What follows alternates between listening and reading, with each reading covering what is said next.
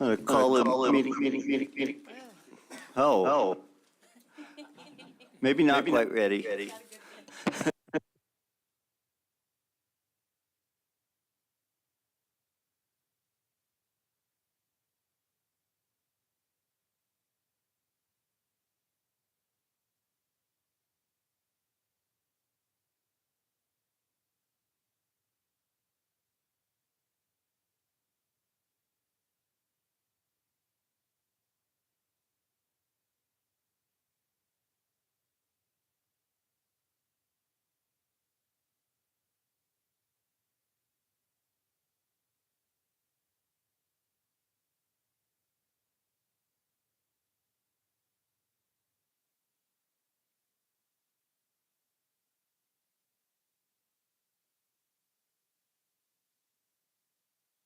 Good morning. I'd like to call the meeting of Board of Game to order. It is 8:32 a.m. and we're going to begin the meeting with a Kenai area overview. Thank you. Thank you. Through the chair, and for the record, my name is Nick Fowler. I am the Kenai area wildlife biologist here for Units 7 and 15. To my right is our assistant area biologist based out of the Homer office, Jason Harriman. Our crew is also comprised of a wildlife biologist 1, Jacob Pelham, here in the Soldotna office, and Sarah Newberry, a wildlife technician 3, here in Soldotna. I'd first like to really quickly recognize Kurt Strasbaugh, who retired since the last Board of Game meeting in Southcentral. Kurt served the department for about 30 years in a variety of different roles, and I had the opportunity to work with him for just a few months, which I really enjoyed. And to my fortune and his misfortune, I still have his cell phone number, and I get the opportunity to call Kurt and ask for his advice and perspective quite regularly. Over the course of the meeting, these presentations, the board will hear and have the opportunity to inquire about a variety of our harvest and statistical figures. I'm going to attempt not to be too repetitive in the overview and move quickly across a broad diversity of topics. Briefly, we have ADF&G offices in Soldotna and Homer. The Kenai is also home to the Kenai Moose Research Center out the Swanson River Road, which you saw the presentation from Dan Thompson earlier during the meeting. This is a world-class facility specializing in nutrition, physiology, and reproductive moose research. There's approximately 60,000 full-time residents on the Kenai, and summer tourism between traveling residents and non-residents appears to be greater than 500,000 annually. It sure seems that way in July. Units 7 and 15 are approximately 8,400 square miles and comprised of 71% federal lands, making up the Kenai National Wildlife Refuge, portions of the Chugach National Forest, and Kenai Fjords National Park. Remaining lands of state, borough, private, and native corporation and other comprise about 29%. We have 6 advisory committees on the Kenai located in Seldovia, Homer, Central Peninsula, which is Meetson and Nilchik, Kenai Soldotna, Cooper Landing, and Seward. There's a couple of terms which I started hearing before I even interviewed with ADF&G regarding the Kenai, and this is Alaska's playground and a microcosm of Alaska, and it has certainly been my experience that this is true. There's an incredible diversity of landscapes in both terrestrial and aquatic systems throughout the Kenai to pretty much everything in between in this diverse landscape. The Kenai, however, is not a static place, and landscapes and wildlife populations are subject to a variety of anthropogenic and environmental factors. Most notably, in recent years, this has included the Funny River Fire, which began in 2014, and Swan Lake Fire in 2019, whose combined area approximated 374,000 acres. Quickly, I'm going to go over brief harvest summaries, attempting to not be too repetitive with information you're going to hear. I'm going to touch a little bit more on a research project, a cooperative project between management and research here on the Kenai, and then finish up by hitting on human-wildlife interactions and our efforts in outreach and education. Mountain goat harvest in Units 7 and 15 is managed by a combination of draw and registration hunts.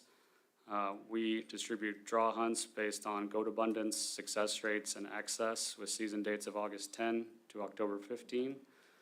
When opportunity exists after the draw period has concluded, we also administer registration permits made available based on that remaining opportunity in the late season. Goat harvest has been relatively stable since the current management strategy was established in 2001 and appears to provide sustainable and predictable opportunity and harvest. Excuse me. Here we can see the total number harvested each regulatory year, in which on the left y-axis is the number of goats harvested, and the right y-axis is the % female take. For nearly all hunts on the Kenai, there exists a 5-year penalty for the taking of a nanny. Moving on to Dall sheep, this is a figure that the board encountered, or one very similar to it when Brad Windling and Tom Loheis gave their workshop. Here, the figure on the screen includes the number of sheep counted, which corresponds to the gray filled-in bars, and the number of sheep harvested, which is the black line over time. The dotted lines moving across or vertically on the figure denote regulatory changes regarding horn configuration for sheep. And annually on the Kenai, we're killing about 4 to 6 rams total. Black bear hunting on the Kenai is popular among residents and to some degree non-residents as well. Average harvest on the Kenai was pretty steadily around 400 animals, varying by subunit, probably due to access and abundance. In recent years, the stability has that uptick in 2020, principally driven by an increase in the 15C total.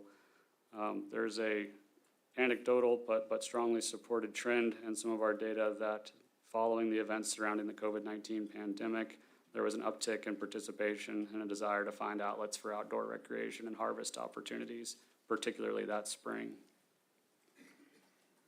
Moving on to brown bears, the RB300 registration brown bear season was established in 2013, and in 2015, via board findings, the mortality cap was set to 8 to 12 adult females or 50 to 60 total human-caused bear mortalities on a 3-year running average by calendar year.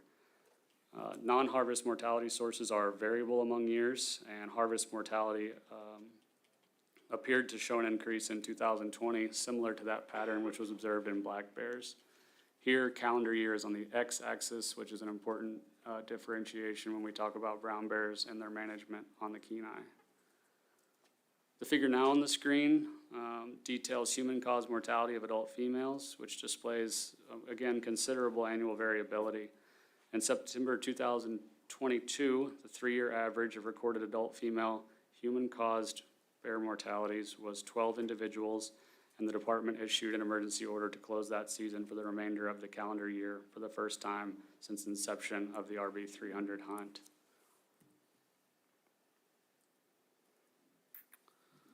Moose harvest regulations have underwent considerable regulatory change in recent years. Following large-scale intentional and natural wildfires, moose abundance responded accordingly through the 1960s and periodically therein in response to smaller habitat turnover events with increased abundance resulting in increased harvest. In response to low bull-cow ratios in 2011, the board restricted legal bulls to those with 50-inch antler spread or 4 brow tines. At this time, it was estimated that greater than 50% of the harvested bulls were either spike or fork categories, and bull-cow ratios approached the single digits. As bull-cow ratios improved, there were liberalizations in these antler point restrictions, culminating in our current regulatory structure of bulls with a spike on at least one side, bulls with 50-inch antler spread, or bulls with 3 or more brow tines. Since this regulatory change, moose harvest on the Kenai has begun to approach historical numbers in the mid and early 2000s.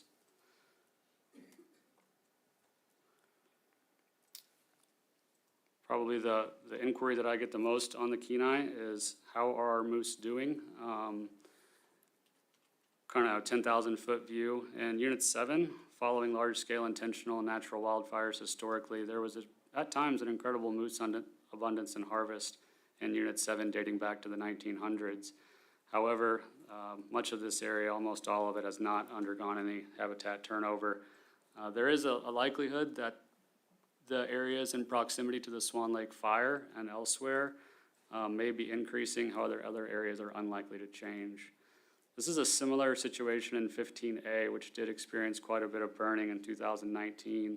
We likely have increasing abundance in those areas. However, much of the northern, southern, and western portions of the subunit are quite mature stands.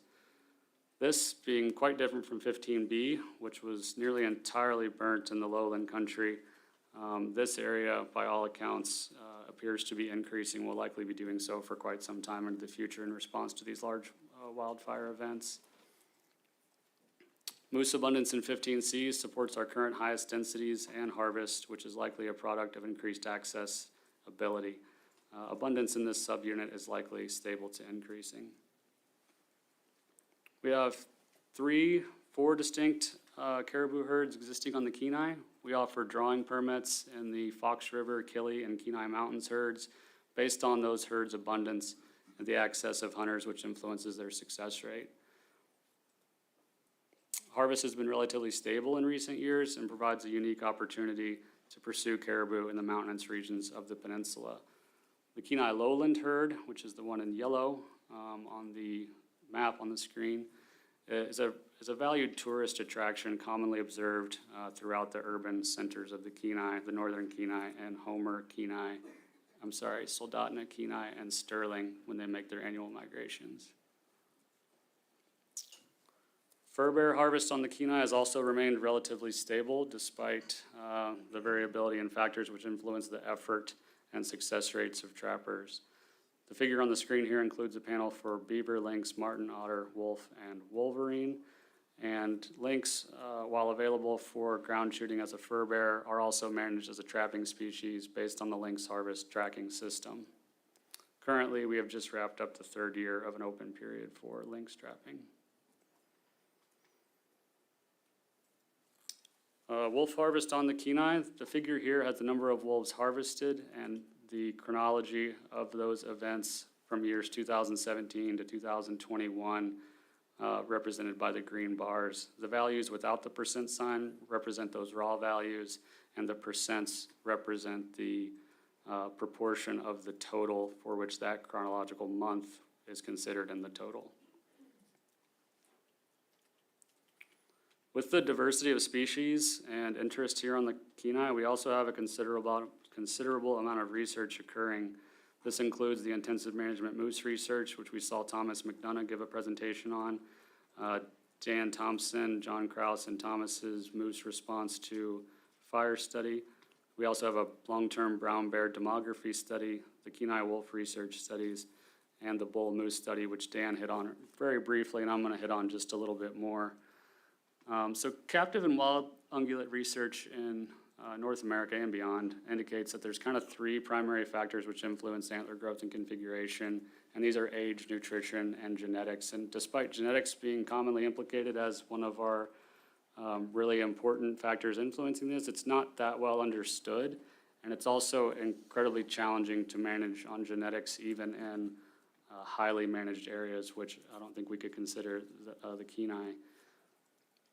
So that leaves us with nutrition and age. And with these recent wildfire events likely influencing nutrition, bulls getting older every year, we have a really unique opportunity here to evaluate some of these factors. Now this figure on the screen is comprised of data from a 1974 pamphlet which was produced by ADF&G, and it displays a documented antler growth curve of bull moose with their age on the x-axis and their spread on the y-axis in a few areas across Alaska. These relationships likely reflect not only age and nutrition, but also the ability of nutrition to express underlying genetics in those animals. Now, and this brings us to the very basic hypothesis and objective here is to evaluate whether improved nutrition as influenced by wildfires can lead us to a steeper antler growth curve, and effectively in management terms, this equates to getting bulls to legal age faster, or legal size faster. The first step here is we went and collared 10-month-old bulls and GPS collared those which is going to allow us to evaluate their space use relative to these fire scar footprints. And we could go and catch these bulls every year that they're alive, measure their antlers once they're in hard-horned. However, this would be probably not cost-effective.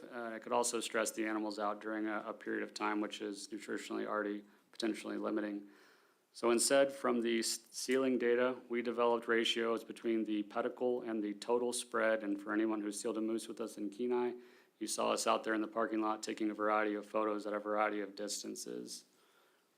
Once that ratio has been established, we then go out in the helicopter each fall to our collared bulls where we can take a high-resolution photograph and then blow that photo up on a computer and use photogrammetry to measure the number of pixels in the image and apply those ratios between pedicle and antler spread specific to age. And this allows us to index that width. From the collar data, we can make utilization distributions, which is kind of just a fancy word for a home range. An example of one of those is the purple figure on the left, where the darker color represents areas of higher intensity use. We can quantify all sorts of metrics about animal space use and how it relates to the fire scar, time spent in, space spent in, the different types of habitats where that fire occurred. And next, we can relate those metrics, hopefully, to the response that we observe in antler growth. And Dan showed you guys this figure the other day, and I just think it's incredibly fascinating. On this figure, we have antlers as a 15-month-year-old yearling, and on the X, the body mass of that animal as a 10-month-old calf. And for reference, 180 kilos is approximately 400-ish pounds. It's important here that these do not represent brow tines, but rather the number of points which were observed. But as you can see, the difference between 50 kilos can make an incredible difference in antler configuration for these animals moving into the future. And this also allows us to address a lot of these common conceptions, such as an animal who's a spike will never be a 50-inch bull, or similar things like that. This research is ongoing. It's important to remember that antlers are a secondary sexual selected characteristic, meaning that they represent some trade-off between the ability to survive and the ability to breed. Additionally, it's important that we understand that this responds on the average, and there's a lot of opportunities here to learn a lot of interesting things which may influence our ability to manage moose on the Kenai. Dave Battle recently, yesterday, talked about the Human Wildlife Incident Reporter program. That was something that me and my crew got really excited about right after, I guess it was maybe before, I can't remember, right before I got here. I just did the math the other day, and just in the last 3 years, which it's increasing exponentially as we get more and more people to use it, we've fielded and responded to over 1,000 wildlife incidents reports through the online system. It's important to note not all of these are negative human wildlife actions. A great number of these are actually just interesting observations from the public. 75% of those interactions were related to moose. Another item which folks are always interested on in the Kenai is roadkill. We average somewhere in the neighborhood of about 220, depending on the year, moose which were hit, reported, and recovered on Kenai roads. We recently switched the Department of Public Safety recently generated the new roadkill salvage program. This has been something that I'm almost certain has increased our reporting ability and certainly the accuracy rate of roadkills. And it provides us a lot of interesting data, which I'm excited about to get more into the future and see if we can't do, or at least determine some of the factors that may be influencing them.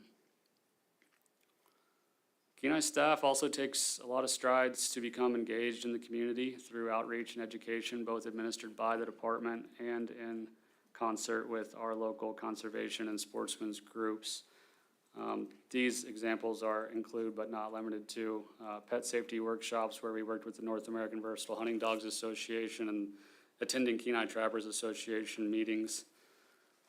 We also participate in a variety of meetings with our federal partners, including the Russian River Interagency Team. We participate in all the associated orientations for our refuge trappers and bear baiters. We perform electric fence demonstrations and work closely with Safari Club International to update the roadkill signs. And we also do a fair bit of local media representation. And Occasionally, local staff also get roped into more national attention. And for those of you who read that article, we also noted that it was referenced as an elk throughout the article and not a moose. Full credit goes to Dave Battle, who, when I got my 3 a.m. phone call, he was my first call a little closer to sunrise, and I said, "What do I do?" And he said, "We just did it. Call the firefighters." I was like, "Okay." We also, these are just examples of other groups that we work with, including the Kenai Peninsula College, KRGA, Boy Scouts of America, Kachemak Bay State Park, and something that we have actually a little bit of on the Kenai, and some groups who have been doing it for a long time are educational permits. The photo on the screen represents an individual who may have not been able to harvest a moose without the assistance and the permitting process that exists here in the state. I'd like to quick thank, I thought about who and how to do it, and I'm just going to say everyone that I've spoken with pretty much in the last year or two. There's a lot to learn up here, and every conversation with the public, an AC, a trooper, or any law enforcement officers really helps me understand the complex game issues here in Alaska and the best way to serve the public and the board. So thank you very much. Thank you. Questions from board members?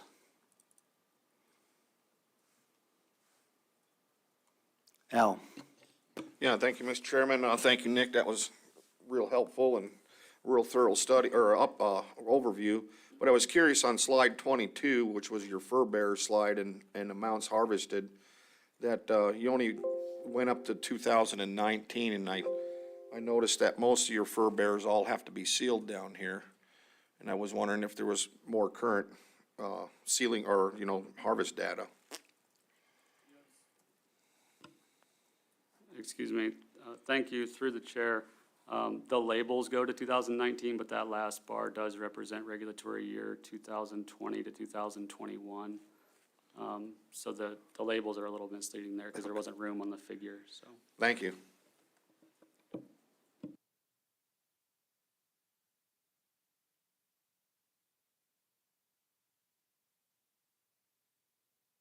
Commissioner. Could you kind of just walk us through the justification that was used to issue an emergency order closing brown bear hunting on the Kenai Peninsula this year? My understanding was, based on the last board meeting, was that we had a running 3-year average of female brown bears, and that average was 12, and when we got above that, we were concerned. But it seemed like you were taking an action based on a single year harvest of over 12 female brown bears. thank you. Through the chair, I'm sorry if I mistook. The commissioner is absolutely right. Brown bear mortality on the Kenai is managed on a 3-year running average with mortality caps of 8 to 12 adult female bear human-caused mortalities, or 50 to 60 total bear mortalities, which are human-caused.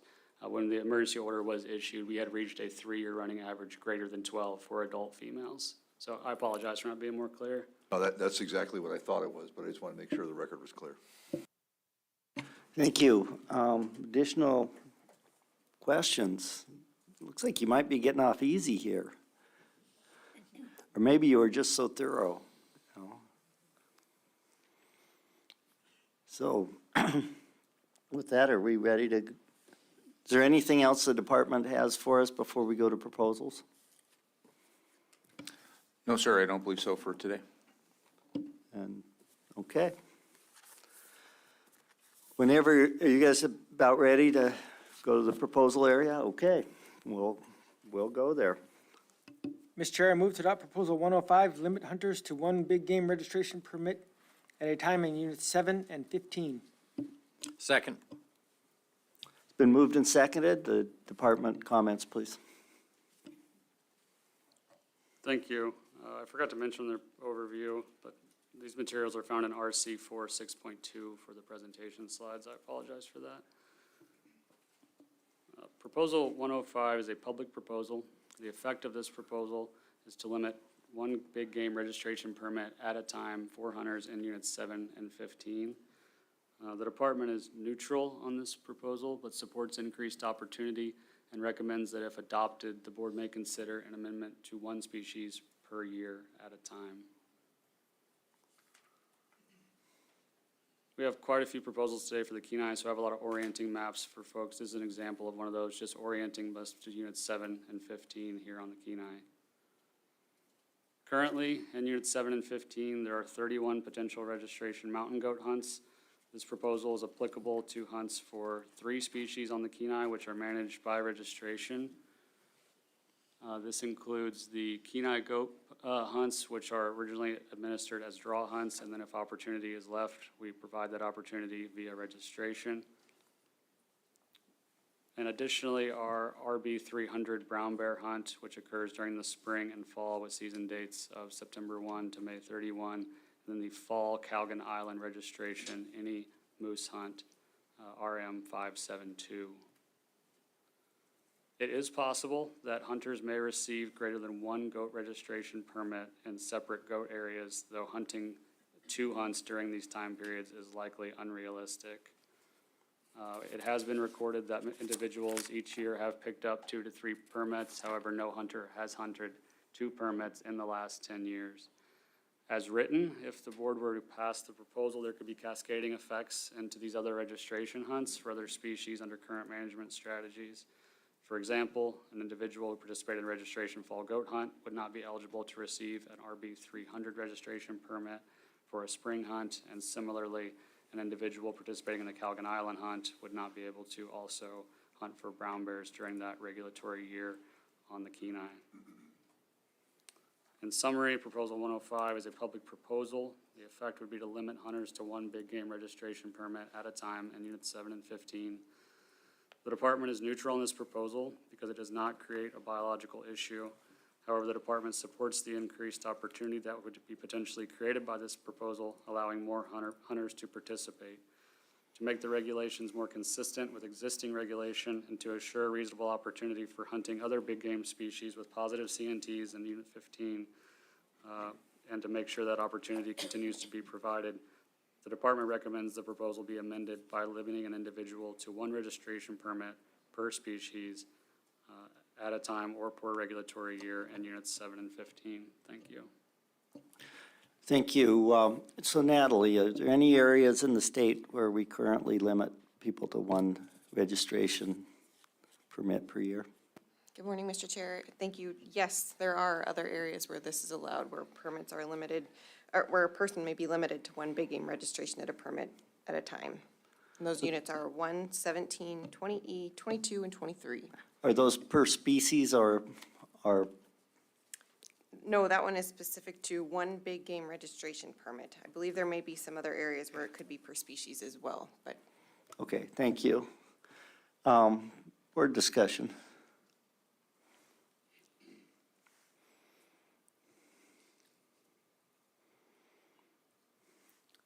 Go ahead, Lynn. Thank you, Mr. Chair.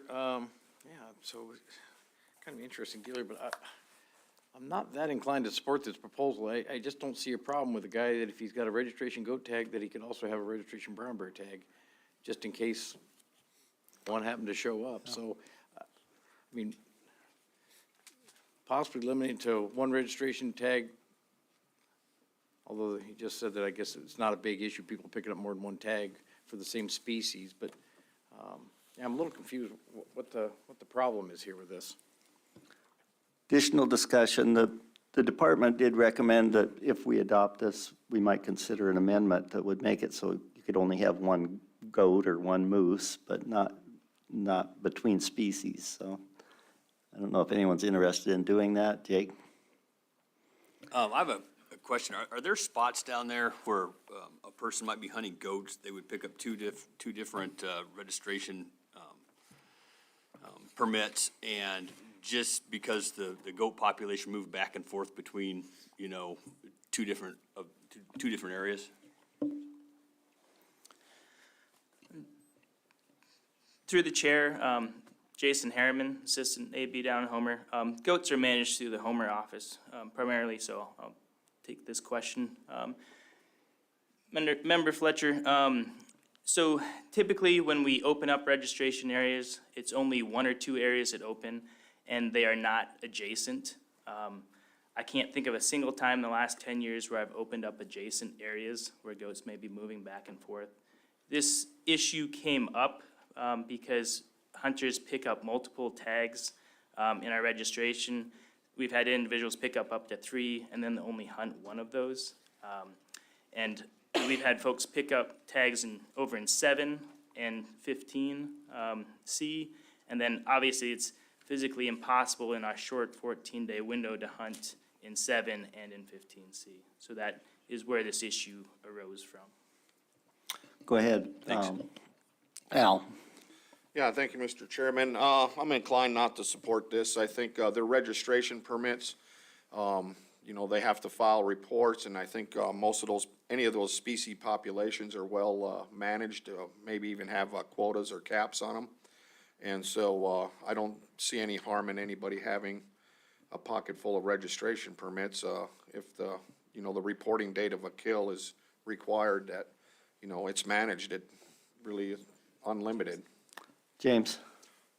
Thank you. So are there specific species for goat, bear, or moose that there are a limited number of registration permits that they can pick up? I mean, I read that there, but I didn't know which species specifically they were. Through the chair, thank you, Member Cooney. Yes, so for our late season registration goat tags, those are limited tags per area. So typically we would say give out 10 or 15 tags for a specific area. So when an individual picks up more than one tag, it limits the number of people who can hunt in that hunt. Okay, just one follow-up question. So for the moose and the bear, there is no limit, is that correct? Correct, there's no limit on the RB 300 or the Calgon Island hunt. Go ahead, Lynn. Thank you, Mr. Chair. I'd like to amend this proposal to include only one registration permit per species can be obtained at a time, one registration permit per species at a time. Second. Been moved and seconded. Speak on the amendment. So, I mean, based on that they do have a limited supply of registration tags for certain species, I mean, I think it's kind of unfair that somebody could go in and pick up 3 or 4 tags and take those out of the equation when there's no possibility of them actually being able to hunt those tags. And maybe I should have, mind we said that through 1 tag per species per regulatory year Okay. at a time. Okay, Commissioner, you have a comment? Yeah, I just need to understand what you mean at a time. Can an individual come in to the office, pick up 1 tag, and then walk out the door and come back in and pick up more tags? May So not possess I more. think we need some definition around this. No, like on the tags that are registration tags that have got limits on number of tags that they issue, registration tags they issue, they could only get 1 registration, let's say, I'll use goat for an example, at a time. They could get that tag, hunt it, not hunt it. If they turned that tag back in, I assume that they could get another registration for the same species, but they couldn't hold 2 goat registration tags at the same time. Is that better, or did I confuse you some more? Okay, just, I could see your face moving up there, so we have, I think you don't get to turn them back in. Thank you, Chairman Burnett. Correct, you do not get to turn them back in. You might consider 1 tag per season per species. That might I think- solve the issue. I think that would be good. Go ahead, James. So this question's for Natalie. So Natalie, in Unit 20E, I believe the 2 species that you're limited to for the registration permit are moose and caribou, correct? And in that unit, can you turn them back in and then go get another registration permit? And if so, I guess I'm just trying to get to, for this one, are we not doing that for a specific reason? Through the chair, Member Cooney, yes. So in 20E, for example, there are 2, the moose registration permit and the caribou registration permit. You could have both of those during a regulatory year. You can't have them both at the same time. You could go moose hunting, turn your permit in, pick up the caribou permit, and go on your way. The board does have a couple different regulations. You can get pretty creative here if you want to. So persons can be limited to 1 at a time, or persons can be limited to 1 per regulatory year or 1 per season. So really, it's up to you what your preference is. Go ahead, Al. Yeah, thank you, Mr. Chairman. Has there been any data collected that's been an issue where people were picking up limited goat registration permits and not hunting? Through the chair, Member Barrett, yes, we have folks who pick up multiple permits and end up not hunting any of them. And has it affected the harvest? That's a little bit of a complicated question to answer. Obviously, if those tags aren't hunted, those animals don't have the possibility of being harvested. But have you met your quotas? Or your harvest management plan? We often have not met the maximum number of goats that we could take out of that area. Thank you. And to follow up on that, have you issued, when you have limited numbers of goat tags, have you issued all the tags? Chairman Burnett, thank you for the question. Typically, yes, we issue all of the tags. On a rare occasion, some of our units are, say, on the outer coast where they're very hard to get to due to weather. We may not issue all the tags, but that very rarely happens. Okay, thank you. So back to the amendment. Is there any additional discussion on the amendment? Any clarification further required? Call the question. Second. So is the amendment clear enough that we're covering the base here, or do we need to make sure that we're change the wording or something?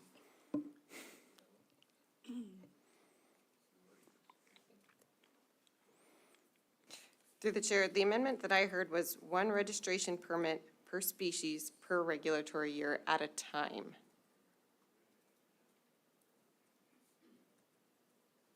Okay, I'm okay with that. Okay, so question's been called on the amendment. Would you like to poll the board, please? Yes, Mr. Chairman, and maybe one other. Yeah, so I'm just trying to figure this out so my staff knows what they're gonna do when somebody walks in and asks for another. Is to hold one regulatory permit at a time that you're trying to get at, or is it to only be issued one at a time? That's where I'm struggling a little bit. Issued one per season. Okay, I think that's what he intended. okay, thank you. Okay. You clear on that? So they can only hold one at a time? Right. Okay. Per species. Got it, One okay. per species per Got it, season. thank you. And for those permits that are, have limited issue. Right. Limited number. Go ahead, Lisa. Thank you, Mr. Chair. One maybe final clarification. So under this amendment, a scenario would be a person can get a Calgon Island moose registration permit and also get a brown bear permit. Is that what the intent is? Absolutely. Okay, perfect. Thank The you. amendment would not prevent that. Thank you. Go ahead. Okay, on that amendment, Mr. Hoffman, Yes. Mr. Cooney, Yes. Mr. Barrett, Yes. Mr. Keo, Yes? Ms. Cusack, Yes. Mr. Fletcher, Yes. and Chairman Burnett. Yes. The amendment carries 7-0.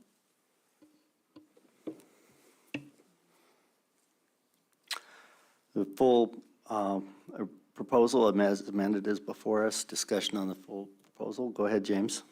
Yeah, I think the way that we amended it is moving in the right direction, and that was a lot more clear for me, and I can support it now as amended. Additional discussion on it? Call the question. Question's been called. The board has heard no concerns from the public regarding costs to private persons if this regulation is adopted. Christie, would you poll the board on the proposal? Yes, Mr. Chairman, final action on Proposal 105 as amended. Mr. Cooney, Yes. Mr. Barrett, Yes. Mr. Keo, Yes. Ms. Cusack, Yes. Mr. Fletcher, Yes. Chairman Burnett, Yes. Mr. Hoffman. Yes. That proposal carries as amended, 7-0. Mr. Chair, I move to adopt Proposal 106, modify the restrictions for using ATV to hunt moose in Unit 15C Charlie. Second?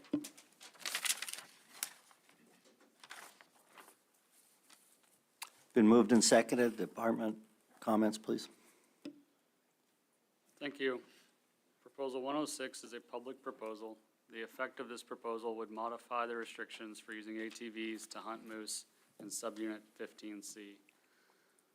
The department is neutral due to the allocated nature of this proposal with no biological concern. The current regulations for the lower Kenai controlled use area are as follows.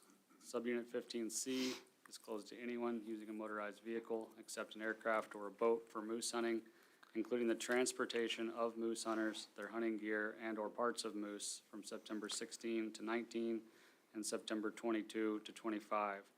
However, this does not apply to the use of motorized vehicle on a state or borough-maintained highway or on gravelled portions of Oil Well, Brody, and Tustamina Lake roads or driveways used for direct access to a primary residence or business.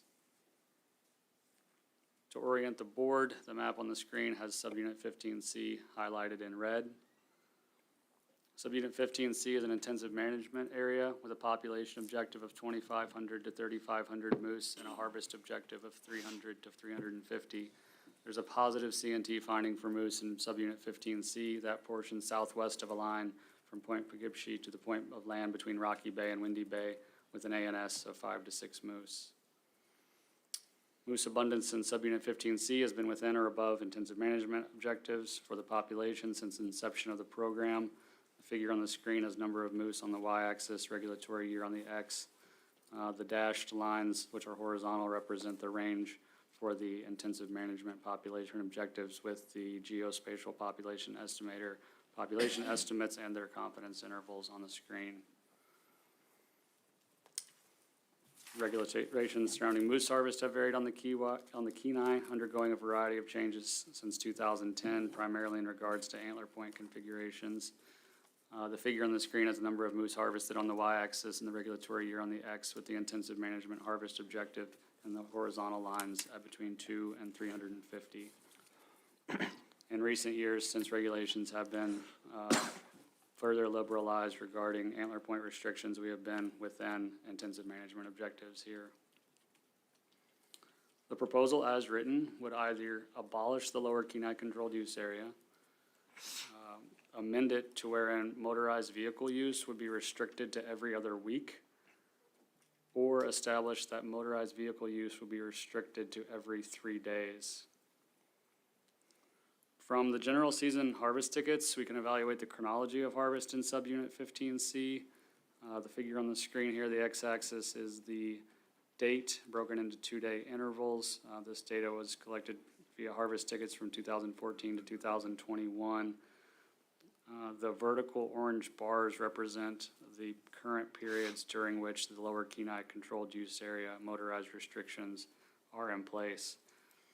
Removing the lower Kenai controlled use area may result in an increase in moose harvest during the latter portion of the season. However, there's not a way to accurately predict that effect. Similarly, with other options in this proposal, the effect of restricting vehicle access to every other week or every 3 days is not able to be confidently estimated. In summary, Proposal 106 is a public proposal with an effect which would modify the restrictions for using ATVs to hunt moose in subunit 15C.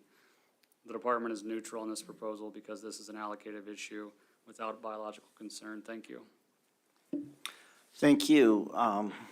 Board discussion. Go ahead, Lynn. Thank you, Mr. Chair.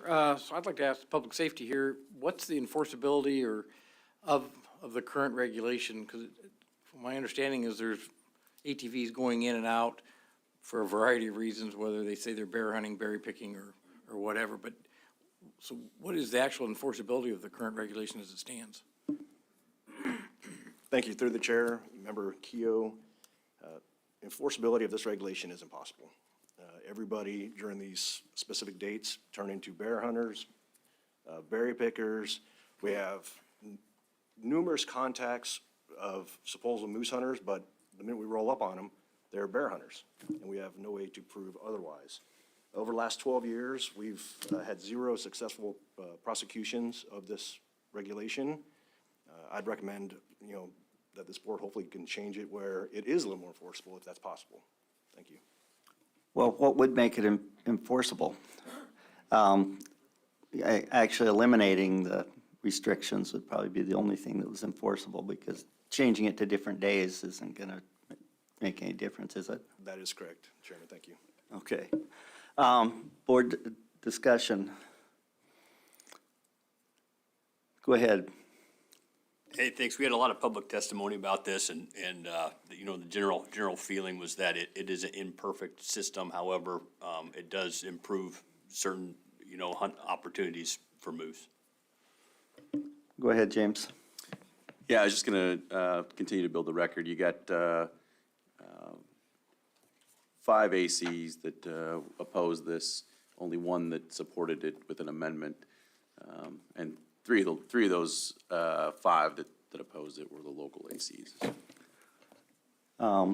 Additional discussion. I see this one as, you know, it's a kind of a voluntary restriction, you know, because officially it may be illegal, but actually people choose to not do it because it's what the rule is and they're trying to be good citizens. Go ahead, James. Yeah, with some of the folks that I talked to locally here in the crowd, they explained that the quality of hunt, because of those restrictions, is better during that time frame. And so their concern really was that removing the restriction would decrease the quality of the hunt, is what was explained to me. Go ahead, Al. Yeah, thank you, Mr. Chairman. So the proposal was asking for an exemption for, well, he wasn't disabled, but the Homer AC, what I was getting to is the Homer AC, which supported it, which is their backyard. Their amendment was to provide the use of motorized vehicles for proxy-eligible hunters.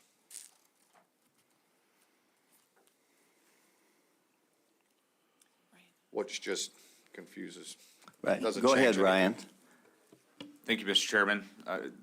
This will be a little bit more confusion, but just to let you know, so there aren't methods and means exemptions specifically for proxy hunts, but we do have the ability outside the regular, Chapter 85 hunting seasons and closed areas to issue permits for people who are disabled or have mobility issues to use motorized vehicles if it's closed.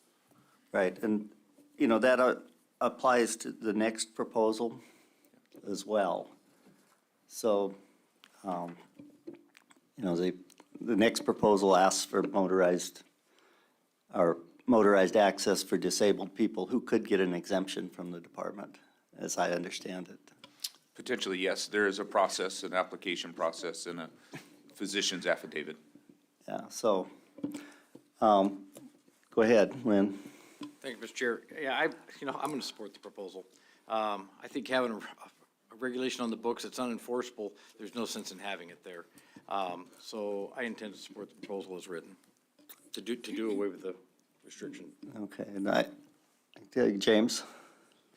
Yeah, I intend to oppose it. I understand that it might not be enforceable, but it might be. You might run into somebody who doesn't have a bear tag in their pocket and is driving around trying to moose hunt.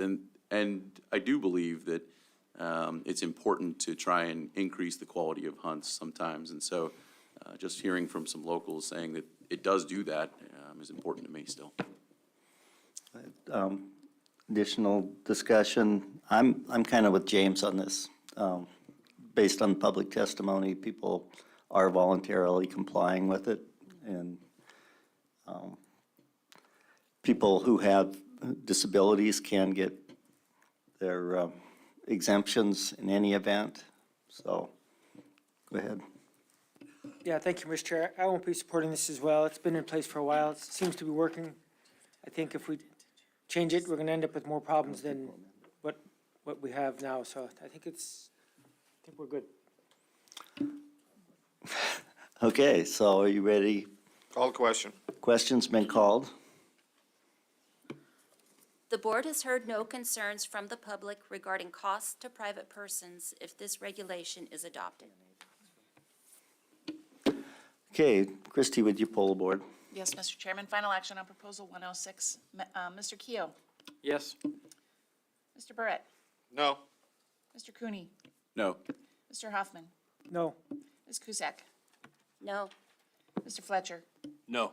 And Chairman Burnett? No. That proposal fails by a vote of 1 yea to 6 nays. Mr. Chair, I move to take no action on Proposal 107 due to the action on Proposal 106. Thank you. Do we have a second? Second. I'm going to ask for unanimous consent. We had discussion on 106 that clearly indicates that the department has the ability to make exemptions for disabled people, and so there's no need for the board to take action on a regulatory basis for this. Okay, so so by unanimous consent, we'll take no action on 107. Proposal 108, Jake is going to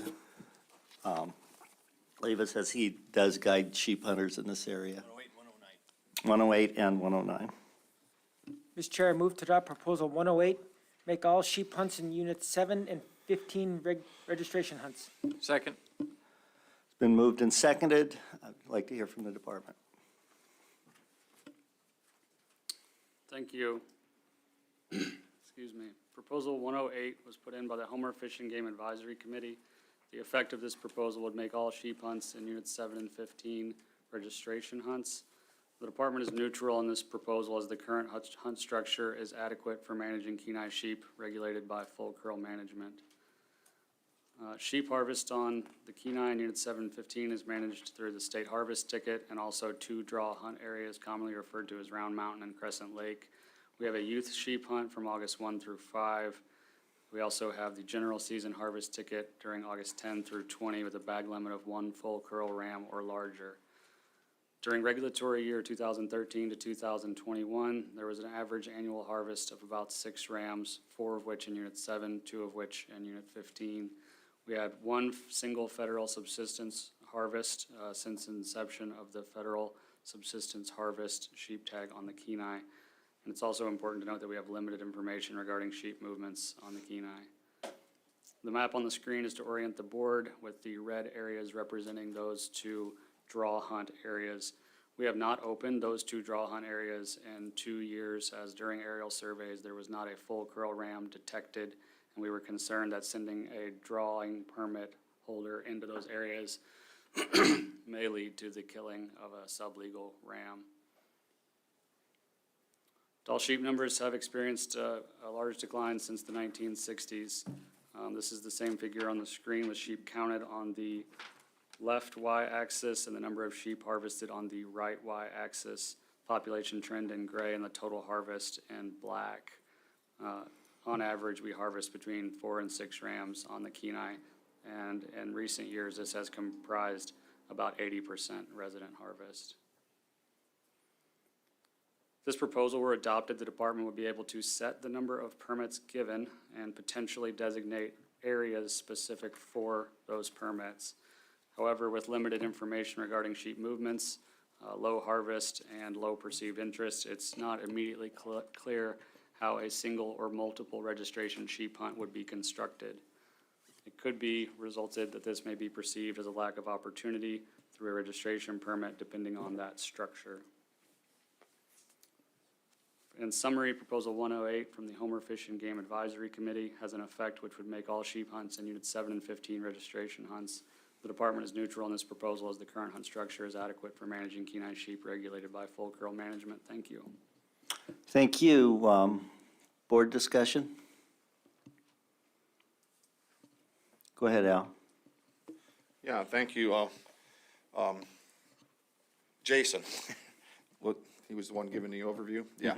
So I heard you say that when you were doing a survey that you didn't, had no sightings of a mature ram and you were worried about sending a hunter in there on that draw and potentially harvesting something illegal. What is your confidence that in your survey, if you don't cite a mature ram, that there's 1 or 2 mature rams still out there? Thank you. Through the chair.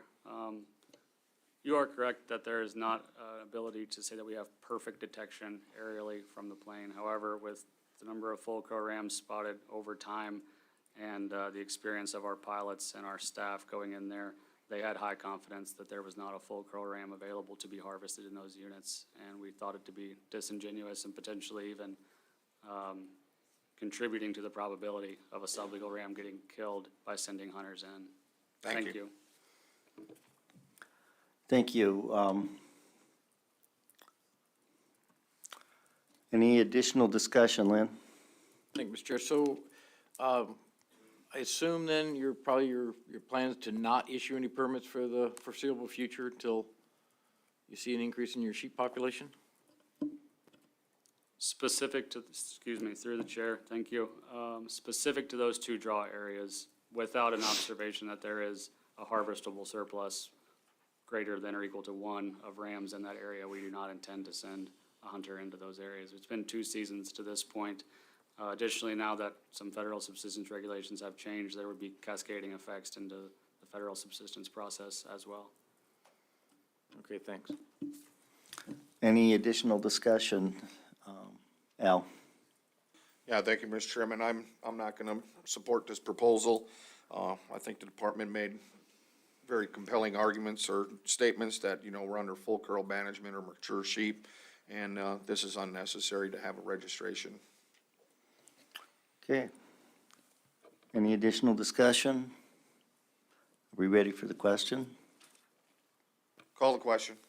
Question's been called. The board has heard no concerns from the public regarding costs to private persons if this regulation is adopted. Christie, would you poll the board? Yes, Mr. Chairman. Final action on proposal 108. Ms. Cusack? No. Chairman Burnett? No. Mr. Hoffman? No. Mr. Cooney? No. Mr. Barrett? No. Mr. Keo? No. That proposal fails 0-6 with member Fletcher recused. Mr. Chair, I move to adopt proposal 109, close sheep hunting on the Kenai Peninsula, Unit 15. Second. Been moved and seconded. I'd like to hear from the department. Thank you. Proposal 109 is a public proposal which would close sheep hunting in Unit 15. The department is opposed to this proposal due to reduced opportunity and a lack of evidence opposing full curl management. The state harvest ticket and 2 draw hunt areas are the methods for which sheep may be harvested on the Kenai. We had just discussed the Round Mountain and Crescent Lake draw areas. There's also a youth hunt from August 1 through 5, and the general season between August 10 and September 20, with a bag limit of 1 full curl ram or larger. During regulatory year 2013 to 2021, there's an average annual harvest of about 6 rams. In Unit 7, that comprised of 4, and in 15, that 2. There's been 1 single federal subsistence harvest since the federal subsistence program has administered tags in Unit 15. Again, a map to orient the board between the units and subunits here on the Kenai and the 2 draw areas, Cooper Mountain and Crescent Lake. Excuse me, Round Mountain, thank you. Doll sheep numbers have experienced a decline since the 1960s. The figure on the screen with the gray shaded area corresponds to the left y-axis, the number of sheep counted, and the total harvest in the black line corresponding to sheep harvest on the right y-axis, with the changes in horn configuration and text denoted by the vertical dashed lines.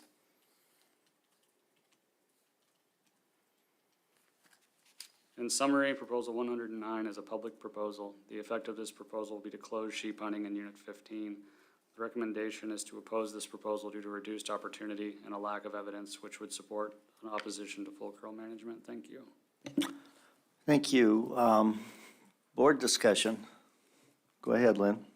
Thanks, Mr. Chair. Just a question. Do you have any data on effort, on how many hunters are, from the past to present, have you seen a big change in effort, the number of hunters going into the field? I know your harvest has gone down, but have you seen a significant decline in the effort as well? Thank you, through the chair. Consistent with what Brad Windling and Tom Loheis presented in that workshop, the correlation between hunter effort and the number of harvested rams is pretty incredible for sheep hunts. These hunters are mobile and they're well-informed, and they're going to put effort in areas where they think they have a high probability of success. Effort on the Kenai currently, I would say, is primarily limited to some dedicated individuals who have been hunting that country for quite a while and really enjoy the challenge of a low-density sheep hunt on the Kenai. Thank you. Thank you. Additional discussion, Al. Yeah, thank you, Mr. Chairman. Could you remind me again what the federal harvest was in that area? Just one? Yes, there's been one single for one community. The other important consideration is that the federal subsistence bag limit for that hunt is a ram of 3/4 coral or larger. So that's just been one over all these years or one a year? One total. Total, thank you. Thank you. Go ahead, Stas. Yeah, thank you. Has the department, are all these other hunts you noted still open right now on the books, the youth hunt and these Crescent Lake and? Yes, through the chair, Member Hoffman, the youth hunt is, the youth period of the general season hunt is open. The general season's open. While the 2 draw hunts are on the books, those are the hunts which we are referencing, which we have not been administering tags in due to a lack of evidence that there's a harvestable surplus of full curl rams in those areas. Thank you. Thank you. Additional discussion. Go ahead, Al. Yeah, thank you, Mr. Chairman. I'm not inclined to support this proposal. It was just last year, we had a meeting with Fish and Game to give us a sheep update, and it was noted that hunting doesn't increase, or the lack of hunting doesn't speed up or increase the population due to the studies that were in the non-hunted populations seem to mirror the hunted populations very closely, that their declines were the same and their increases were almost the same too. So I'm not going to support this proposal. Additional discussion? Go ahead, George. George Papasolis, in full disclosure, Member Brett indicated concerns about, or asked a question about the harvest and history of the program. I believe the federal subsistence hunt started in 2020, so this is a very recent development. Is that correct? 2 years, 3 years. Thank you, through the chair, yes. So it's been hunted for 3 seasons then? 2020, 21, and 22? Yes, but the intent of my comment was just to ensure that there wasn't, people didn't believe that there's one animal in the last 30 years. It's just been. No, it's the last 3 years. Thank you, Mr. Chairman. Okay. Additional discussion? Call the question. Question's been called. The board has heard no concerns from the public regarding costs to private persons if this regulation is adopted. Christie, would you poll the board? Yes, Mr. Chairman. Final action on proposal 109. Mr. Hoffman? No. Mr. Cooney? No. Mr. Barrett? No. Mr. Keo? No. Ms. Kuzak? No. Chairman Burnett? No. That proposal fails, 0-6. Mr. Chair, move to adopt proposal 110, create an archery-only registration hunt and youth hunt for sheep in Unit 7 remainder. Second. It's been moved and seconded. Department response? Thank you. I'm going to do this a couple times through the course of these proposals to make sure I can orient the board to the proposals and their effect on one another here coming up. Proposals 110 through 113 all deal with modifications to archery sheep seasons and our established youth and general season. Some of these influence other state regulations, such as periods in which sheep may be spotted via aircraft. Proposal 110 is a public proposal. The effect of this proposal would create archery-only registration hunt for youth hunt for sheep in Unit 7 remainder. 1 ram with full curl horn or larger by bow and arrows for certified bow hunter only from August 10 to September 20. Or 1 ram with full curl horn or larger by bow and arrow only for certified bow hunters, youth hunt only, August 1 to 5. The department is neutral on this proposal. This is an allocative issue, and the method under which sheep are harvested does not create a biological concern. Sheep are managed by full curl regulation, currently negating concerns of harvest affecting the trajectory of these populations. Again, sheep are currently managed via the state harvest ticket and 2 draw hunt areas which have not been opened in the last 2 seasons. We have a youth hunt from August 1 through 5 and the general season August 10 through September 20 with a bag limit of 1 full curl ram or larger. Average annual harvest during the period on the screen consisted of 6 rams, 4 in Unit 7, 2 in Unit 15. There's been 1 federal subsistence harvest in the last 3 years. There's also been 1 archery sheep harvest recorded on the Kenai ever. A map to orient the board between units 7 and 15, and the 2 red areas being those draw hunt areas. Tall sheep numbers have experienced a decline since the 1960. The gray bar corresponding to the left y-axis, the number of sheep counted, and the black line harvest corresponding to the right y-axis. Primarily, this has been comprised of resident harvest, especially in recent years. And in consideration with this proposal is that this would potentially remove or overlap the current youth and general sheep season in Unit 7. In summary, Proposal 110 is a public proposal which would create archery-only registration hunt and youth hunt sheep in Unit 7 remainder, one with full curl horn or larger by bow and arrow for certified bow hunters only August 10 through September 20th, or those same horn configurations for youth hunters with dates of August 1 through 5. And the department is neutral on this proposal due to the allocative nature between methods and means, and a lack of opposition, or a lack of evidence supporting an opposition to full curl management. Thank you. Thank you. Board discussion. James? Yeah, thank you, Mr. Chair. I just, for the record, we've got, I believe it's 7 ACs that oppose this. Thank you. I'm not going to support any proposal that increases sheep seasons on the Kenai Peninsula, given the numbers of sheep that have been harvested, and it's semi-disingenuous to add opportunity when the population is as low as it is. And so I'll be voting against this one and any other ones that add a season in an area where the probability of success is incredibly low. Go ahead, James. Yeah, I'm also going to oppose this as well. I think that, the local ACs have pretty much unanimously spoken there, so. Yeah. Any additional discussion? Call the question. Question's been called. The board has heard no concerns from the public regarding costs to private persons if this regulation is adopted.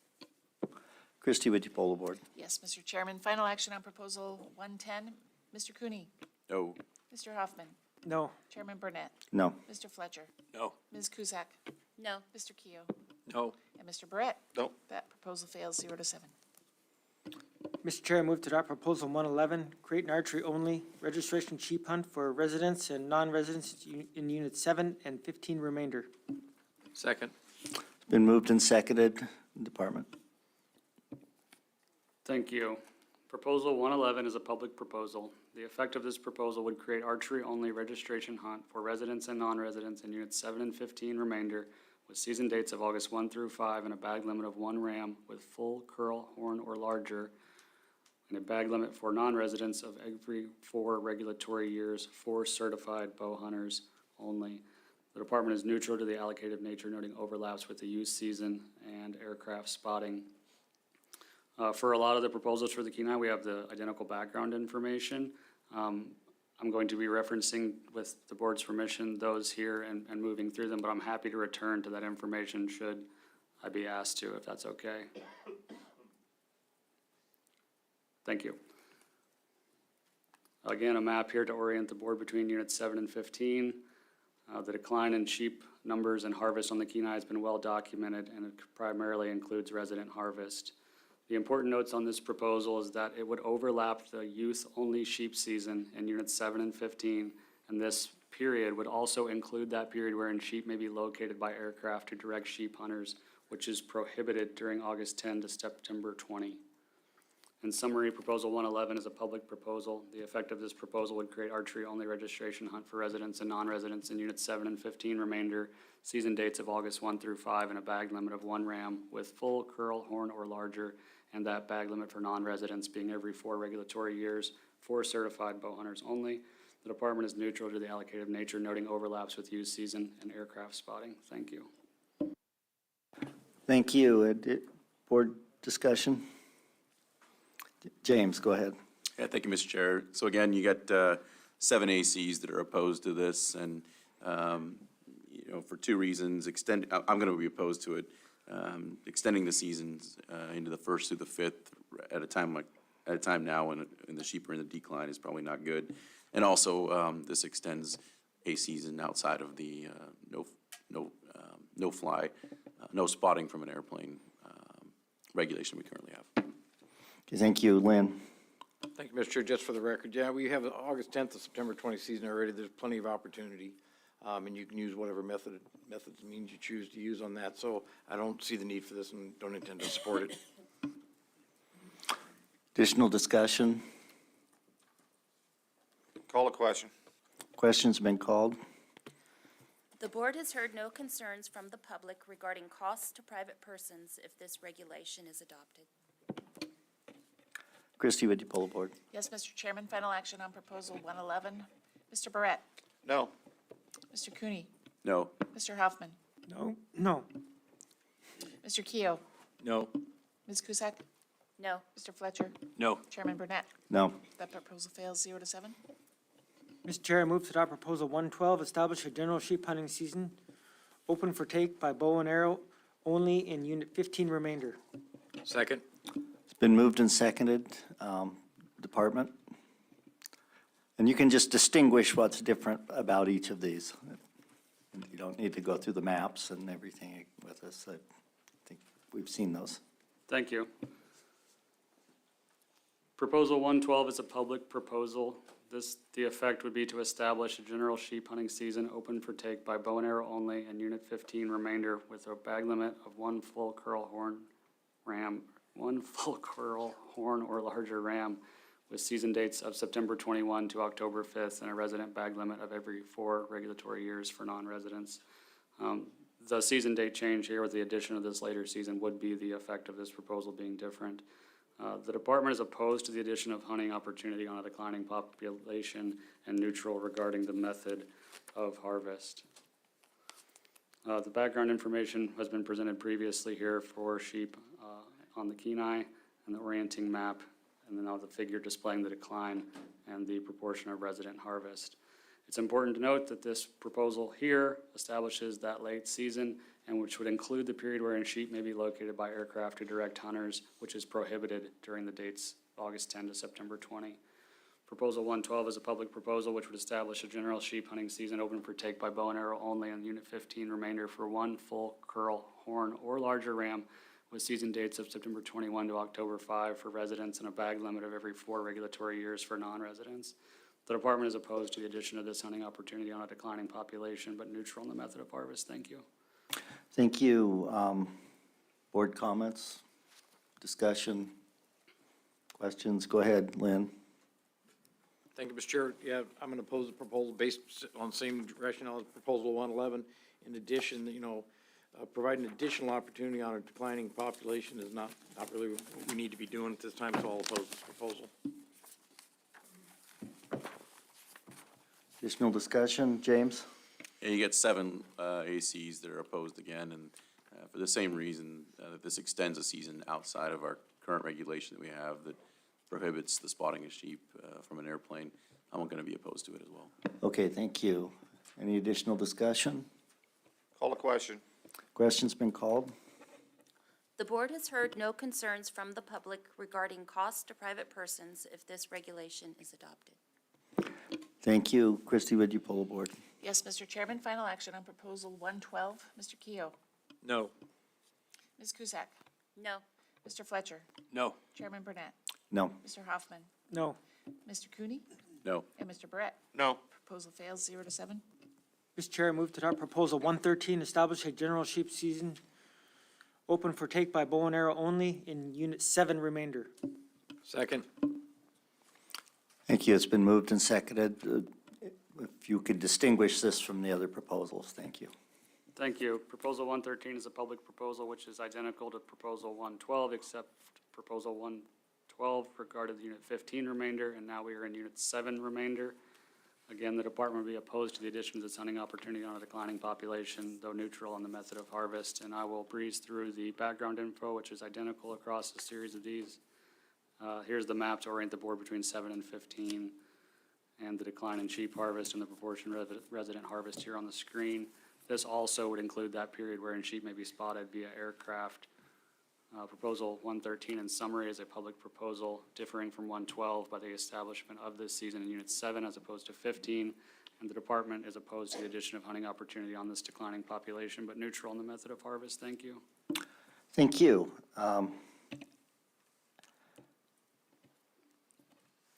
Board discussion. James? Thank you, Mr. Chairman. You also have 7 ACs that oppose this again, and I'm going to be opposed to it as well because, again, it extends the season into a time when sheep could be spotted from an aircraft. Lynn? Thank you, Mr. Chair. I oppose this proposal also for the reasons stated in the past 2 proposals. Thank you. Any additional discussion? Call the question. Question's been called? The board has heard no concerns from the public regarding costs to private persons if this regulation is adopted. Thank you. Christie, would you pull the board? Yes, Mr. Chairman. Final action on proposal 113. Ms. Cusack? No. Mr. Keo? No. Mr. Barrett? No. Mr. Cooney? No. Mr. Hoffman? No. Chairman Burnett? No. Mr. Fletcher? No. Proposal fails 0-7. Mr. Chair, I move to adopt proposal 114, change the RG 331 goat hunt in Unit 7 to an archery-only hunt. Second. Been moved and seconded. Hear the department's response. Thank you. Proposal 114 is a public proposal. The effect of this proposal would change the RG 331 registration goat hunt in Unit 7 to an archery-only hunt. The department is neutral on this proposal due to no suspected biological effect, and it's unlikely to influence opportunity. To orient the board, here is a map of the area in question, which occurs near the Resurrection Pass Trail between Cooper Landing and Hope. As we've discussed, mountain goat harvest in Units 7 and 15 includes 31 draw hunts with a season date of August 10 to October 15.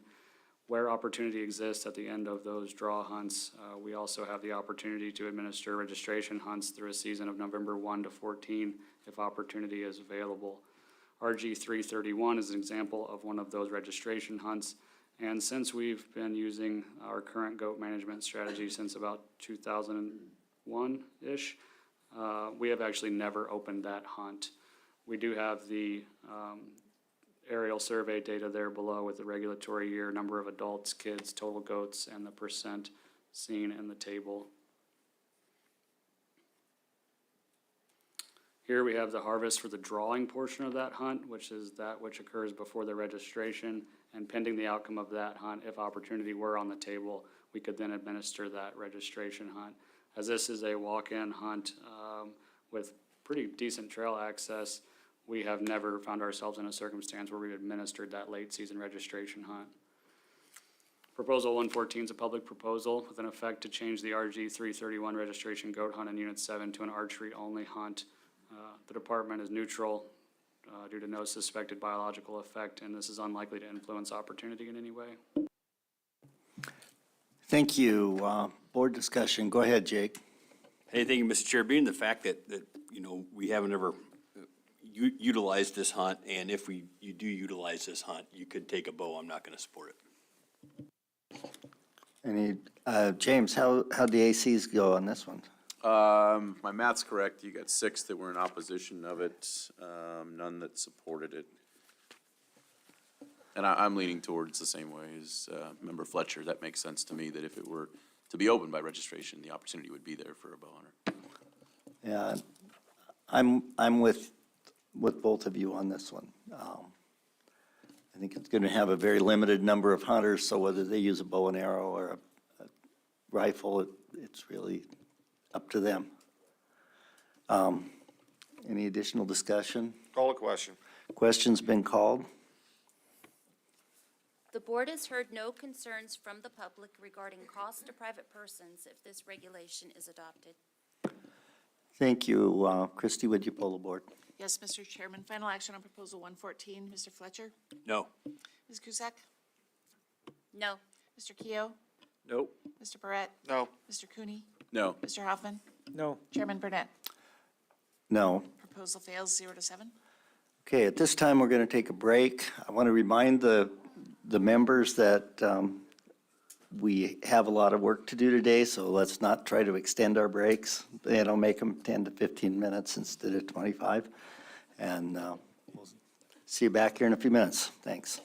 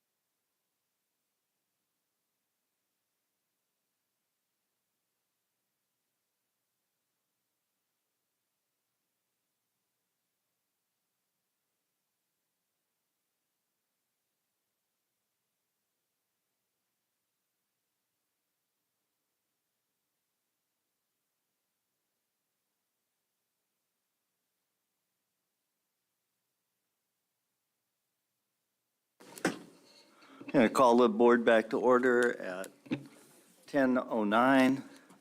Before we get started on additional proposals, on proposal 105, we had confusion from a member of the public who was listening. I want to make sure that one registration permit per species applies in units 15 and 7. It does not apply area-wide. It's units 15 and 7 only, just so we don't have any additional confusion on that.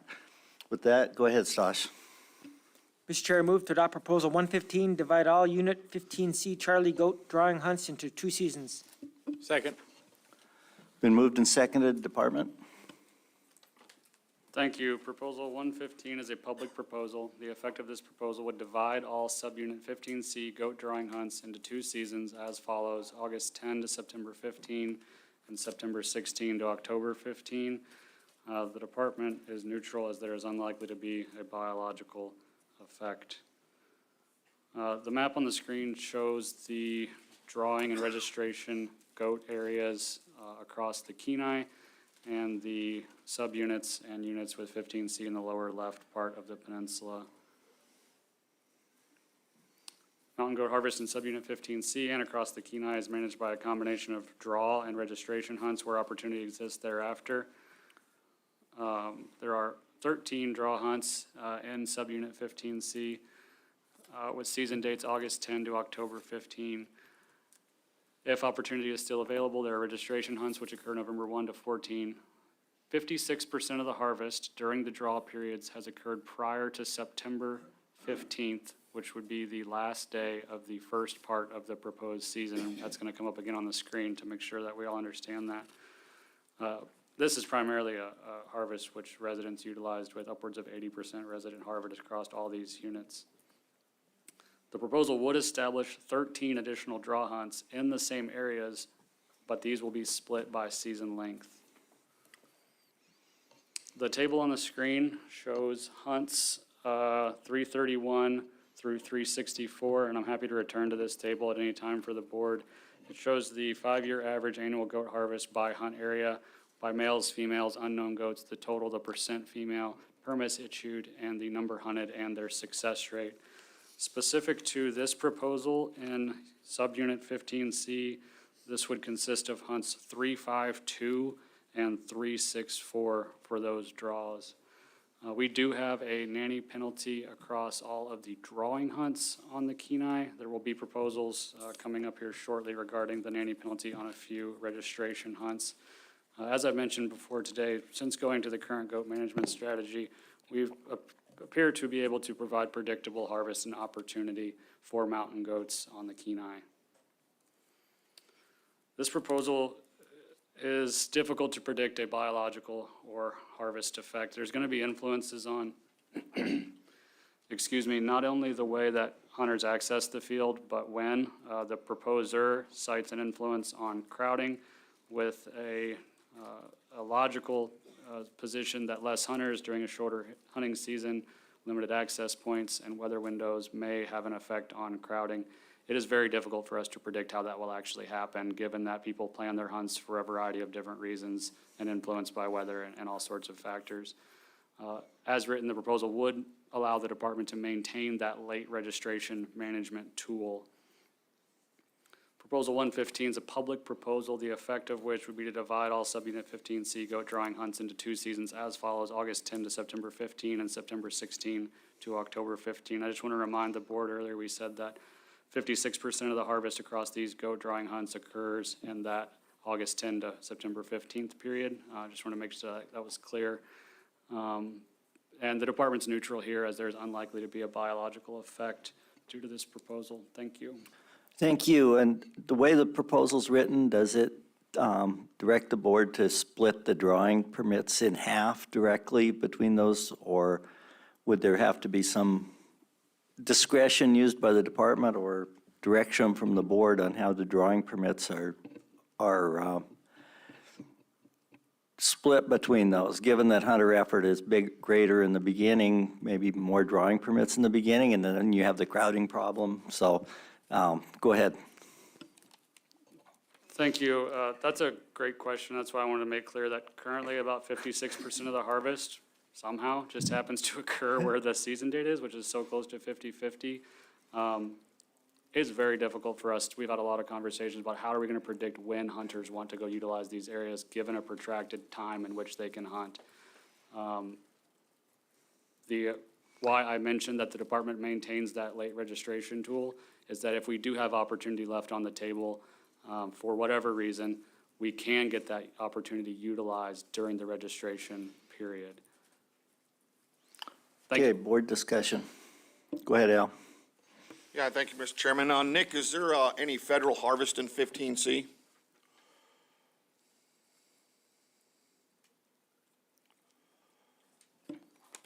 Thank you. Through the chair. There is federal subsistence harvest of goats in Unit 15, with 4 permits have been issued and a total harvest of 1 individual.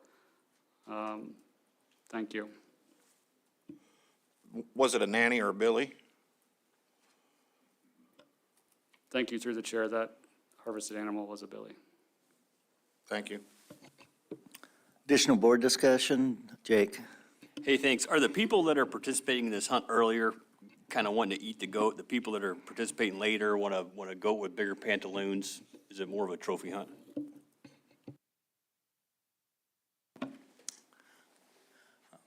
Member Fletcher, through the chair. People hunt early season and late season for a variety of reasons. Something I often hear is that folks who are going later are looking for a fuller hide in the animal that they're trying to harvest. Additional board discussion. Ryan? Thank you, Mr. Chairman. I just want to circle back on your earlier question. The proposal is silent on how to distribute the permits, and certainly if the board adopts this, we would like that guidance from the board. Okay, James, do we have any public comment or AC comment on this one? Yeah, you got 4 of the local ACs in the area are opposed to this, and then you've got 2 ACs that support it from outside the region, or excuse me, outside the local area. Okay. Additional board discussion.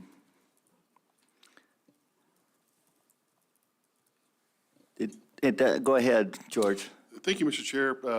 Just like with the sheep issue, the federal subsistence goat registration is also new, about 3 years, is that about 3 years or so? Thank you, Mr. Chair. That is not a long stretched out history of harvest. That's recent. Thank you. Thank you. So, given your testimony that you got about 56% in one half and 44% in the other half approximately, is this really going to, would you expect it to actually change the hunting crowding? Thank you for the question, Mr. Chair. No, I would not expect it to really affect crowding in this case. We would likely split the permits 50-50 to start with, and it wouldn't have much effect. Okay, thank you, Ryan. Thank you, Mr. Chairman. I would point out that it is, at least in the beginning, there's a lot of administration that's going to have to go into this, creating new hunts and getting that out to the public for the drawing period, et cetera. Right, and clearly this wouldn't happen until we're at next registration period, regulation year. Additional discussion from the board, Al? Yeah, thank you, Mr. Chairman. I'm not going to be in support of this. I'm going to reference the comments made by the 4 local ACs. I think that's the majority down here, so I'm siding with them on it. Okay, additional discussion? Go ahead. Call the question. Question's been called. The board has heard no concerns from the public regarding costs to private persons if this regulation is adopted. Christie, would you poll the board? Yes, Mr. Chairman, final action on proposal 115. Member Hoffman. No. Mr. Cooney. No. Mr. Barrett. No. Mr. Keo. No. Ms. Cusack. No. Mr. Fletcher. No. Chairman Burnett. No. That proposal fails 0-7. Mr. Chair, move to adopt proposal 116, change the regulation to clarify goat hunters in Unit 15C Charlie are restricted from taking goat on the Kenai Peninsula for 5 years if a nanny is harvested. Second. It's been moved and seconded. Department? Thank you. I'd like to note that the next two proposals have the same effect. Proposal 116 from the Seldovia Fish and Game Advisory Committee. The effect of this proposal will be to change the regulation to clarify goat hunters in subunit 15C are restricted from taking goat on the Kenai Peninsula for 5 years if a nanny is harvested. The department supports this proposal. Conserving female goats in the hunt area will provide ongoing opportunity for harvest, and clarifying the penalty for taking nannies is in the best interest of the department and the public. To orient the board, the remaining hunts, which are all registration hunts, which do not currently have a nanny penalty on them, are in the pinkish area down there at the bottom of the Kachemak Peninsula. To remind the board, we manage goats in 2 ways: through a draw hunt with remaining opportunity, then administered through the registration. Regulations in the handy dandy, as we call it, indicate that if a nanny is taken in units 7 or 15, the hunter is prohibited from hunting any goats in 7 or 15 for 5 regulatory years. However, this regulation is not in place for all hunts in codified language. RG 364, RG 365, RG 374, and RG 375. These are all registration hunts. We have strong local support from the community and from the proposers to apply this penalty to all hunts. Harvest within the drawing portion and the registration portion of 364 and 374 for the registration can be seen on the screen. There has not been significant amounts of nanny harvest excepting in 2022. However, it's important to note that when sample sizes are as small as this and the number of animals, the difference between 1 and 2 can account for approximately 50% change in the percent female taken. The same data showed here, regulatory year 2013 to 22, males, females, unknowns, totals, and the percent females. Here, this number of percent females has varied a little bit more than in the previous slide, but also noting that sample sizes just inherently in these hunts, these drawing opportunities where opportunity may be limited, can be quite large. Proposal 116 is from the Seldovia Fish and Game Advisory Committee. The effect would be to clarify the regulation that goat hunters in 15C are restricted from taking goat on the Kenai Peninsula for 5 years if a nanny is harvested, and the department supports this proposal. Conserving female goats in this area will provide ongoing opportunity for harvest, and clarifying the penalty for taking nanny goats is in the best interest of the department and the public. Thank you. Thank you. And just for clarification, Proposal 117 is specific to those hunts that are now excluded from this regulation, and this one applies to all hunts. So if we adopt this, we don't need to take action on 117? Thank you, that is correct. Okay, thank you. Board discussion. Go ahead, Al. Thank you, Mr. Chairman. Nick, how many people receive drawing permits? What is are people able to, regularly draw the permit for goats? The same person, I guess.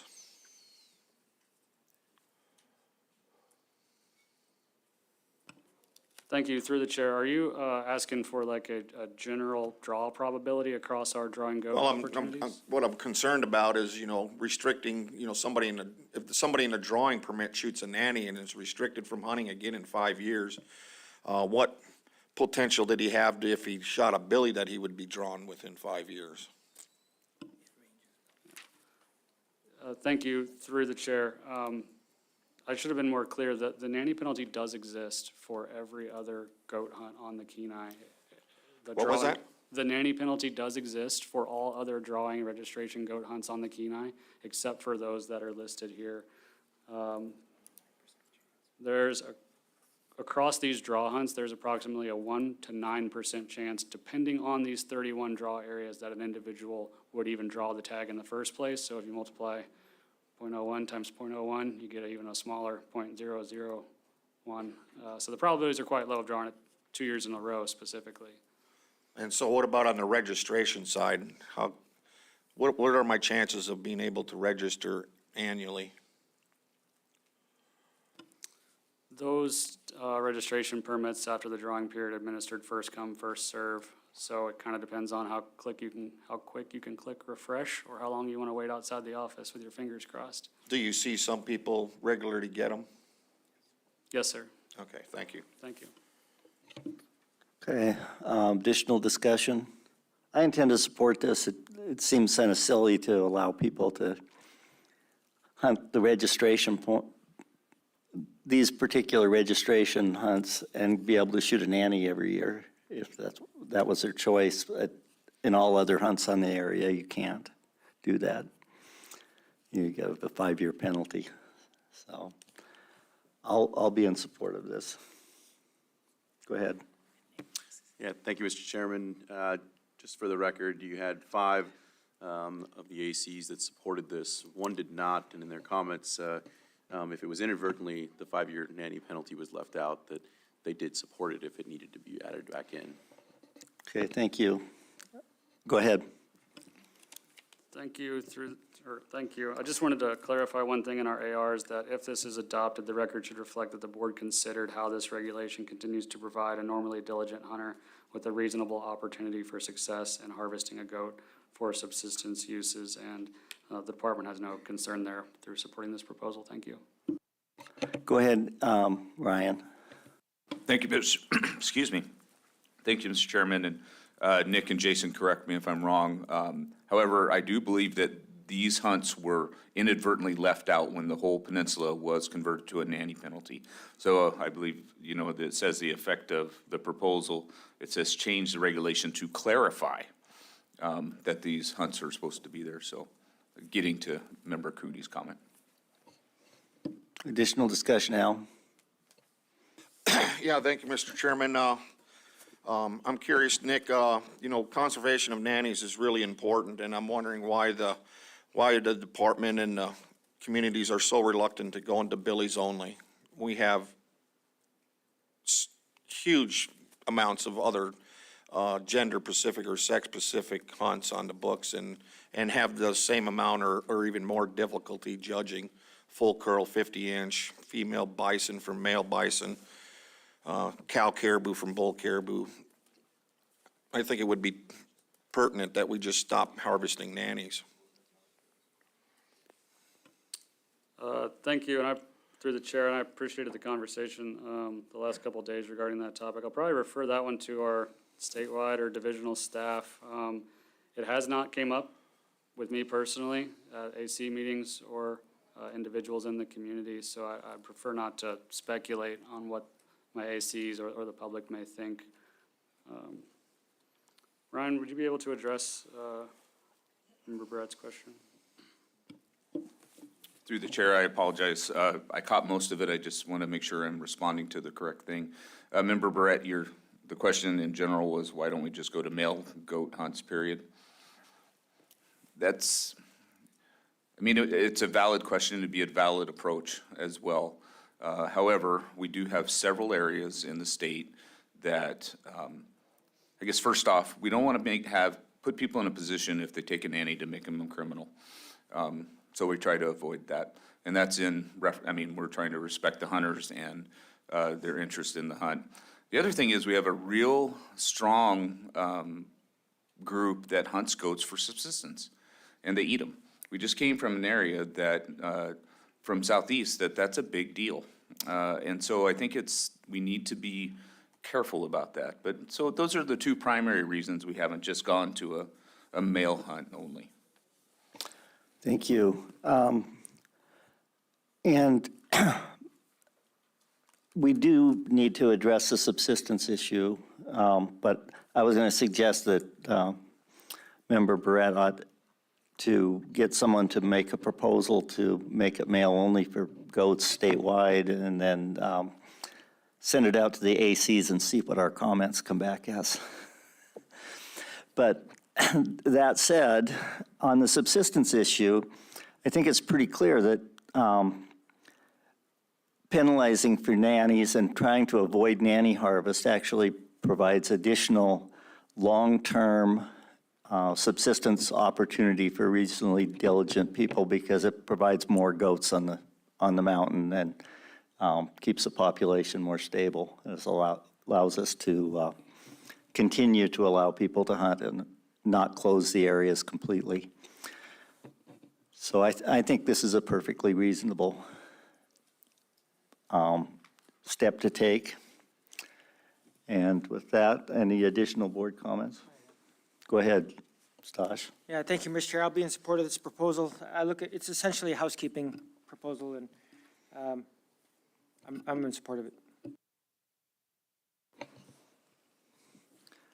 Okay, thank you. And in addition to what I was saying, by having a nanny penalty rather than criminal, it allows a person to, in a subsistence hunter, to take a nanny for that one time and to retain it rather than having it criminal and taken away from them so they can use it for subsistence, even though they can't take it for another 5 years, take another one for 5 years.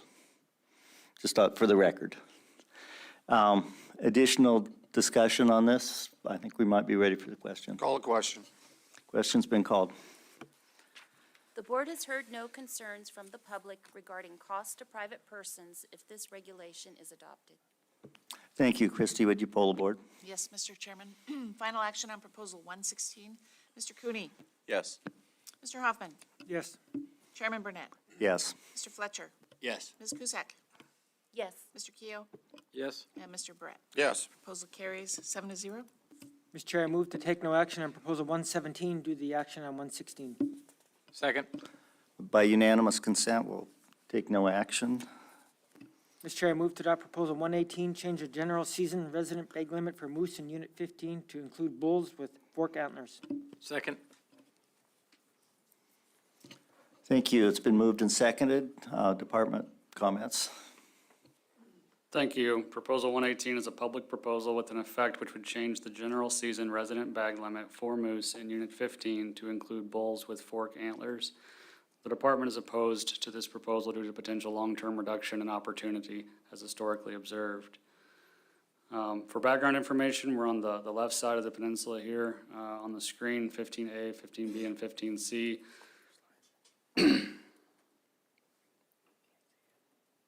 Oh, I apologize. There's our orienting map. We'll get to that in just 1 second. Subunit 15A, intensive management zone with a population objective of 3,000 to 5,000 moose and a harvest objective of 180 to 315 moose. It's also important to note that positive CNT finding for moose in subunit 15B specific to Calgon Island with an ANS of 2 moose. Subunit 15C is an intensive management area with a population objective of 2,500 to 3,500 moose and a harvest objective of 200 to 350 moose. And we do have a positive CNT finding for moose in subunit 15C, that portion of southwest of a line between Point Poughkeepsie and the point of land between Rocky Bay and Windy Bay with an ANS of 5 to 6 moose.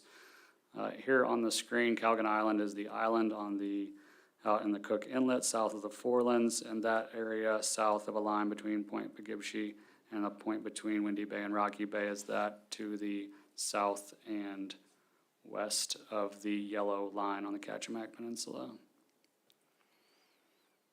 Regulations surrounding moose harvest on the Kenai have underwent a variety of changes since 2010, primarily in regards to antler point configuration. The figure on the screen has moose harvest on the left y-axis, regulatory year on the x, and vertical dotted lines denoting regulatory changes with the antler point configurations describing a legal bull there in text above. These hunts are primarily resident moose harvest.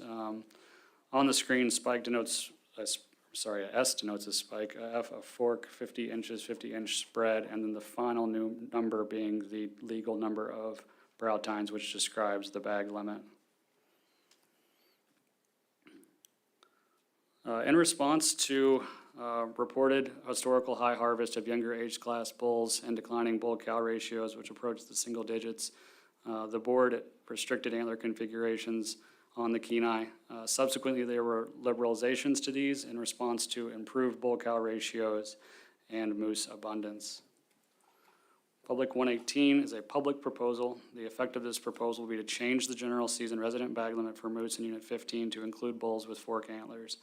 The department is opposed to this due to potential long-term reduction in opportunity, as was historically observed. Thank you. Thank you. Lynn? Thank you, Mr. Chair. I'd like to make an amendment to this proposal that it would only include subunit 15B and 15C. Second. Been moved and seconded. Speak to your amendment. Thank you, Mr. Chair. So the department currently has their cow hunt in Homer going on. There's a proposal before us to expand the boundaries for that cow hunt. They also are issuing any bull tags in 15C. They're issuing any bull tags in 15B. You can see by their harvest data that there was a direct correlation between the increase in harvest and implementing the brown bear season in 13, that the harvest has steadily been climbing. We've had good fires in both 15B, and basically the department's saying they got good solid moose populations in both those areas, and more than likely increasing. And the fact that we took the fork out of the component, but now we're adding specialty hunts before we put the fork back in. I'd always like us to go back to a standard season before we start doing specialty hunts, and I think the moose are there to support this extra harvest. Thank you. Additional discussion on the amendment? James? Okay, not on the amendment. Al, on the amendment? Yes, on the amendment, I see the road system goes through both those units. So I'm interested in how many forked moose are killed by motor vehicles. Thank you, through the chair. We've only been able to detect the antler configuration of a bull if it had antlers on it during that period. Most of our roadkill occurs during winter, especially like when it starts to get dark, January, February, and even into March. I do have the proportions of adult bulls are hit, which is about 8. If memory serves me correctly, it's between 8 and 10% are adult bulls hit across the entire year. With 40, I think it was 42. I apologize, give me 1 second.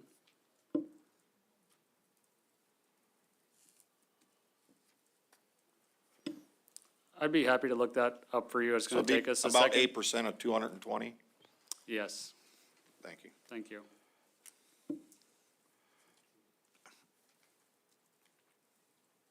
Lynn? Thank you, Mr. Chair. Yeah, one other point I'd make is, especially in 15B, 15B comprised mainly of Kenai National Wildlife Refuge, so there's a ton of refugia. There's very little access into that country.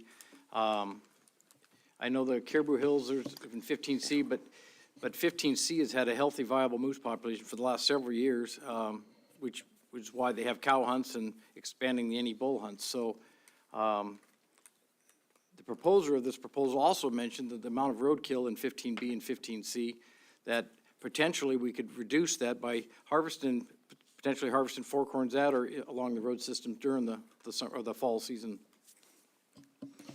Thank you. Al, did you have additional comments? Discussion? Question for public safety here. Adding forkhorns in certain parts of the area do you see that as an enforcement concern? To the chair, I do not see it as an enforcement concern, but it does add complexity to the regulations and can confuse hunters if there's different requirements within subunits or within GMUs. Thank you. Thank you.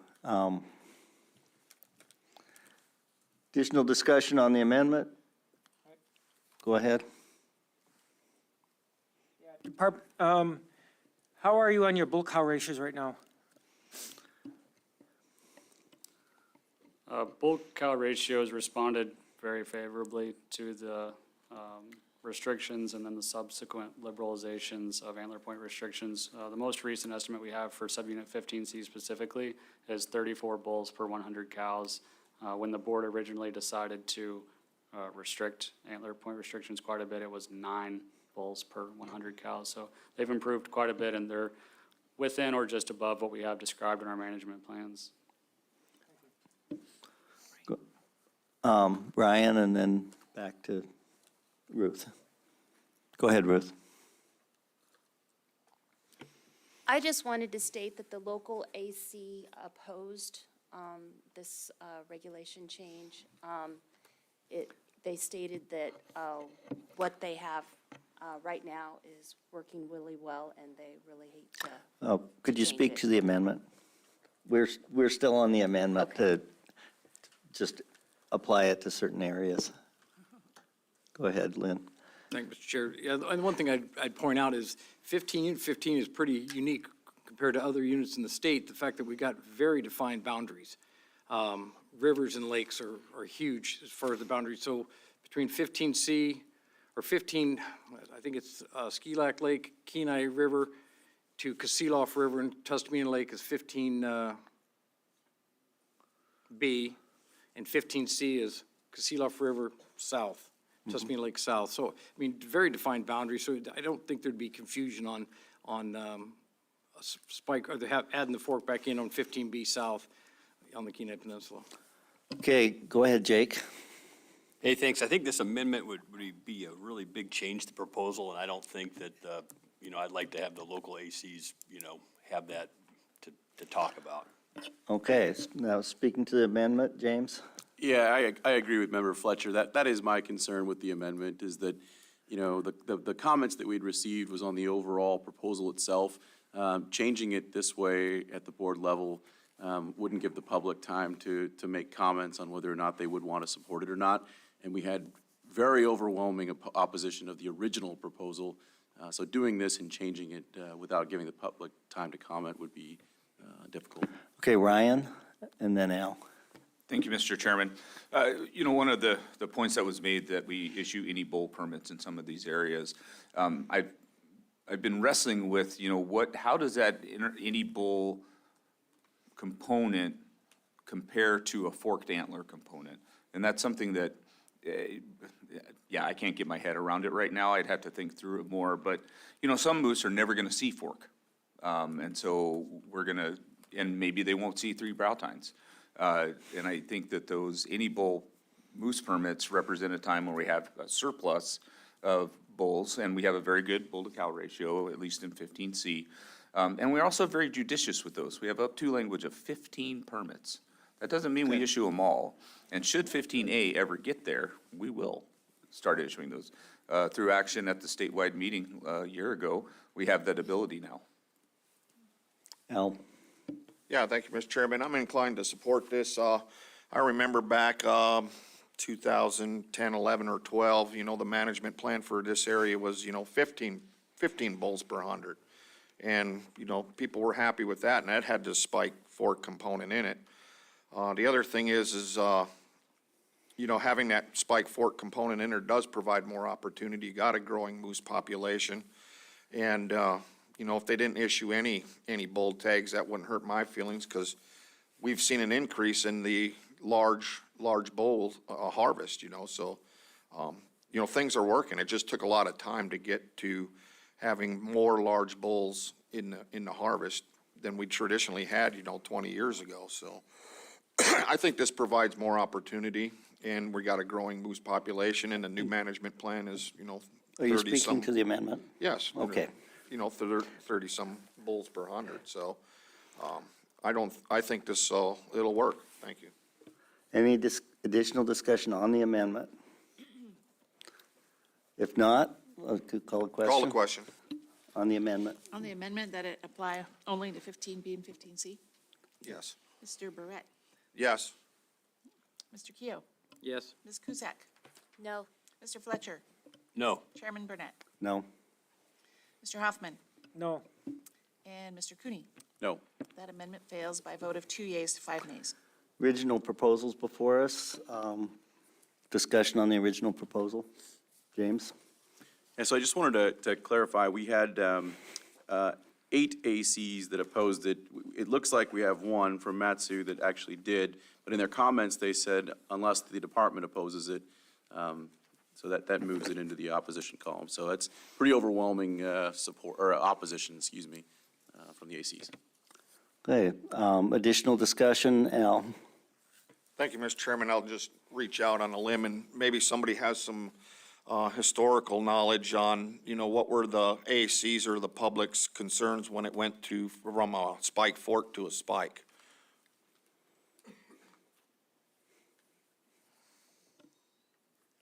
Thank you, through the chair. The response or the rationale behind the original restrictions is what you're referencing here? Well, what was, AC comments, public comments, because it was a big change, and we're talking now that it's another change, and people aren't receptible to it, so I was wondering if that was true back then. I apologize, I'm not gonna be able to speak to that question, as I wasn't participating in the AC process at that time, although Jeff Selinger has assured me that he'd be more than happy to come up here and give me a hand if I needed to, should the board request it. Take care. It's okay. Yeah, Jeff, go ahead. This is an important issue for a number of people, so. Okay, thank you, Mr. Chairman. My name is Jeff Selinger, for the record, Management Coordinator for Region 2. And just so I get it all correct, Member Barrett, could you please rephrase your question? Or Yeah, so when we went restate from it? Spike Fork to Spike, what were kind of what was the public's comments and, well, mainly the AC comments, because it was a significant change? Well, what actually occurred is we went from a spike or fork or 50 or 3 brow tines to 50 and 4 brow tines only. So both the spike and the fork component were thrown out. And we saw an increase in our bull-cow ratios that responded to that. Later on, when we saw that, then the spike was the next thing to be added back in with the 4 brow tines. Gotcha. And then it got changed and liberalized the most recently to add the 3 brow tines in there. And my experience during my tenure was that the public was very satisfied with the direction that the number of bulls they were seeing. Part of the hunting satisfaction wasn't just going out and seeing a legal bull, but just to see a lot of bulls in the field again was very popular with the public. Does that answer your question? Yes, it does. Thank you, Jeff. You bet. Thank you. And the question is really to the department is when will we be ready to add back? What would make it okay to add back fork horns? Thank you, that's a great question. Generally, these decisions have been made based off bull-cow ratio, total moose abundance, relationships of population and harvest to IM objectives in these areas. The rationale here being opposed was based off the historical harvest where we were seeing greater than 50% of the bull harvest was in the yearling spike fork age class, somewhere in there, that we were gonna have another big sway due to regulatory change where we weren't providing long-term predictable harvest opportunity for the public. Jeff may want to speak further on that with his advanced perspective. Thank you. Yes, there was just a couple of things I'd like to add to that is when we first took and went and added the spike back in, there was a lot of confusion, I will say, by a number of hunters. They thought a spike was a spike fork. Anything, so we could have 2 forks, but it was harvested under a spike regulation because they didn't differentiate, because, the terminology we use is we call it spike fork, 50 or 3 or whatever, how many brow tines. And it took quite a bit of education and work with a lot of individuals to say, no, it has to, there's a spike is a spike and a fork is a fork. A spike fork would be a spike on one side and a fork on the other. You can't mix.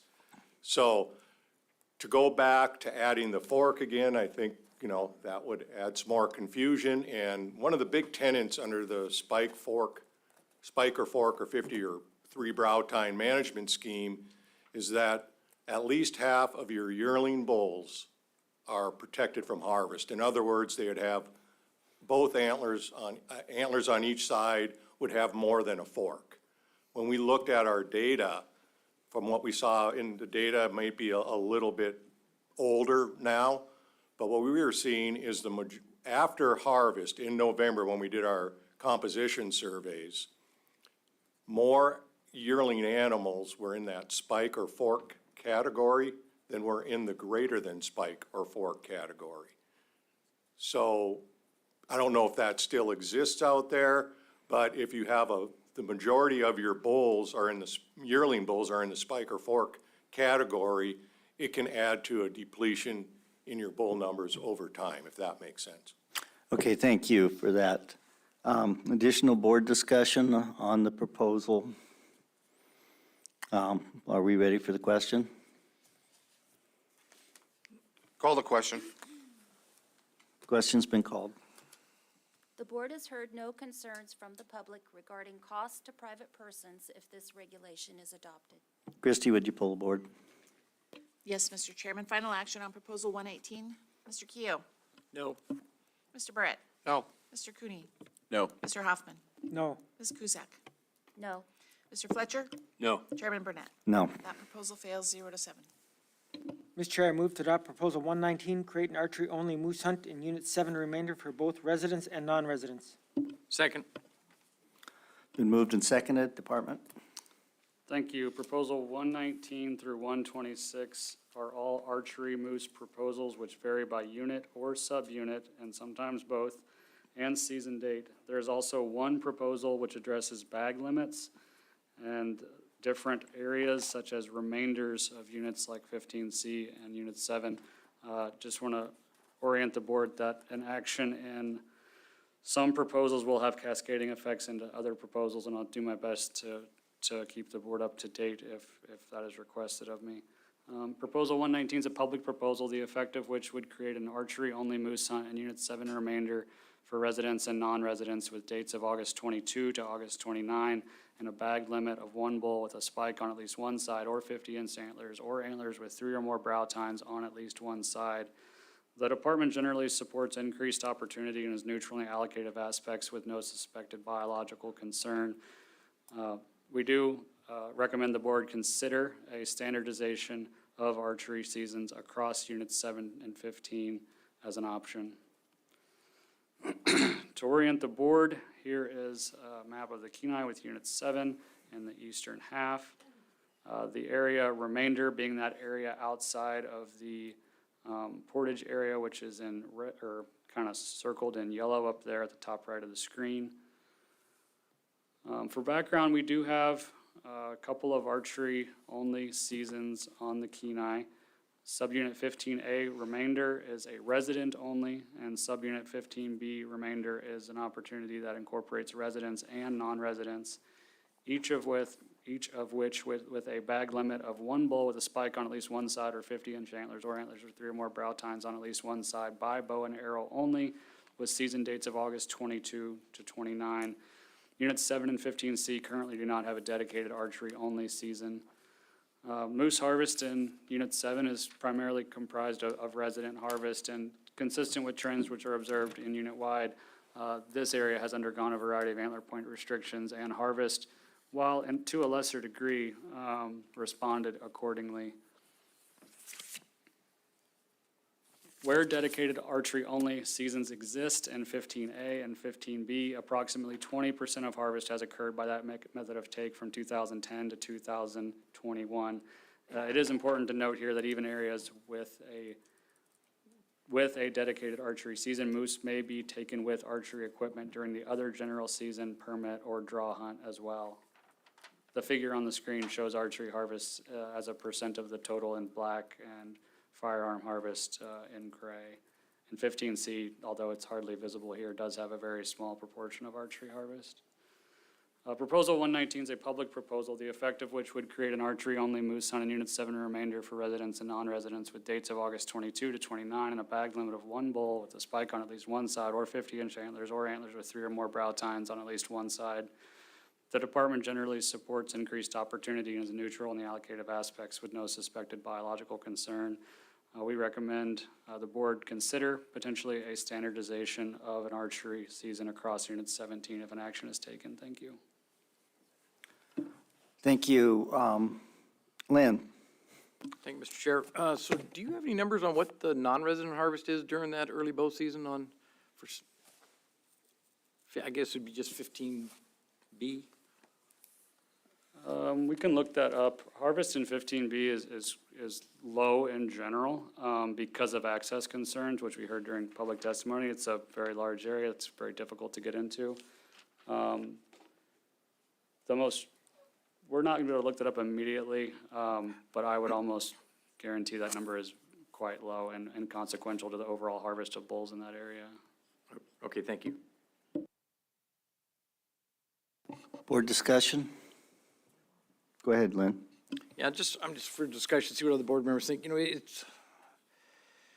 we have the non-resident component in this proposal, or in these seasons. I'm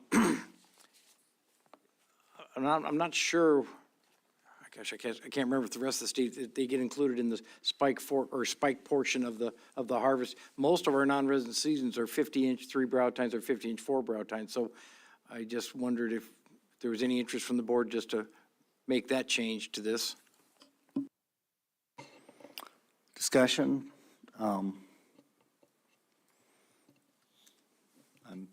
Go ahead, Al. Yeah, thank you, Mr. Chairman. I'm inclined not to support this proposal. I think they have plenty of opportunity with the hunt that's in the books already from 1 September to 25 September on a harvest ticket.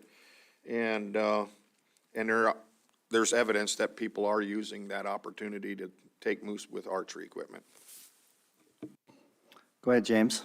Yeah, I'm inclined to agree with Member Brett, and just to build the record, you got 8 ACs that were in opposition. Okay, additional discussion. Hearing none.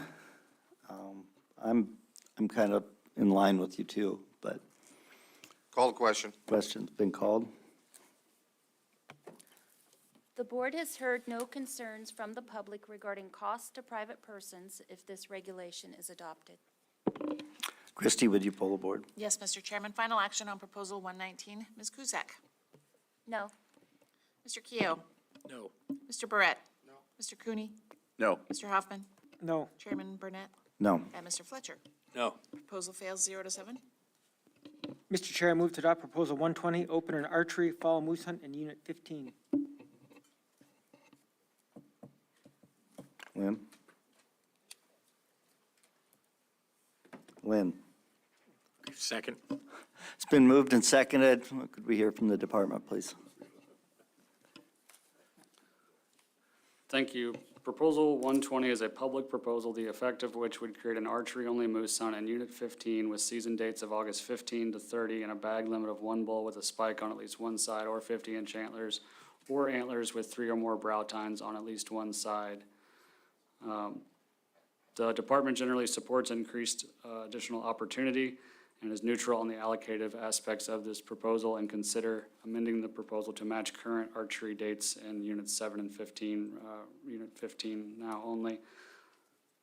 For a lot of these upcoming proposals, we have to go through intensive management as well as a variety of different subsistence areas. So whenever the board would like to have me advance through the background information, please just let me know.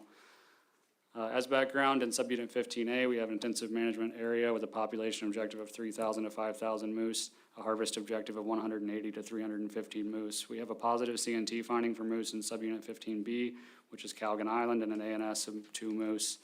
Subunit 15C is also an intensive management area with a population objective of 2,500 to 3,500 moose and a harvest objective of 2 to 350 moose.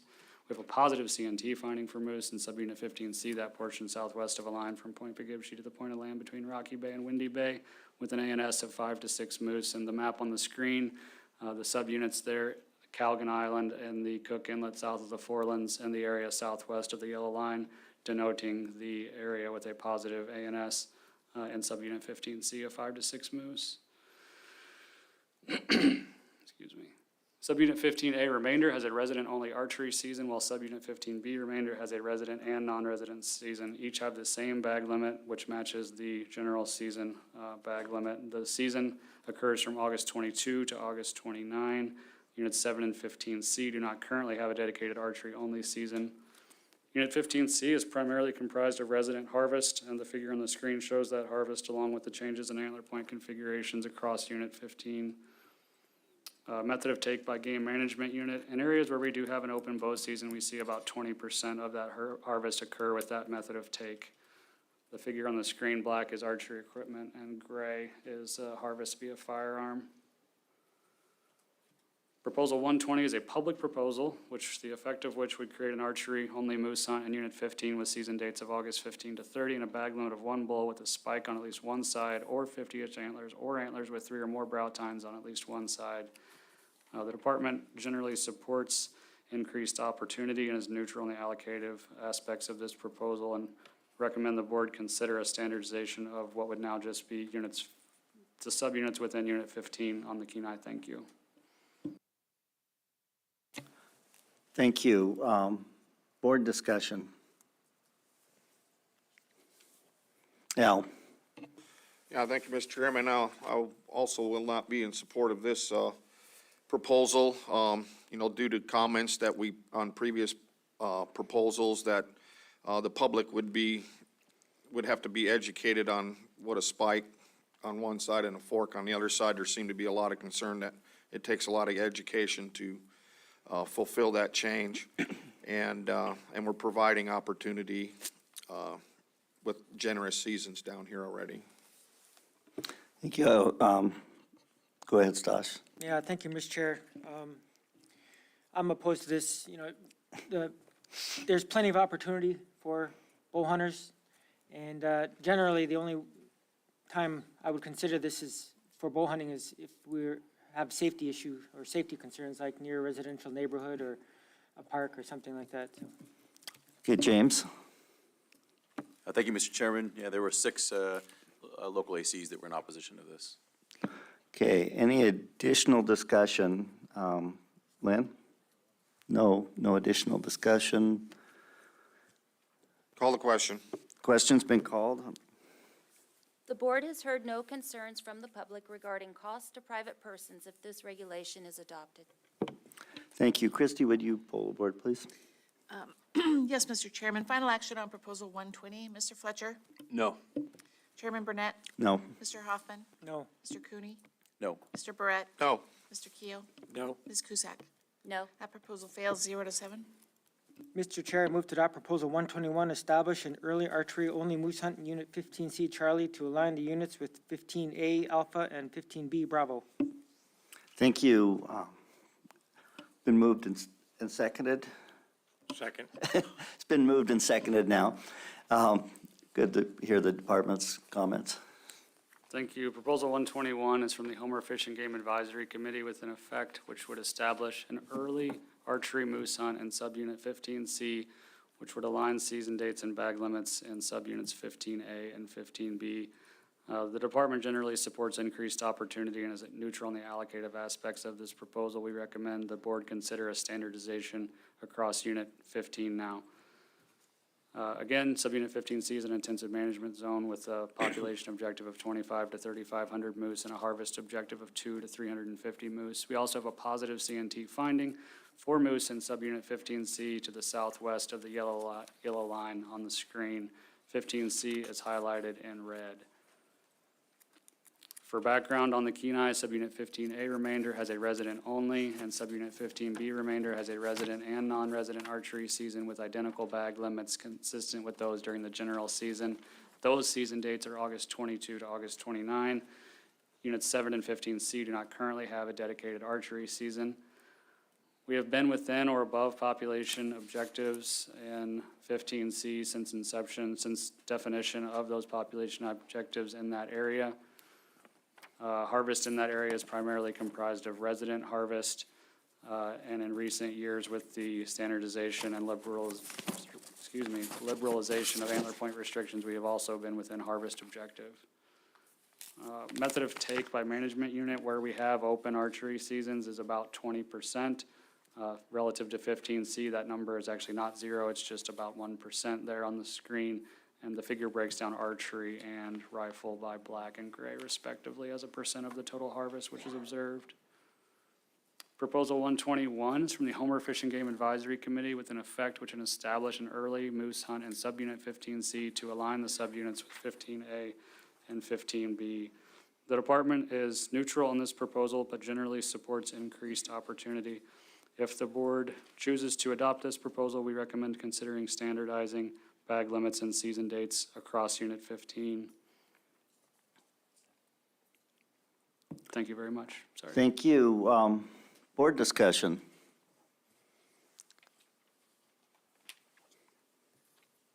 Go ahead, James. So, we had quite a few ACs opposed to this, and if I'm not mistaken, including the AC that proposed it also was opposed to it. So I'm a little bit confused, with the comments that I've got here and then, reading the proposal. So I still gotta go through the rest of this, but Homer did also oppose it, is what it looks like in the votes.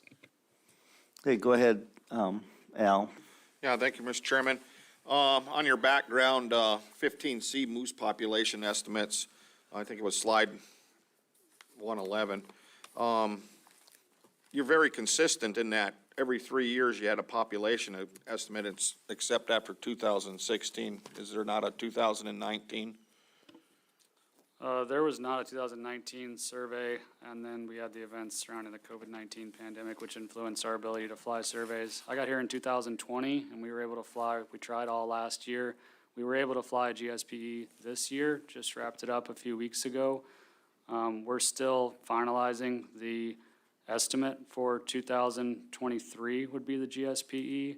I would not feel comfortable giving out a hard number, although all indications point that we are at the upper end of the intensive management population objective, and we'll hopefully get that information out to the public very soon.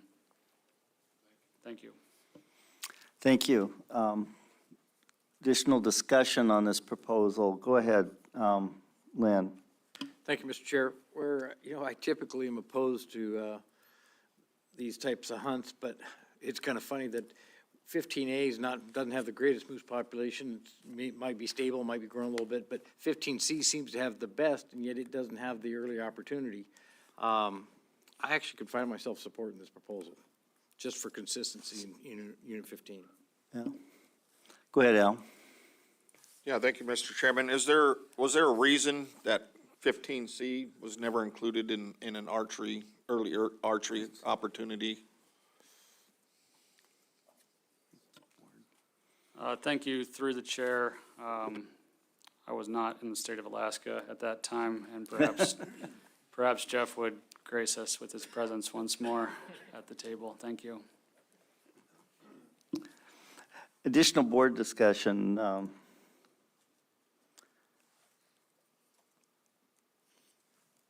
I'm waiting. Go ahead, James. Yeah, so I confirmed, it's, according to what I'm seeing in AC 11, which is the Homer AC in their comments there, they voted and did not support it. So. Yeah, it looks like the Kenai Soldotna AC did support it, and Seward AC did support it. I haven't looked back. I remember, I haven't looked back and see what their comments were. But go ahead. You have another comment on this? Okay, thank you, Chairman. To get to that point, my understanding of it, and this did precede my time on the Kenai as well, is that was an opportunity for people to go out and harvest moose that were near people's houses, so they wouldn't be shooting with a rifle during rifle season. It was a little bit of a safety thing, and it was just applied to 15A and 15B at that time. Okay, thank you. Additional discussion on this. Go ahead, Al. If this were passed, would there be a non-resident component in it? Go ahead. Thank you. Through the chair, that was going to be our next question. With the variability in residency between 15A and 15B, we would ask for the board to direct us whether this hunt should be open for residents or non-residents or both. Thank you. Go ahead, Al. Yeah, thank you, Mr. Chairman. I move to amend Proposal 121 to exclude non-residents from participating in an early archery season in 15C. Second. Been moved and seconded. A discussion on the amendment. It would be consistent with at least one other unit in there, so. And I think it's a new hunt, so. Okay, be a resident-only hunt under the amendment. Any additional discussion? Call the question. Questions called on the amendment? You pull the board? Go ahead. On that amendment, that it be a resident hunt only, Mr. Cooney, Yes. Mr. Brett, Yes. Mr. Keo, Yes. Ms. Cusack, Yes. Mr. Fletcher, Yes. Chairman Burnett, Yes. Mr. Hoffman. Yes. That amendment carries 7-0. Okay, the amended proposal is now before us. Go ahead. Thank you, Mr. Chair. I just want to make sure the record's clear that the proposed regulation would not apply to the subsistence hunt down in 15C, or if that's the board to have it apply. The subsistence hunt in 15C is a Tier 2 hunt. And there's also a map in your RC1 notebook on page, I think, 39 of the non-subsistence area. So just maybe a little clarification on what the board intends, if it's all Unit 15C or just inside the non-subsistence area. Thank you. Go ahead, Al. Thank you, Mr. Chairman. Thank you, Lisa, for pointing that out. That slipped by me. So I move to amend Proposal 121 to exclude the early archery season from the subsistence area. Second. It's been moved and seconded. So I'll speak on that. Through the advice from section of subsistence, I think they're under a Tier 2. This would not be compliant with our subsistence statute, so we'll exclude them. And to be clear, the remainder of the area is in the non-subsistence area as defined by the board's regulations. Okay, with that, Call the question. question's been called. On the amendment, Mr. Keo, Yes. Ms. Cusack, Yes. Mr. Fletcher, Yes. Chairman Burnett, Yes. Mr. Hoffman, Yes. Mr. Cooney, Yes. Mr. Brett. Yes. That amendment carries 7-0. Okay, the amended proposal is now before us. Additional discussion on that? Go ahead, Al. Yeah, thank you, Mr. Chairman. I can support this proposal. The population estimates that we have in front of us and the predictions, this is a growing and healthy moose population, and we can provide that opportunity. Thank you. Any additional discussion? Go ahead, Jake. Hey, thank you, Mr. Chair. Just to build the record a little bit here, that Homer AC that didn't support it, they said that gives archers an early opportunity to hunt moose, depriving equal opportunity from other hunters. Okay, thank you. Any additional discussion on this? Okay, we're ready for the question. Call the question. Question's been called. The board has heard no concerns from the public regarding costs to private persons if this regulation is adopted. Christie, would you poll the board? Yes, Mr. Chairman. Final action on Proposal 121 as amended. Mr. Hoffman, No. Mr. Cooney, Yes. Mr. Brett, Yes. Mr. Keo, Yes. Ms. Cusack, Yes. Mr. Fletcher, No. Chairman Burnett. No. That proposal carries as amended 4-3. Mr. Chair, I move to adopt Proposal 122, establish an early archery-only registration moose hunt in Units 15C Charlie to align with Units 15A Alpha and 15B Bravo. Second. Been moved and seconded. Department?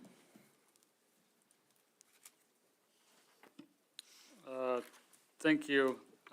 Just a quick second to verify that we can act on this, correct? Excuse me? Yeah. Mr. Chair, I move to take no action on Proposal 122 due to the action taken on 121. Thank you. Second. Okay. By unanimous consent, we'll take no action on 122. Mr. Chair, I move to adopt Proposal 123, establish an archery-only fall moose hunt in Units 15C Charlie. Okay. Second. Been moved and seconded. Is this also the same? Thank you. We might take just a quick second. I could speak with Ryan and make sure that we're getting it correct of which ones are actionable at this point, because there's quite a few of these stacked up here in a row that just have subtle differences. Okay, we'll take a 5-minute break while you do that. Thank you.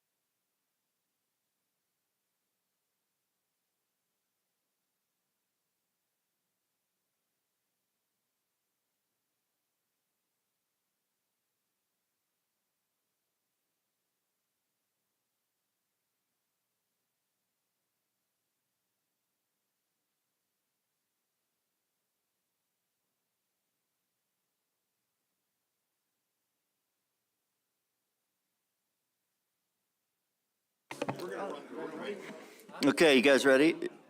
So we're going to call the board back to order. 11:22 a.m. So are we ready to go on the next proposal? Yep.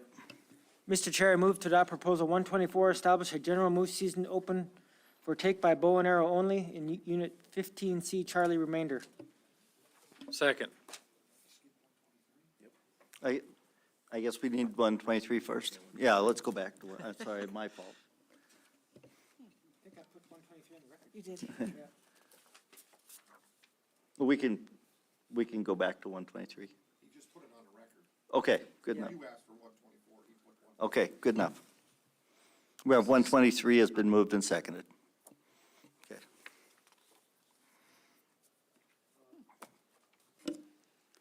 Thank you. Proposals 123, 124, 125, and 126 have been impacted by board action. For each of these, I'm going to go to that proposal slide and describe how that action has been impacted to the proposal, and then I'll turn my microphone back off. Proposal 123 is a public proposal, the effect of which would establish an archery-only fall moose hunt in subunit 15C with season dates of August 10 to 29, and a bag limit of one bull with a spike on at least one side, 50-inch antlers, or antlers with 3 or more brow tines on at least one side. This proposal has been impacted by the 2 proposals ago, 121 action, which established a resident-only early archery season with season dates of August 2 to 29 outside of the subsistence area in subunit 15C. The department generally supports increased opportunities, neutral on the allocative aspects of this proposal with no biological concern. Thank you. Thank you. Al, you're thinking over there. You have a comment? Yeah, thank you, Mr. Chairman. I think from the actions we took on 121 that I wouldn't support this. Okay, go ahead, Lynn. Yeah, I'm kind of confused why we don't do a TNA on this based on the action we did on 121, or 121, I guess. Would you like to make a motion to that effect? Sure, I'll make a motion that we take no action on proposal 123 based on action taken on previous proposal. Second. Been moved in second. Do we have unanimous consent? Yep. We'll take no action on that one. Mr. Chair, I move to adopt Proposal 124, establish a general moose season open for take by bow and arrow only in Unit 15C Charlie remainder. Second. Okay. Go ahead, Department. Thank you. Proposal 124 is a public proposal, the effect of which would establish a general moose season open for take by bow and arrow only in subunit 15C remainder with a resident bag limit of one bull with a spike on at least one side or 50-inch antlers or antlers with 3 or more brow tines on at least one side, and a non-resident bag limit of one bull with 50-inch antlers or antlers with 3 or more brow tines on at least one side with season dates of August 22 to 29. The difference between the resident and non-resident bag limit there being the inclusion of spike on the resident side and the omission of that on the non-resident side. Given the action taken on proposal 121, this proposal only concerns whether residents or non-residents would be eligible for this early archery hunt from August 22 to 29, and additionally, the variability and the bag limit between residents and non-residents. The department would be neutral on the allocative aspects of this proposal, supporting increased opportunity where possible, and has no biological concern. Thank you. Thank you for your explanation. What's the will of the board? Go ahead. Thank you, Mr. Chair. So, just so I'm clear here, when we passed proposal 121, didn't we exclude the non-resident component Yes, we already? did. So I would make a motion, we take no action on this one based on action taken in 121. Second. Been moved and seconded that we take no action. With unanimous consent, we'll take no action on this one. Mr. Chair, I move to adopt proposal 125, establish a fall archery hunt for moose in units 15C Charlie to align with units 15A Alpha and 15B Bravo. Second. Been moved and seconded. Department explanation. Thank you. Proposal 125 is a public proposal which would establish a fall archery moose hunt for moose in subunit 15C to align with units 15A and 15B with a bag limit of one bull with a spike fork, 50-inch antlers, or antlers with 3 or more brow tines on at least one side in subunit 15C. Given the action on 121, the proposal variability here would speak to the inclusion of fork in subunit 15C. And I will quickly see if the proposal addressed residency or not, although the board has taken action on residency in 121. Thank you. And the department will be neutral on this proposal, the allocative aspects supporting increased opportunity with no biological concern. Thank you. Thank you. Go ahead, Lynn. Thank you, Mr. Chair. I make a motion that we take no action on proposal 125 based on action taken on 121. Second. Thank you. It's been moved and seconded that we take no action. Without objection, unanimous consent, we'll take no action. Mr. Chair, I move to adopt proposal 126, establish an early archery moose hunt in units 15C Charlie. Thank you. Department? Thank you. Proposal 126, a public proposal. This would establish an early archery-only moose hunt in subunit 15C in the state-designated non-subsistence area with the same season dates as units 15A and 15B. This proposal, as decided by the action on 121 and previous take no actions, would have impacts relative to potentially residency only. The department would be neutral on this proposal, generally supporting increased opportunity. Does not have a present biological concern. Thank you. Thank you, Lynn. Thank you, Mr. Chair. I make a motion we take no action on proposal 126 based on action taken on 121. Second. Thank you. By unanimous consent, we'll take no action. Mr. Chair, I move to adopt proposal 127 to extend the TM 549 moose hunting season in unit 15C Charlie, southwest of Point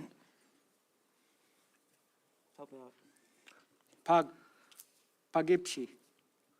Point Pogipski. Second. It's been moved and seconded with pronunciation to be corrected. Thank you. Department. Thank you. Proposal 127 is a public proposal, the effect of which would extend the TM 549 moose hunting season in subunit 15C southwest of a line from Point Pogipshi across to the southeast between the point of land between Windy Bay and Rocky Bay to the season of August 25, or sorry, from the season of August 25 to September 30 to a season of September 1 through 25 with a late season occurring November 1 to November 15. The department's recommendation is to amend and adopt this proposal, extending the proposed late season to November 1 to November 30. Here's the map, which you guys are familiar with. The area highlighted red being 15C and the area southwest of the yellow line describing the TM 549 subsistence area. This hunt was first established in 1990 with a bag limit of one bull. It has a positive CNT with an amount necessary for subsistence of 5 to 6 moose. Season extension requests have been common since the establishment of this hunt, and they have been granted during years 2005, 2010, 2013, and 2022. Harvest from 2011 to 2021 averaged 2 bulls per year, and from 2016 to 2021, 1 bull per year. This area exists across Kachemak Bay from Homer and has historically, and in my recent experience too, been incredibly challenging to survey. These are long, heavily forested valleys with variable snowfall, which degrades quickly. These are not the most typical areas that we try and survey, and our ability to get over there and actually survey these reflects those. The table on the screen has the dates where we have done unstandardized surveys trying to estimate minimum numbers. Those have occurred in 2011, 2015, and 2017 with total moose of 10, 31, and 48. bull cow ratios and the percent calves are also represented there on the screen. Proposal 127 is a public proposal. The effect of this proposal would extend the TM 549 moose hunting season in subunit 15C southwest of Point Poughkeepsie from the dates of August 25 to September 30 to the dates of September 1 through 25, with the late season occurring November 1 to the November 15. The department recommends amending and adopting this proposal, extending the proposed late season to November 1st to November 30. The dates for which we came up with those were from working with members in the local community, and I'm happy to elaborate on that further if the board would like. Thank you. Thank you. Board discussion. We're not meeting the ANS in this area with the harvestable surplus, correct? And this would get us closer. Thank you. From our conversations with the members of those communities who also were here testifying, that is the objective here, is to reduce the frequency of which we grant, or they need season extensions and we grant them, and to provide for a season which is long enough for them to meet their ANS. Thank you. Okay, Al? Yeah, thank you, Mr. Chairman. Do you know what the federal harvest is in there? Thank you, through the chair. This is not an area with access to federal land for those communities directly. Oh, okay. Thank you. Additional discussion on this, and we need an amendment to this, is that correct? Yes, sir. We recommend amending and adopting this proposal, extending the proposed season, late season to November 1 through 30. It's relatively common practice in Alaska to protect the rutting period. This was also a request made by members of the community with relatively low moose density in that area. If bulls are coming in to breed cows in that valley, we would prefer to allow them to do so undisturbed and then have that opportunity for harvest later in the season, which was consistent with the community's wishes. Thank you. Thank you. Go ahead, Lynn. Thank you, Mr. Chair. I'll make a motion to amend this proposal to include the late season date of November 1 to November 30th. Second. Been moved and seconded, amendment. Any discussion on the amendment? Go ahead, Lynn. Thank you, Mr. Chairman. I can support this proposal. It almost seems like it's a little bit of a work in progress, trying to figure out what's going to work for those folks to be able to harvest a few moose there to feed themselves. So I don't see any problem with this. Thank you. Go ahead, Jake. Hey, thanks. I'm agreeing with Member Keough on this. Okay, just to be clear, does that amendment accomplish the goals? Yes, sir. Thank you. Any additional discussion on the amendment? Call the question. Question's been called on the amendment. Christie, could you pull the board? Yes, Mr. Chairman, on that amendment, and just to make sure I have it right, it was to include the November 1 through 30 season, not as, did I get that right? Not as, Extend the season to, yeah. oh, go ahead. Yeah, I mean, the whole proposal was to change the early season from September 1 to September 25, and then the late season, the amendment was to make November 1 to November 30th. okay. Thank you. Ms. Cusack? Yes. Mr. Fletcher? Yes. Chairman Burnett? Yes. Mr. Hoffman? Yes. Mr. Cooney? Yes. Mr. Barrett? Yes. Mr. Keough? Yes. That amendment carries 7-0. Okay, the amended proposal is now before us. Discussion on the amended proposal. Al, you still have your light on, so we can, Yeah, thank you, Mr. Chairman. I can support this proposal. This is providing more opportunity that is needed to provide for their subsistence needs. go ahead, James. Yeah, I agree as well, and we do have 5 ACs, 4 of them being the local ones in support. Thank you. And just to be clear, as was testified, there's no federal subsistence season in this area, so. Call the question. Question's been called. The board has heard no concerns from the public regarding costs to private persons if this regulation is adopted. Thank you. Christie, would you pull the board? Yes, Mr. Chairman. Final action on proposal 125 as amended. 127, thank you. 127 as amended. Mr. Fletcher? Yes. Chairman Burnett? Yes. Mr. Hoffman? Yes. Mr. Cooney? Yes. Mr. Barrett? Mr. Keo? Yes. Ms. Cusack? Yes. That proposal carries as amended, 7-0. Mr. Chair, move to adopt Proposal 128, reauthorize the antlerless moose seasons in Unit 15C Charlie. Second. Been moved and seconded. Department? Thank you. The next two proposals, the first one's a reauthorization of the antlerless moose hunt, DM 549, and the following one seeks to expand the boundaries of that hunt, just as referenced for the board. Proposal 128 is a departmental proposal, the effect of which would reauthorize antlerless moose hunt, DM 549, and the targeted subunit 15C hunt, AM 550. The department recommends supporting these proposals, providing limited antlerless moose harvest in these areas. The AC votes for the peninsula are also on the screen for your reference. The DM 549 hunt area consists of approximately 100 square miles to the north and northeast of Homer and what is commonly referred to as the Homer Bench. That area is highlighted in red here on the screen. Up to 100 draw permits may be issued by the department, and the bag limit consists, of one cow without a calf. The hunt was reportedly established to limit negative human-moose interaction and potentially decrease browse pressure in this area.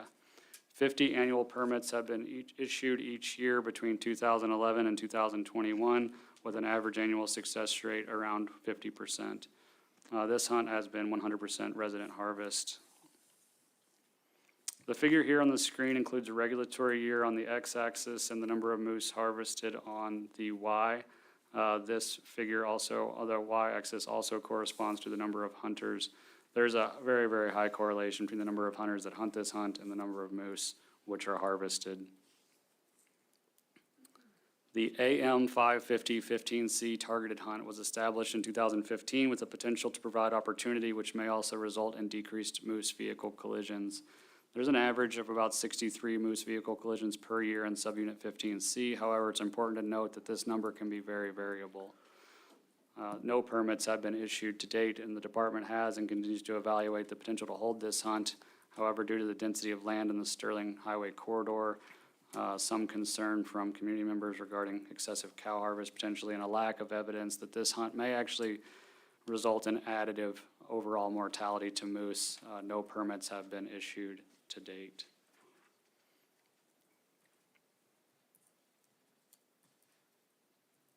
I'm sorry, I went the wrong direction. In summary, Proposal 128 is a department proposal, the effect of which would reauthorize antlerless moose hunt DM 549 and the targeted subunit 15C hunt AM 550. The department's recommendation is to support these proposals, supporting limited antlerless moose hunt with multiple objectives. And again, the AC votes here are on the screen if needed. Thank you. Thank you. Board discussion on this antlerless moose hunt. Go ahead, Al. Yeah, thank you, Mr. Chairman. I'm in full support of this. I do have a question probably for Ryan. I remember when the targeted hunts, and I forget what we called it before that, but it evolved into the targeted hunts. Are we using the targeted system in any area of the state anymore? Through the chair, Member Brett, the answer is yes. Okay. I wish I could provide you, gosh, I want to say actually we've used it in the Fairbanks area. Not currently, though. You would know better than me, probably. But that was one area I thought, and also the Matsu as well. Great, thank you.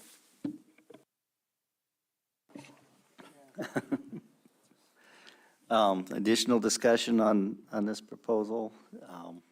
I intend to support it. We need to give the department the tool. In this case, it's unfortunate that moose get hit by cars before you can authorize the hunt. Sometimes we have the wrong mortality first. So, go ahead, Ruth. I just have a question. How many non-resident hunters actually come up and shoot a cow?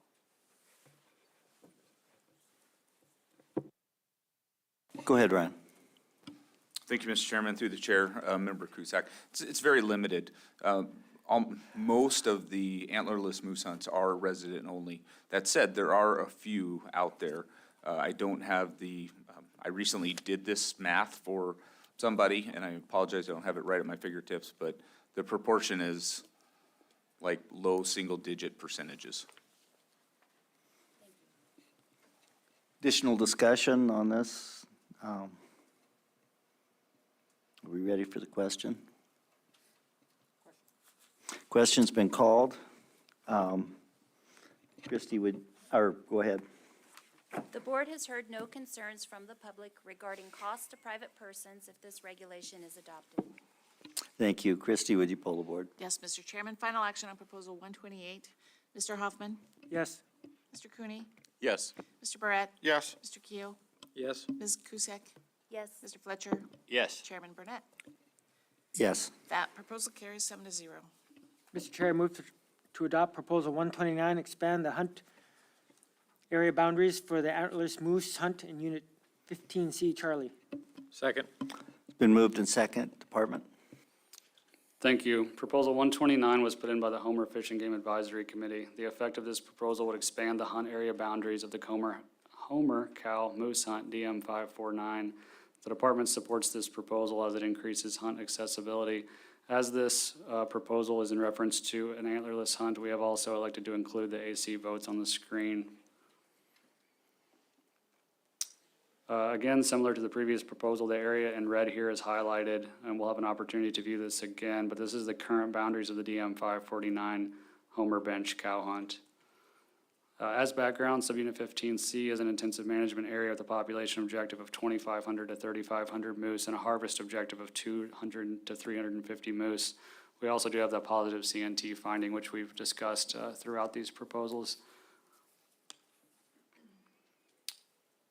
Since the definition of the intensive management population objectives for Subunit 15C, this population has remained above or within those objectives between 2,500 and 3,500.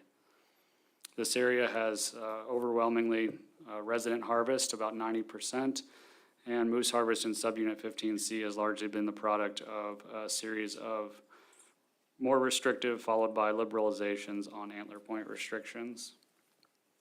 The DM 549 hunt allows the department to administer up to 100 permits with a season date of October 20 to November 20, the bag limit being 1 cow without a calf, and this was purportedly established to limit negative human-moose interaction and decrease browse pressure in this area.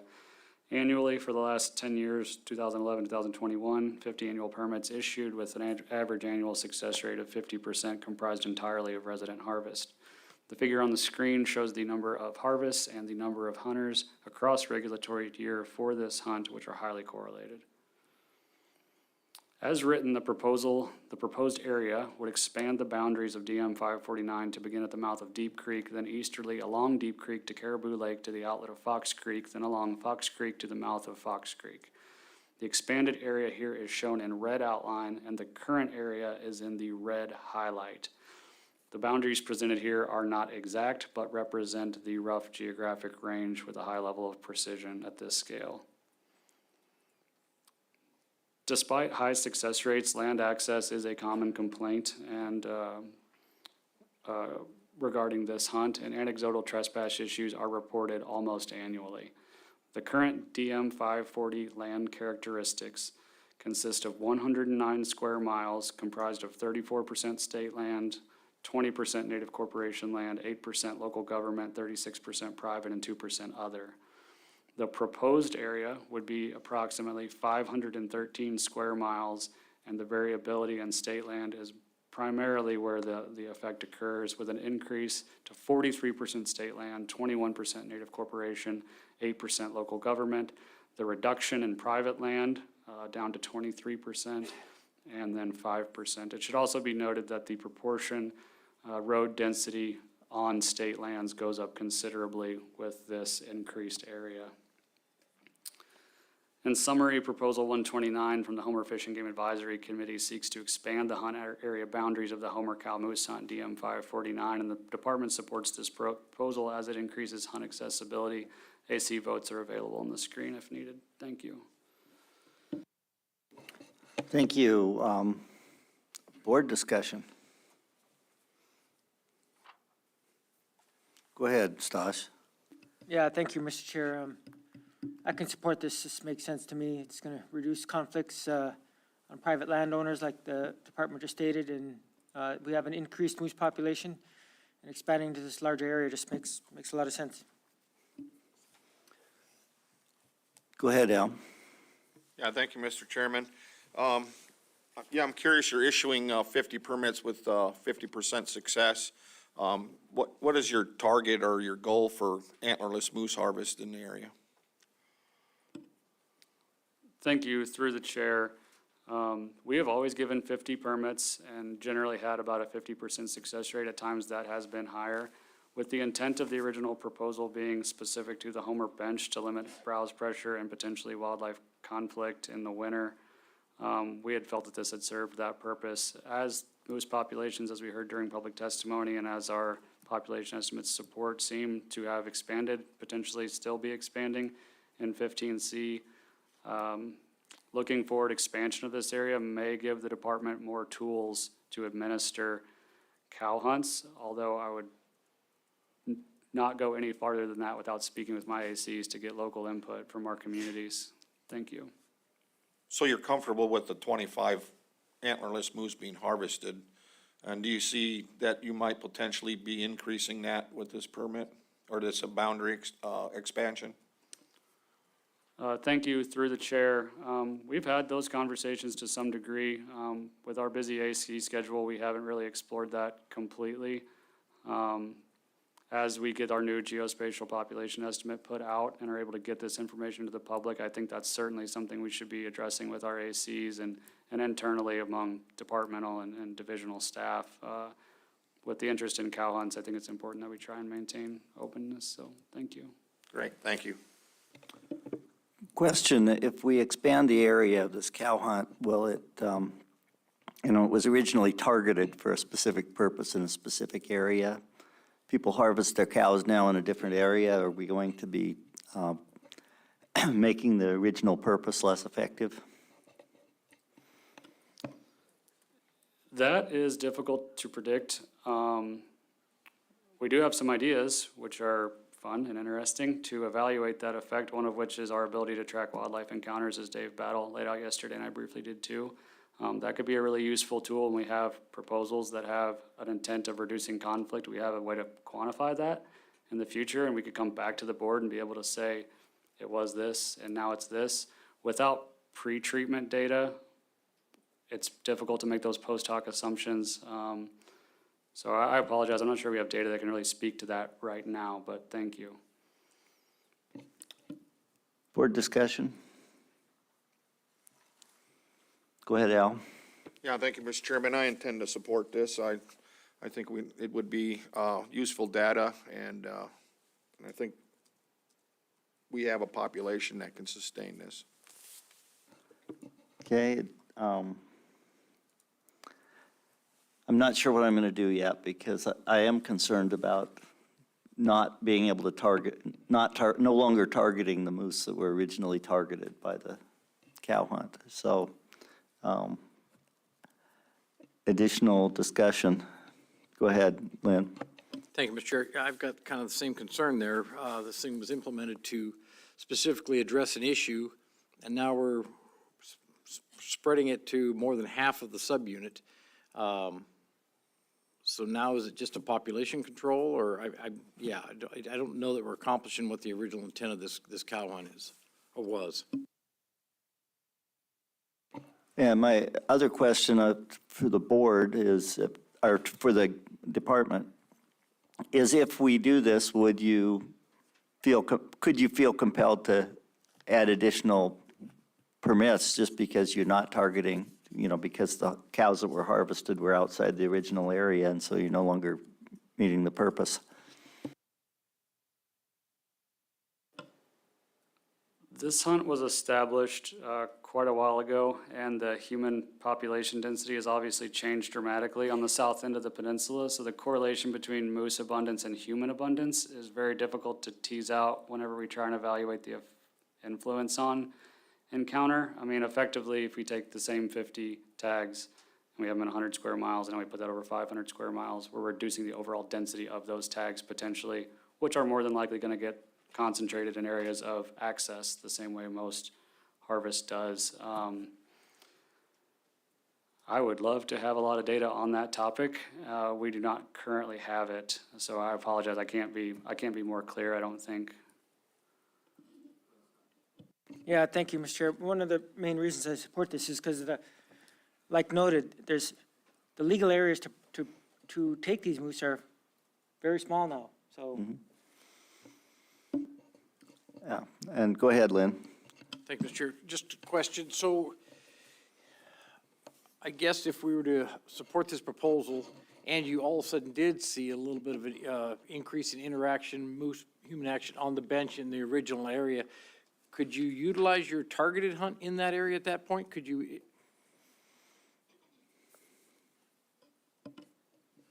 Yes, the area of the AM 550 would include that area, noting the concerns with human density, weapon choice, a variety of factors. I am not, probably defer to Ryan on the actual structure of how these hunts are administered. I'm loosely familiar with it, but having not actually administered that hunt on the Kenai myself, I'm probably not the most knowledgeable person on the Kenai or in the division to speak to that. Through the chair, Member Kehoe, I'm actually going to defer to Jason as the representative in Homer, but I believe that AM hunt would be completely appropriate. So Member Keough, through the chair, yes, that would be possible because as Nick indicated, the two hunt areas do overlap. The big thing to note here is our population density has increased significantly in 15C. You know, the Ninilchik area, we have increased human moose conflicts in that area. So the area that this is potentially to spread out to has an increased human population, increased moose-human conflicts. Moose do move in and out of the current hunt boundaries, so it would still potentially be meeting the department's goals. Okay, thank you. Is there additional discussion? If not, I think we might be ready for the question. Call the question. Question's been called. The board has heard no concerns from the public regarding costs to private persons if this regulation is adopted. Thank you. Christie, would you poll the board? Yes, Mr. Chairman, final action on Proposal 129. Mr. Cooney? Yes. Mr. Barrett? Yes. Mr. Keough? Yes. Ms. Cusack? Yes. Mr. Fletcher? No. Chairman Burnett? Yes. Mr. Hoffman? Yes. That proposal carries 6-1. Mr. Chair, I move to adopt proposal 130, renew and update the Unit 15C Charlie Intensive Management Plan. Second. Been moved and seconded. Department.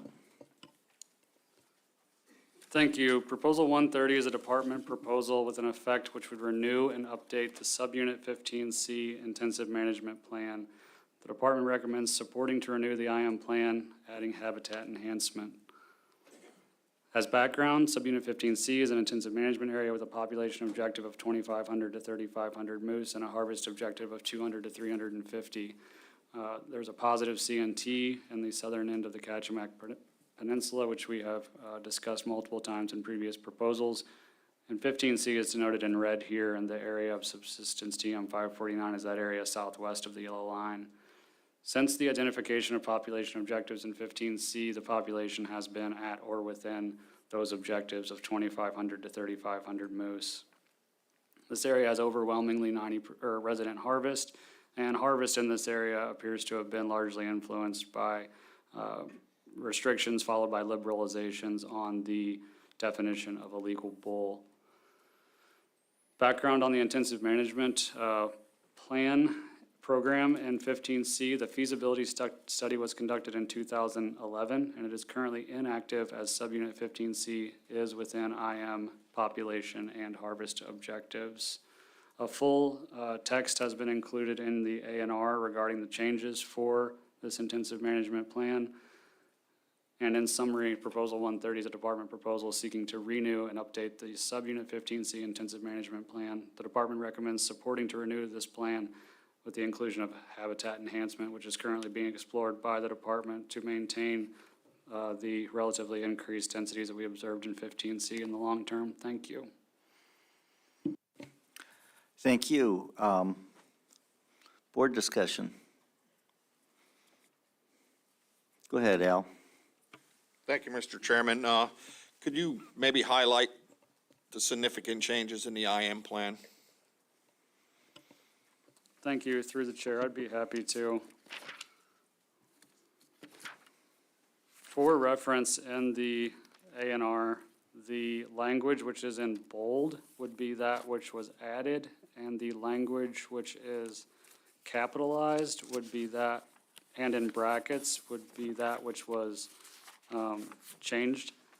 There also exists in here some administrative updated language from what I've understand. Essentially what the objective here, and I'll let Ryan probably take it after this, was to add just the language in there reflecting our intentions and the current state of this IM plan as we know it. And Ryan, if you don't mind chiming in with anything I may have left out.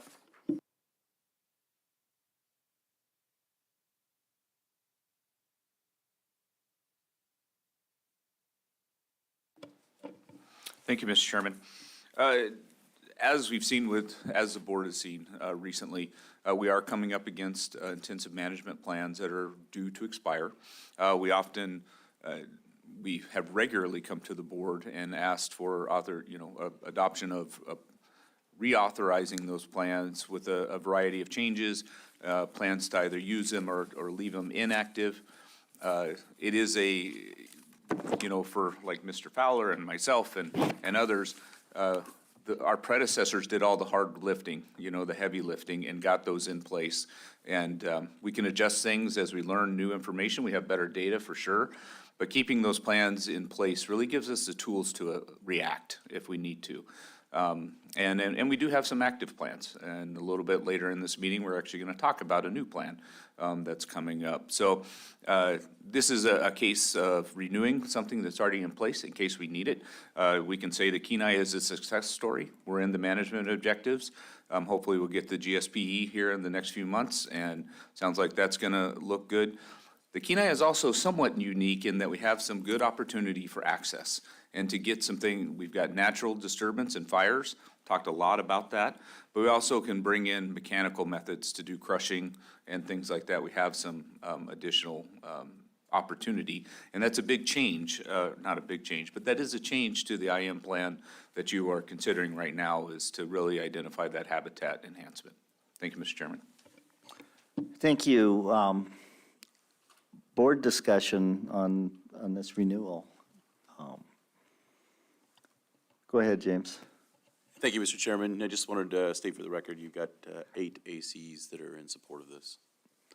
And no ACs that are opposed. That is correct, Mr. Chairman. Okay. So good public support from the people who are familiar with the program, and a lot of personal comments too on it that are in support. Any additional discussion on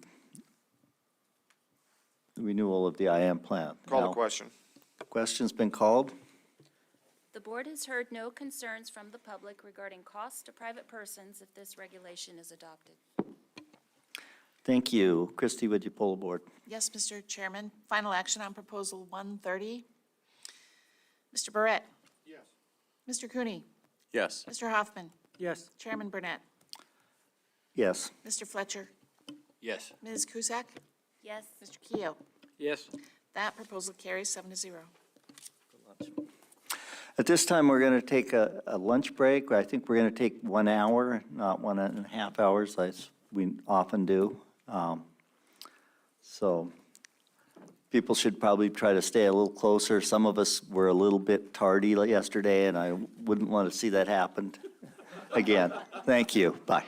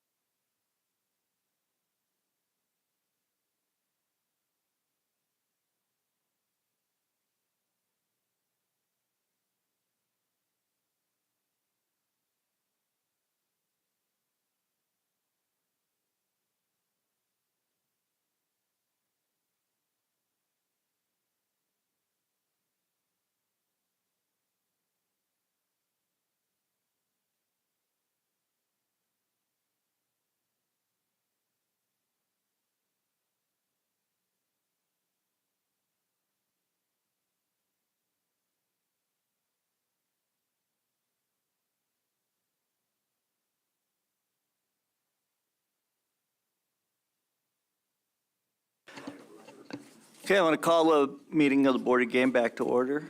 It's approximately 1:02 PM. And go ahead, Stosh. Mr. Chair, I move to adopt proposal 131, reauthorize the antlerless moose season on Callaghan Island in Unit 15B, Bravo. Second. Proposal's been moved and seconded. Department. Thank you. Proposal 131 is a department proposal with an effect which would reauthorize the antlerless moose season and the antlerless portion and hunt RM 572, the registration Callaghan Island moose hunt in subunit 15B. The department submitted and supports this proposal. This hunt helps to control the moose population on Callaghan Island to keep it within sustainable limits and provides additional harvest opportunity. For reference here, Callaghan Island is highlighted in red. This is a 25 square mile in the Cook Inlet south of the Forelands. Following an initial general season and drawing hunt in 1999, the board established a registration hunt for Callaghan Island in 1999. Between 2011 and 2021, an average of 122 annual permits were utilized with an average annual success rate of 32%. This island, to our knowledge, does not have known predators of moose. This is by and large a resident opportunity which is utilized. The figure on the screen displays the number of moose harvested, which corresponds to the left y-axis, broken down by male and female, and then the number of hunters as the blue squares connected by the blue line. Here, like in many places on the Kenai, effort and success and number of moose harvested appear highly correlated. Aerial transects are flown on the island during winter, in which the minimum counts are estimated. And the figure on the screen, the x-axis is the month and year that a survey was flown and the number of moose detected. It should be noted that due to dense vegetation, the island is difficult to survey. However, between harvest and the survey data, the department has no biological concern relative to continued moose harvest on this peninsula, on this island. In summary, Proposal 131 is a department proposal with an effect of reauthorizing the antlerless moose season in the antlerless portion of RM 572 on Callaghan Island in subunit 15B. The department recommends supporting this proposal, which it submitted to maintain sustainable opportunity and harvest. And as this is an antlerless harvest, I've included the AC votes at the bottom of the screen. Thank you. Thank you. Board discussion. Lynn? Thank you, Mr. Chair. I intend to support the proposal. I think we got a good moose population that provides additional opportunity, and the system the department's got going over there right now seems to be working.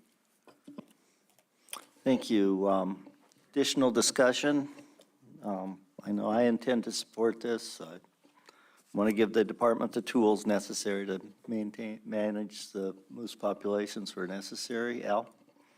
Yeah, thank you, Mr. Chairman. I concur with both the statements that were made. Thank you. Any additional discussion? Call the question.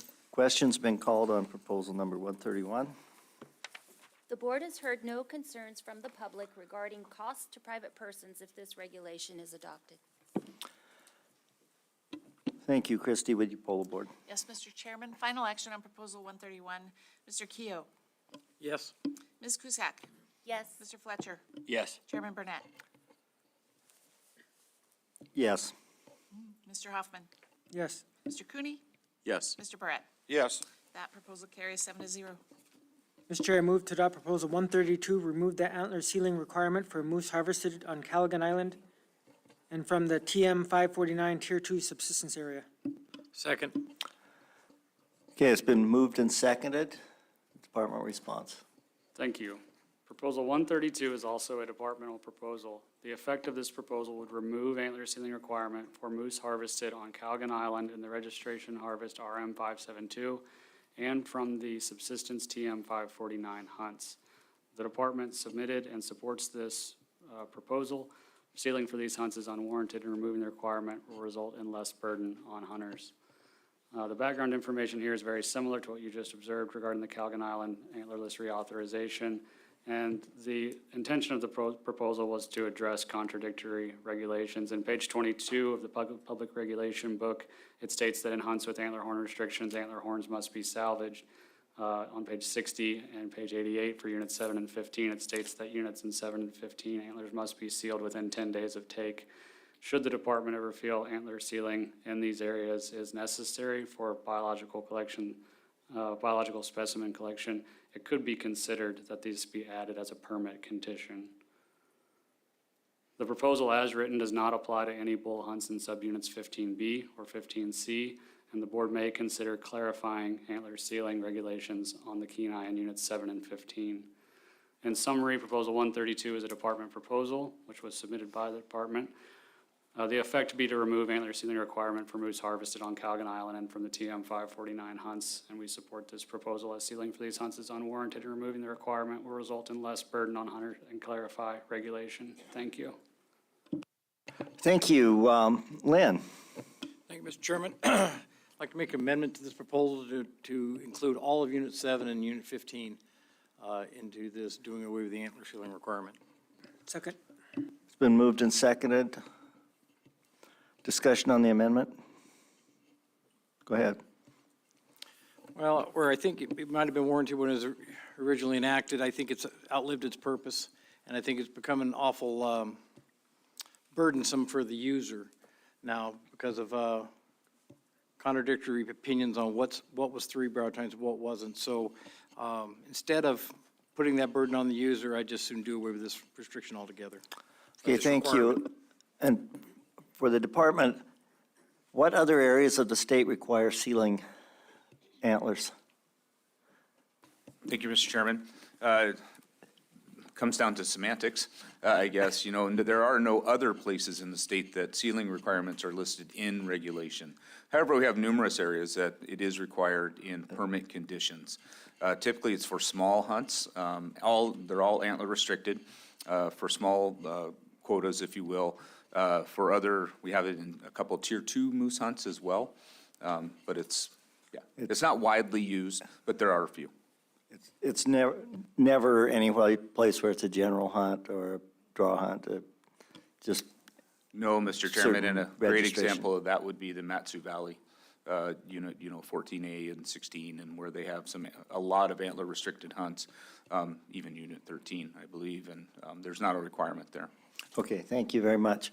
Al? Yeah, thank you, Mr. Chairman. I guess my question would be to Nick is, what kind of data had you been collecting, and has it been useful for anything? Thank you. Excuse me, through the chair.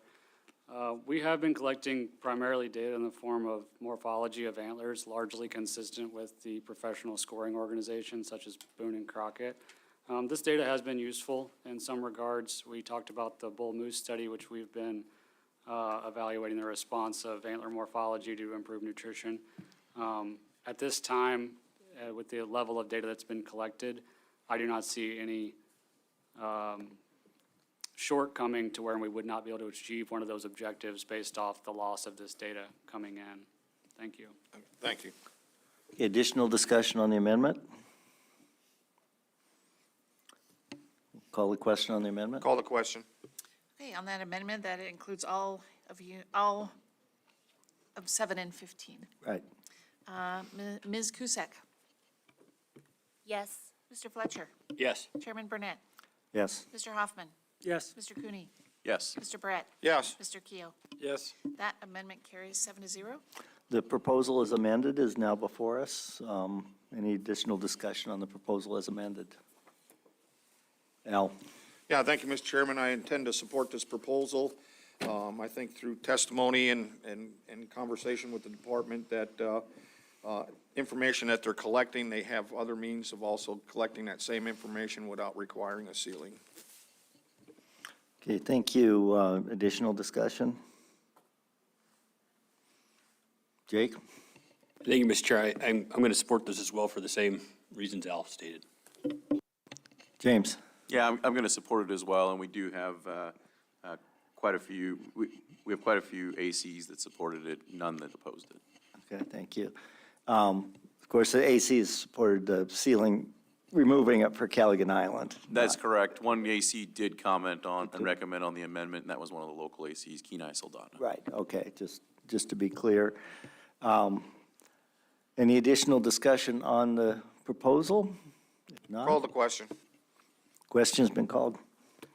The board has heard no concerns from the public regarding costs to private persons if this regulation is adopted.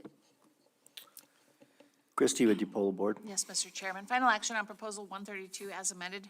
Mr. Fletcher? Yes. Mr. Hoffman? Yes. Mr. Cooney? Yes. Mr. Barrett? Yes. Mr. Keo? Yes. Ms. Cusack? Yes. Chairman Burnett? Yes. That proposal carries as amended, 7-0. Mr. Chair, I move to adopt Proposal 133, prohibit the taking of black bear from boats in Units 15C. Charlie. Second. Been moved and seconded, department response.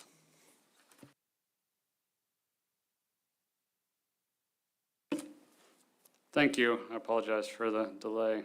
Proposal 133 is from the Homer Fish and Game Advisory Committee. The effect of the proposal will be to prohibit the taking of black bear from boats in subunit 15C. The department is neutral in this proposal as there is no biological concern. Black bear harvest levels appear sustainable and current regulations are presumed to provide a reasonable opportunity for subsistence. Therefore, should the board adopt this proposal, the record should show that the board has decided that the new regulation continues to provide reasonable opportunity. To orient the board, 15C is the area highlighted in red. Currently on the Kenai, there is no current closed season on black bear hunting in units 7 and 15. There's a bag limit of 3 bears, not the grocery store, excepting areas south of Bradley River, Bradley Lake, and Kachemak Creek in subunit 15C, and south of the city limits of Seward in unit 7, where non-residents have a bag limit of 1 bear in both of these areas, respectively. Black bear harvest on the Kenai is largely comprised of resident harvest. The figure on the screen shows black bear harvest in subunit 15C, with the harvest denoted by the bar chart corresponding to the left y-axis, and the percent females in that harvest corresponding to the right axis and the line. Percent female take on the Kenai has wavered in between 15, 18, 19%, and about 30% on the upper end. The following methods and means of taking big game are prohibited in addition to prohibitions in 5 AAC 92.080 from a boat in units 1 through 5. However, a person with a physical disability as defined in AS 1605-940 may hunt from a boat under authority of a permit issued by the department. Further, shooting a black bear from a boat in unit 6D is restricted. The same permit authority exists therein. There is a positive C&T for black bears in subunit 15C outside of the Anchorage-Matsu Kenai non-subsistence area with an amount necessary for subsistence of 20 to 60 bears. The department does not require hunters to report whether game was taken from a boat. 67% of hunters taking black bear in subunit 15C during 2016 to 21 reported their means of transportation as a boat. A majority of the harvest in 15C does occur south of Kachemak Bay on the Kachemak Peninsula during spring and presumed to be close to shoreline. Again, the department would like to make it clear that any regulatory change would still meet reasonable opportunity. In summary, Proposal 133 was submitted by the Homer Fish and Game Advisory Committee with an effect of prohibiting the taking of black bear from boats in subunit 15C. I forgot to mention one thing. This proposal does not differentiate between marine and freshwater. The department is neutral on this proposal as there is no biological concern. Thank you. Thank you. Discussion, Ryan. Thank you, Mr. Chairman. Just prior to the deliberations, I wanted to remind the board that you took action on Proposal 56, and that was not adopted and continues to prohibit the taking of big game, all species in Unit 7 and 15 from a boat.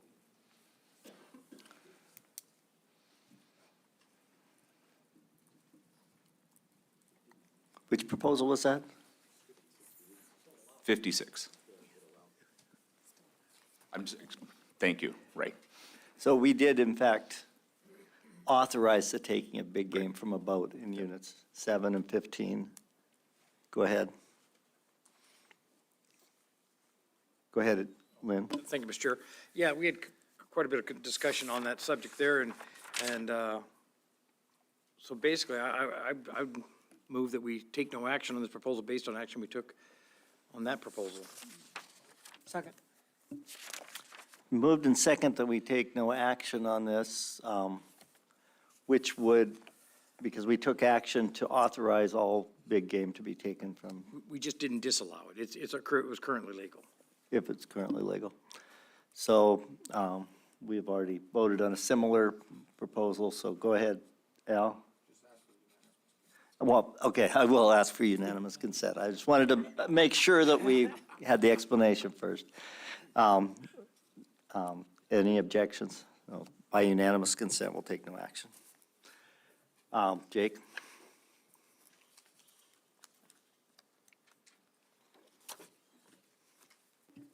Okay, Mr. Chair, I move to adopt Proposal 134, extend the brown bear season in Units 7 and 15. Second. Been moved and seconded, Department? Thank you. Proposal 134 is a public proposal with an effect of extending the brown bear hunting season, the registration RB 300 permit in Units 7 and 15 to August 10th through June 30th. To orient the board, there are 5 proposals coming which alter the season dates of the RB 300 varying by unit and subunit with earlier fall and later spring closure dates.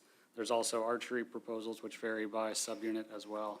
If at any point the board would like me to, that they've heard enough background information, please just let me know. The department is neutral on this proposal as bear mortality is managed by mortality caps. To orient the board, a map of the Kenai with the areas in question. Current season dates of the RB 300 are from September 1 to May 31 with a 1 bear bag limit in Units 7 and 15. The bear bait season for both black and brown bears occurs from April 15th to June 30th. The proposed season here would occur from August 10 to June 30. Regulations regarding brown bear hunting have changed dramatically in Units 7 and 15. The species was first designated as a game species in 1902, and harvest was managed via a general season with varying dates and bag limits of 1 bear, additionally reduced to 1 bear every 4 regulatory year in 1990. In 1997, the general season was eliminated and registration permits were established. In the following year, the state of Alaska designated Kenai brown bears as a population of special concern. From 1999 to 2012, there were a combination of registration and draw permits managed by mortality cap. And in 2013, the mortality cap of 70 human-caused mortalities, 17 of which could be adult females, was established. In 2014, harvest over bait was allowed. In 2015, the mortality cap was adjusted to a range of 8 to 12 adult females or 50 to 60 total human-caused bear mortalities on a 3-year running average by calendar year. The figure on the screen displays the human-caused brown bear mortality in Units 7 and 15, broken down between harvest and non-harvest for calendar years 2013 to 22. And while it is not normal to include recent regulatory year data at a Board of Game meeting with the recent emergency order closure, we felt it pertinent to give the board this information.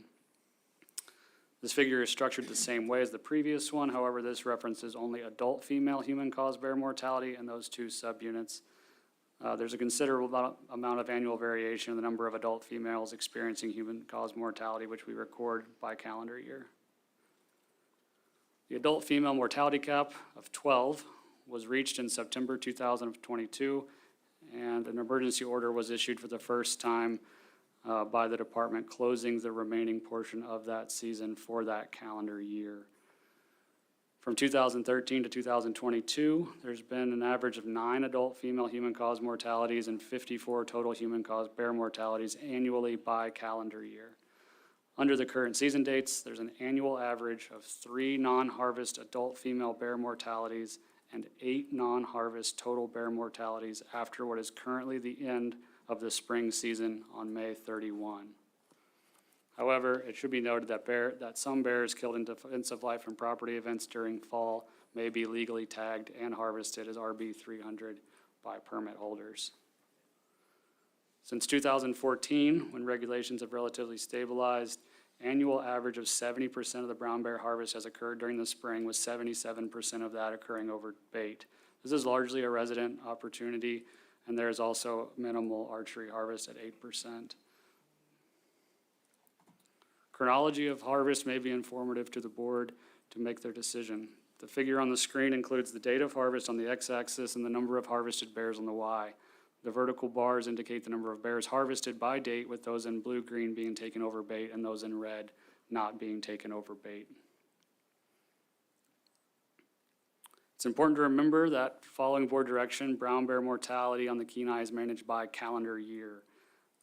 Due to the large geographic range of bears, which commonly span multiple units and/or subunits, the department recommends maintaining consistent seasons and bag limits throughout the Kenai.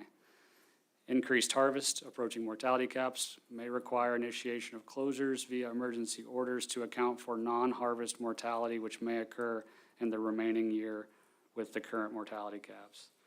Emergency orders could be potentially limiting and subsequent hunting opportunity during that calendar year. Reaching or exceeding the annual mortality cap also reduces the amount of variation available in managing on a 3-year running average, wherein bear mortality could be inherently variable in itself.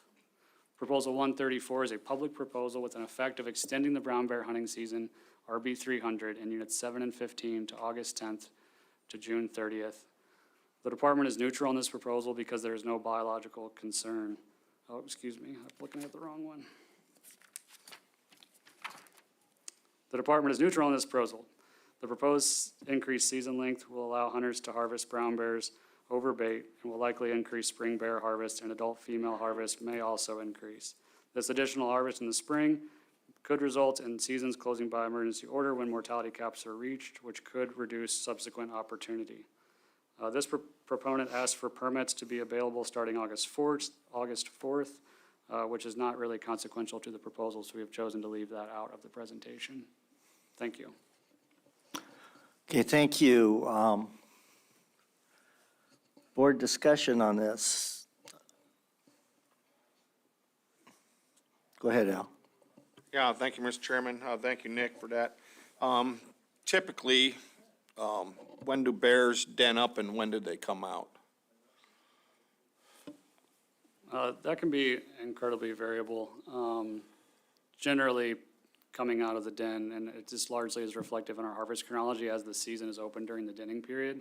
Probably not exiting the den until mid to late April into May at times, and then entering dens late October, November. But on an annual basis, with the snow variability and everything else on the Kenai, it's pretty hard to put a number on it, but thank you. Additional discussion. I was looking at the chart, and it looks like your primary harvest is in the spring or early part of the season and building up until June. So you would expect a great deal of harvest in June if this were to pass? Thank you. Based off the data that we see in chronology, I would be more surprised if harvest suddenly dropped off than if it continued on a similar trajectory with a bell curve, the way harvest generally does in seasons like that. Thank you. Okay, thank you, Al. Okay, additional discussion from board members? The other question I have for you, hunters in the fall, are they typically targeting bears, or they have a bear permit and they're maybe out moose hunting or whatever? Or they're people traveling to the controlled use area on their ATVs and choose to hunt bears? Thank you. That's an excellent question, and I had the pleasure of having my desk very near the front counter, so I got to hear this firsthand pretty frequently. It's very common, at least in the Kenai office, and it's supported by our numbers as well, that RB 300 permits may be picked up for opportunistic harvest. We give out about 1,000 permits a year. It's difficult to determine how many of those people hunted, because if you're moose hunting without an intention of killing a brown bear, when you go to turn in your RB 300, do you want to say you were also brown bear hunting? Because if you would have saw one, you would have done something about it. But so it's really hard to tease that apart. But I think a lot of people are picking up that tag in their pocket. Yes, sir. Okay, thank you, James. Hey, so along those lines then, one of the concerns the proposer had stated was that they'd like the extra opportunity to hunt those brown bears during the sheep season, which I believe starts on the same date that they're recommending, August 10th. any word from the folks coming into your office that are sheep hunters asking for the same thing? Are you hearing a lot, or is it just more of a kind of minimal comments? Thank you. We don't have a large volume of sheep hunters on the Kenai. However, as I heard someone say, these bears do not perceive 3 dimensions. It's no big deal for them to walk up and over the mountain, and they're seen in the mountainous country, in the bench, and the high alpine tundra, and it'd be anecdotal for me to comment more than that, but thank you. Fair. Thank you. Al? Yeah, thank you, Mr. Chairman. Your fall harvest, would you guess that the average fall harvest is about 5, 6 bears?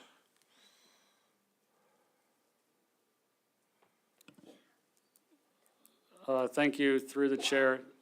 Yeah, this figure does represent harvest chronology, but it's important to remember that we're managing on total bear mortality.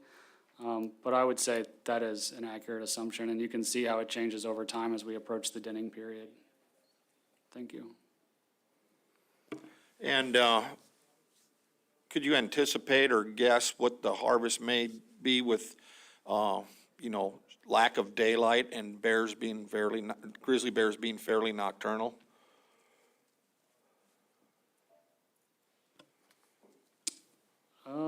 Thank you, through the chair. I'm not sure I have the ability to predict the effect of that, to be honest. I appreciate the question. Take care.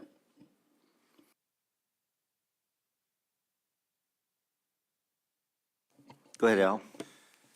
And I can only speak, anecdotally, talking to people that, in the interior that do have the opportunity to bait bears in the fall.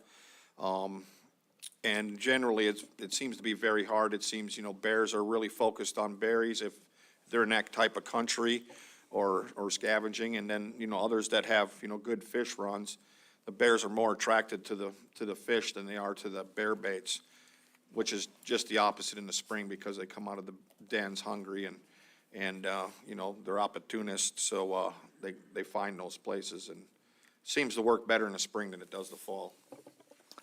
Yeah, go ahead, Lynn.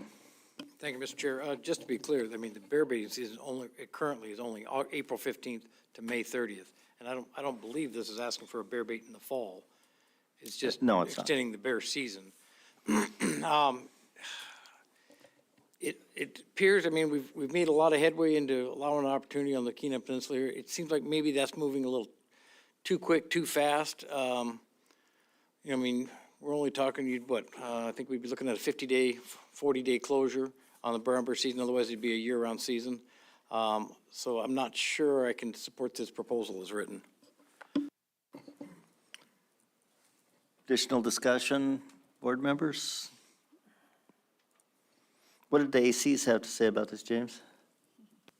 You had four ACs that supported it and 2 that opposed it, but it was really only 2 and 2 from the local ACs. Okay, so it's pretty much split, and go ahead, Stosh. Yeah, thank you. Questions Department, maybe I missed it.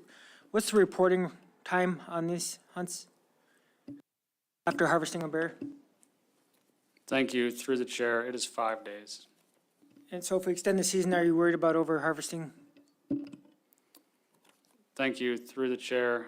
We do have the ability, working within the division, to change the reporting period on that hunt, on that registration hunt.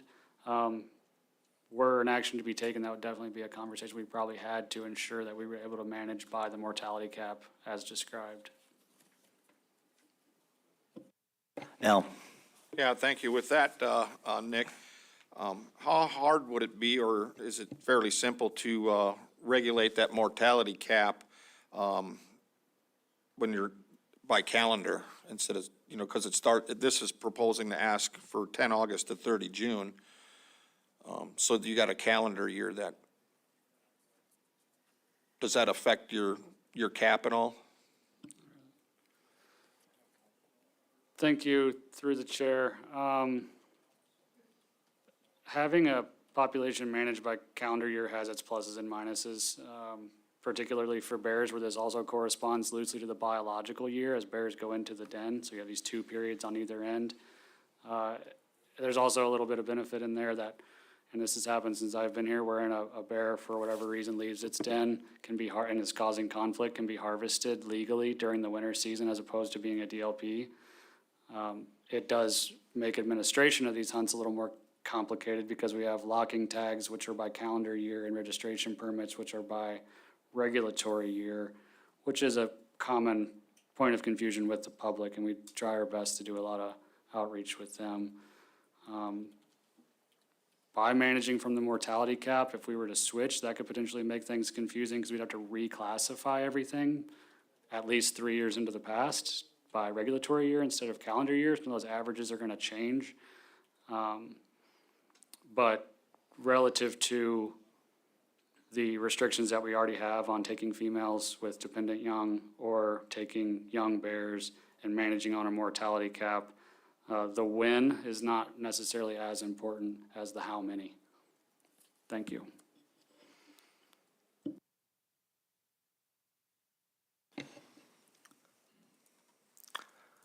Yeah, so I'm still pondering this one because we're not changing opportunity for hunters. We're not adding any additional opportunity by lengthening the season. We're simply changing the time of that opportunity. Go ahead, Stash. Yeah, Mr. Chair, I can support this proposal.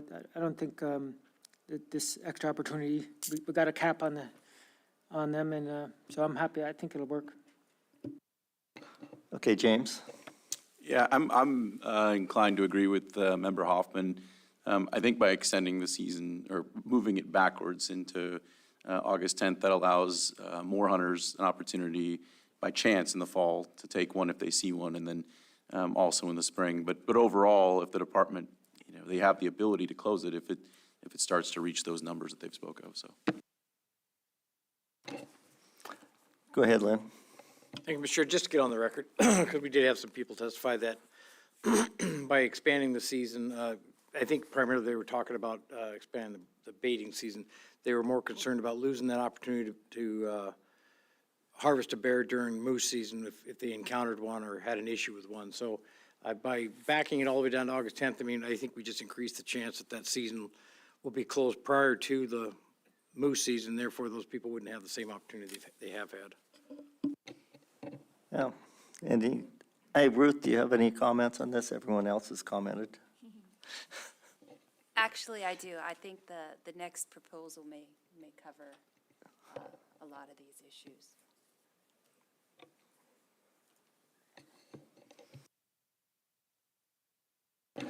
That said, Al? Yeah, just one last question. What are the salvage requirements on grizzly bears in this proposal, 15C, or 7 and 15? Thank you. Through the chair, Hyde and Skull.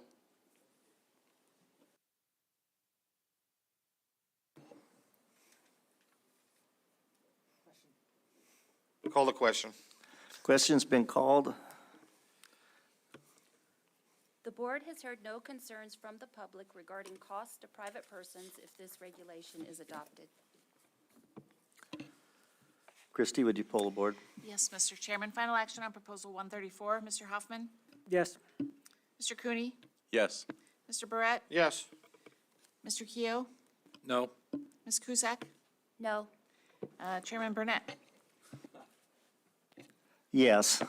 That proposal carries by a vote of 4-2 with Member Fletcher recused. Okay, if I could ask the department to advise us on how each of the following proposals fit with this one. It may be possible to dispose of a number of proposals quickly. Thank you. We're going to need just one minute. Okay.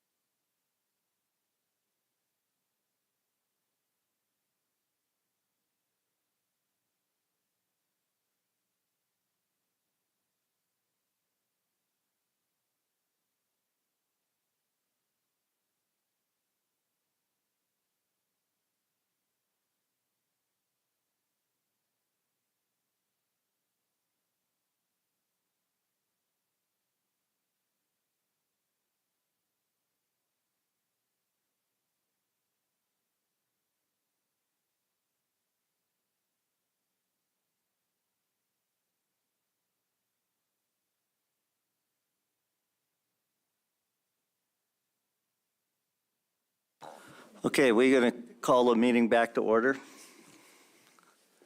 Go ahead. Department. Thank you. Proposals 135 through 139 are in at least some way covered by the action that was just taken. We can do something similar to what we did on the last ones, where I give you the quick slide and the potential effect, and then the board can decide if they would like to take an action on those Okay. moving forward. That will work. Go ahead, Stash. Mr. Chair, I move to adopt proposal 135, extend the brown bear season units 15 from May 31 to June 30th to align with the black bear baiting season. Second. Proposal's been moved and seconded. Go ahead. Thank you. Proposal 135 is a public proposal which would extend the brown bear hunting season RB 300 in units 15 to September 1 through June 30. The department would be neutral in this proposal as bear mortality is managed by mortality caps. The effect of this proposal is not possible with action taken on the previously. Yeah, this one is entirely covered by the previous proposal, as I understand it. Yes, the action that was taken was specific to units 7 and 15. This proposal is specific to unit 15. Yeah, go ahead. Mr. Chair, I move to take no action on proposal 135 due to the action taken on 134. Second. Moved and seconded to take no action by unanimous consent. Mr. Chair, I move to adopt proposal 136, extend the season for the brown bear registration hunts in unit 7 and 15 to June 15th. Second. Been moved and seconded. Go ahead. Proposal 136 is a public proposal. The effect of this proposal would be to extend the brown bear hunting season RB 300 in units 7 and 15 to September 1 to June 15. That period is contained entirely within the action taken previously. The department does not have a position on this because there will be no effect. Thank you. Mr. Chair, I move to take no action on proposal 136 due to the action taken on 134. Go ahead. Thank you, Mr. Chair. So my understanding of 136 was it was to extend the brown bear baiting season to June 15th. It's registration hunts. Well, would you second his, Second. okay, it's been moved and seconded to explain, the other one wasn't to extend the brown bear baiting season, but to extend the brown bear season to match the baiting season, and that's one we took no action on because we'd already extended the season beyond that. Okay, Right, but I mean, 135 would extend the brown bear hunting season, but we had already covered that one with the Right. previous one. 136 is extend the brown bear baiting season from May 31st to June 15th.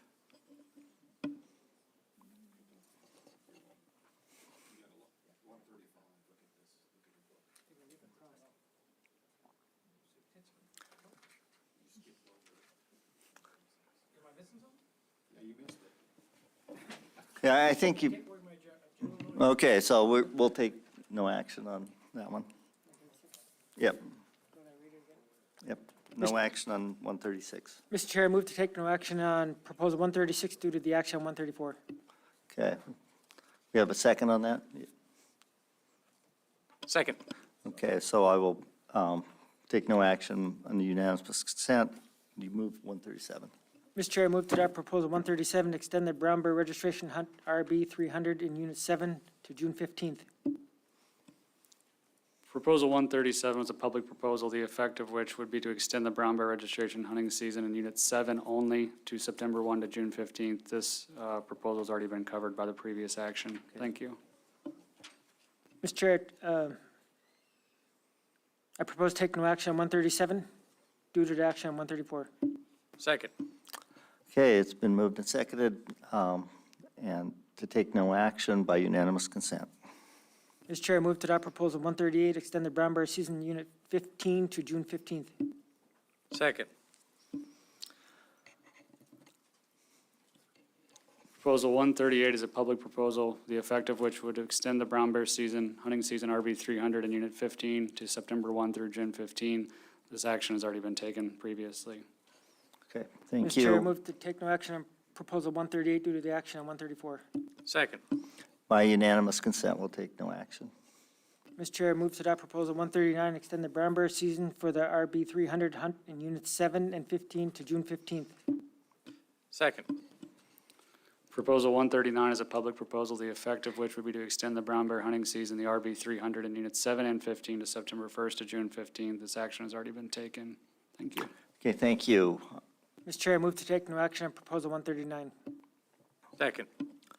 Okay, we'll take no action by unanimous consent on 139. Mr. Chair, I move to adopt proposal 140, extend the season for brown bear under RB 300, open for take by bow and arrow in units 7 and 15. Second. Proposal 140 is a public proposal, the effect of which would extend the brown bear registration hunting season RB 300 in units 7 and 15 to include a late archery season during June 1 to June 30. This action has already been taken in some form by the previous, however, this does include a methods and means change, so we thought the board may want to comment or at least address it.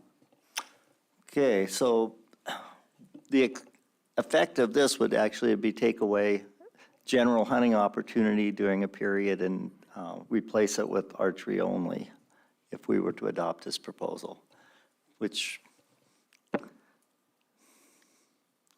board comments?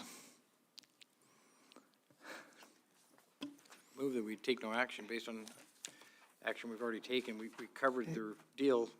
Nope, never mind. Al has a different opinion here. Al, did you want to just restrict this to archery only? Excuse me? I said, did you want to restrict this hunting to archery only? No, I didn't. I'm opposed to it, because it does, lessen the season that we just already passed, so they're still able to use an archery equipment in that hunt. I think we could call the question. Call the question. Question's been called. The board has heard no concerns from the public regarding costs to private persons if this regulation is adopted. Thank you. Christie, would you pull the board? It's on 140. Yes, Mr. Chairman, final action on proposal 140. Mr. Cootie? No. Mr. Barrett? No? Mr. Keo? No. Ms. Kuzak? No. And we have Mr. Fletcher back at the table. Mr. Fletcher? Can I abstain? You know, thinking about this, I might have some sort of conflict. I'm going to abstain. You did not participate in discussions, so that's fine. Chairman Burnett? No. And Mr. Hoffman? No. That proposal fails by a vote of 0 yeas, 6 nays, and 1 abstention. Mr. Chair, I move to adopt proposal 141, lengthen the bear baiting season in unit 7. Second. Been moved and seconded, Department? Thank you. Proposal 141 is a public proposal, the effect of which would lengthen bear baiting season in Unit 7 to April 1 through June 30. The department is neutral due to a lack of biological concern. To orient the board, here is a map of the area.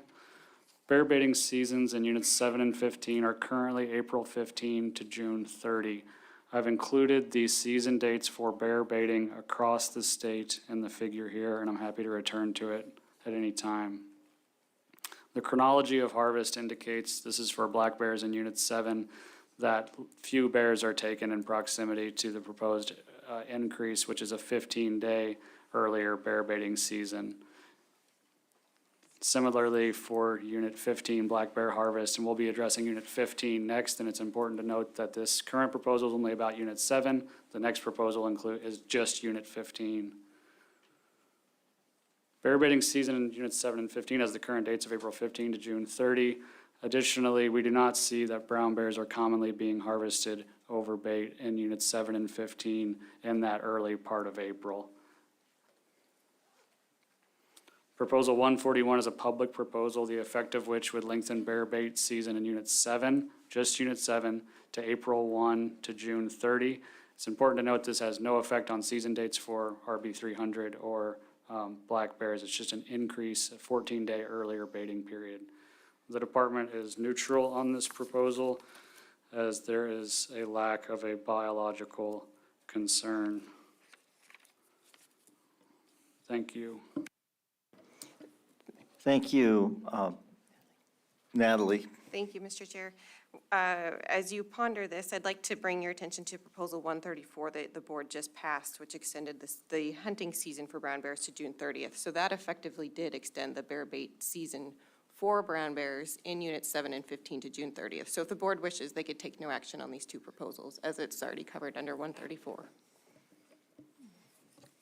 Mr. Chair, move to take no action on Proposal 141 and 142 due to the action taken previously. Second. Okay, by unanimous consent, we'll take no action on proposals 141 and 142 due to our action on proposal 132. Mr. Chair, 141 and 142, due to our action, earlier action. Go ahead. Mr. Chair, move to adopt Proposal 143, restrict bear bait stations within a half mile of certain structures in Unit 15. Second. Been moved and seconded, Department. Thank you. Proposal 143 is a public proposal, the effect of which is to change the bear baiting restriction from 1 mile to a half mile from a structure in Unit 15. The department is opposed to making changes to a statewide regulation for one unit alone and neutral regarding the method of taking bears with the use of bait and generally supports increased opportunity. A map to orient the board, which you have seen many times today. Current state regulations regarding black bear baiting state, a person may not use bait or scent lures within 1 mile of a house and other permanent dwelling, except that bait may be used within 1 mile of a cabin if the cabin is on the opposite side of a major river system as identified by the department in a permit from the bear baiting station, business, or school, or within 1 mile of a developed campground or developed recreational facility. Proposal 143 is a public proposal, the effect of which would change the bear baiting restriction from 1 mile to a half mile from a structure in Unit 15 alone. And the department is opposed to making a change to a statewide regulation for one unit alone, is neutral regarding the method of taking bears with the use of bait, neutral on the definition, and generally supports increased opportunity. Thank you. Thank you. Board comments. Al, and then Stosh. Yeah, thank you, Mr. Chairman. I'm not going to be in support of this. One, it is, generally considered a statewide regulation, and two, I think there's some, when it comes to houses, schools, and businesses, I have a real issue with being within a half mile and having a bear bait operation set up. Thank you. Stosh. Yeah, thank you, Mr. Chair. I agree with Member Brett, but a question to the department. Do we have any others that have this down to a half a mile? Anywhere else in the state?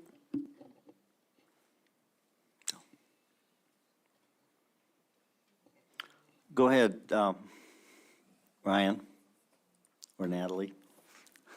Thank you, Mr. Chairman. Through the chair, Member Hoffman, I am not necessarily aware of specific bait stations, but if, on page 27 of the handy dandy, there are specific river systems that are listed that give you that, you can be within a half mile. Yeah, when you're rather than across a the mile. river. Right, when you're across the river. Right, but not on the same side of the river.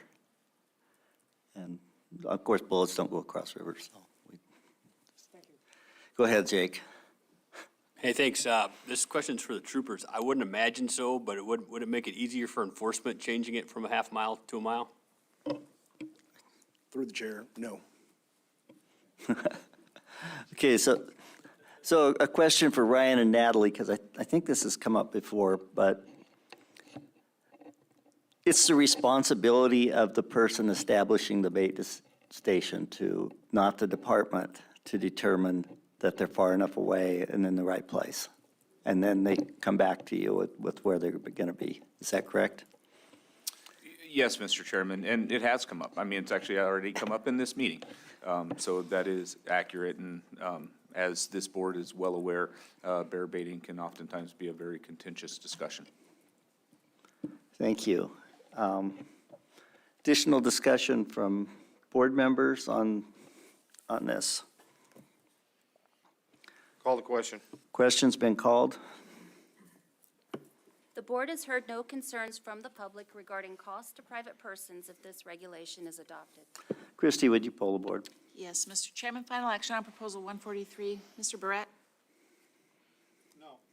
Mr. Keough? No. Ms. Cusack? No. Mr. Fletcher? No. Chairman Burnett?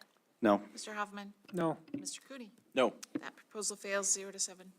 Mr. Chair, I move to adopt proposal 144, define developed recreational facility and the permanent dwelling for bear baiting in units 15 and 7. Second. This has been moved and seconded. Department?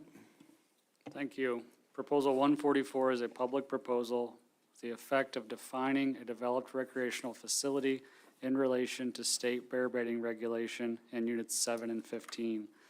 The department recommendation is to be opposed to making changes to a statewide regulation for one unit alone, is neutral regarding the definition and the method of taking bears with the use of bait, and generally supports increased opportunity. The map to orient the board. Current state regulations regarding black bear baiting sites, that should say, is that a person may not use bait or scent lures within the definition that was previously read to the board in the last proposal. The proposal does provide definitions for a developed recreational facility as a state-maintained multi-use area that provides services for shooting, launching of watercraft, or camping that also includes signage and buildings that are regularly maintained for the purpose of recreation. The proposal also offers a definition for permanent dwelling as a structure permanently fixed in place and legally owned by the public or a private individual and occupied for a minimum of 30 days per year. Proposal 144 is a public proposal, the effect of which would define a developed recreational facility in relation to state bear baiting regulation in units 7 and 15. And the department is opposed to making changes to statewide regulation for one unit alone, neutral regarding the definition and method of taking bears with the use of bait, and generally supports increased opportunity. Thank you. Thank you, Natalie. Is there a current definition in the statewide regulation? Through the chair, for a developed recreational facility and permanent dwelling? Yes. No. Okay. So this may be a legitimate thing to look at a statewide meeting.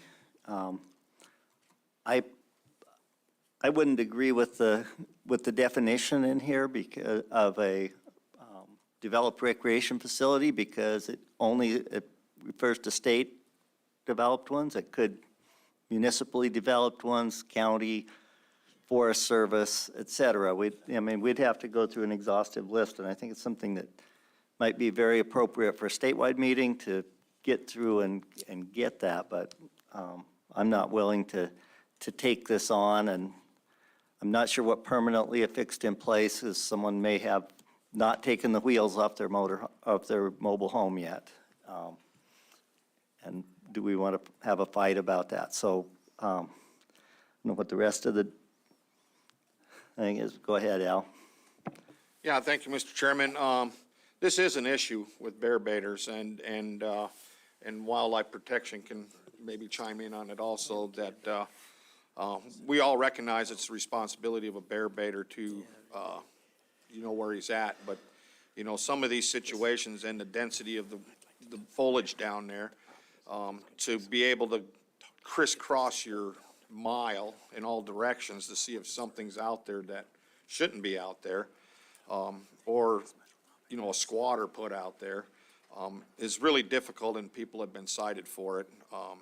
I would recommend, if the board would agree, that we move this proposal to the next statewide meeting, and in the meantime try to draft up some language that we could address at a statewide meeting. Second. I agree with that. Go ahead, Lynn. I had my mic on. Thank you, Mr. Chair. Yeah, I definitely agree this is a statewide deal. It kind of bothers me that we're going to kick the can down the road for another 3 years until we take up statewide issues again. But because this is a huge issue for the users, and they're being penalized for what I consider kind of some ridiculous deals. But anyways, I can support what Member Burrett said. Okay, Al? Yeah, I'll address that. Yeah, it does seem like it'll be a long time, but if we did something for just this area and unit, it disenfranchises the other 20-some units in the state. Okay, James, you have a comment? No, I agree with Member Brett that I think this is probably better suited at a statewide meeting. Okay. Go ahead, Commissioner. Yeah, I agree. I think this does need to be addressed at some point in time, but I would like to hear from the ACs across the state rather than trying to take it up piecemeal across the state. So I think having it at a statewide meeting, giving the ACs an opportunity to weigh in would be helpful. Okay, thank you. And Cheryl, are you aware of anywhere else in state law where these things are defined? Mr. Chair, not off the top of my head. I know that DNR has some definitions, but where those definitions do apply, they're limited to for purposes of this title, so they don't apply outside of those particular statutes. But they could be looked to for guidance if the board wants to adopt Right. something for these purposes. Thank you. So we have a motion to defer this to the next statewide meeting. And Call the question. call the question on that. Christie, could you poll the board on the deferral motion? Sure, on that motion to defer Proposal 144 to the next statewide regulations meeting. Mr. Fletcher? Yes. Chairman Burnett? Yes. Mr. Hoffman? Yes. Mr. Cooney? Yes. Mr. Barrett? Yes. Mr. Keough? Yes.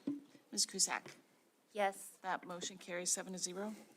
Mr. Chair, I move to adopt Proposal 145, close areas to hunting and trapping within a quarter mile of parts of the Sterling Highway in Units 7 and 15. Second. Okay, we have been moved and seconded. Department.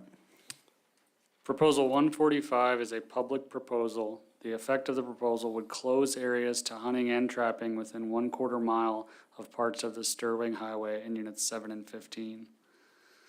The department is neutral as this proposal is primary allocative and opposed to unnecessarily restricting the opportunity to take game.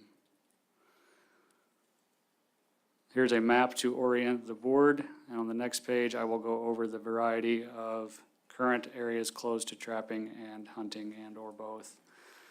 This proposal would make it illegal to trap or hunt within 1/4 mile of 5 wildlife structures, including those structures themselves that are part of the Sterling Highway Milepost 45 to 60 project.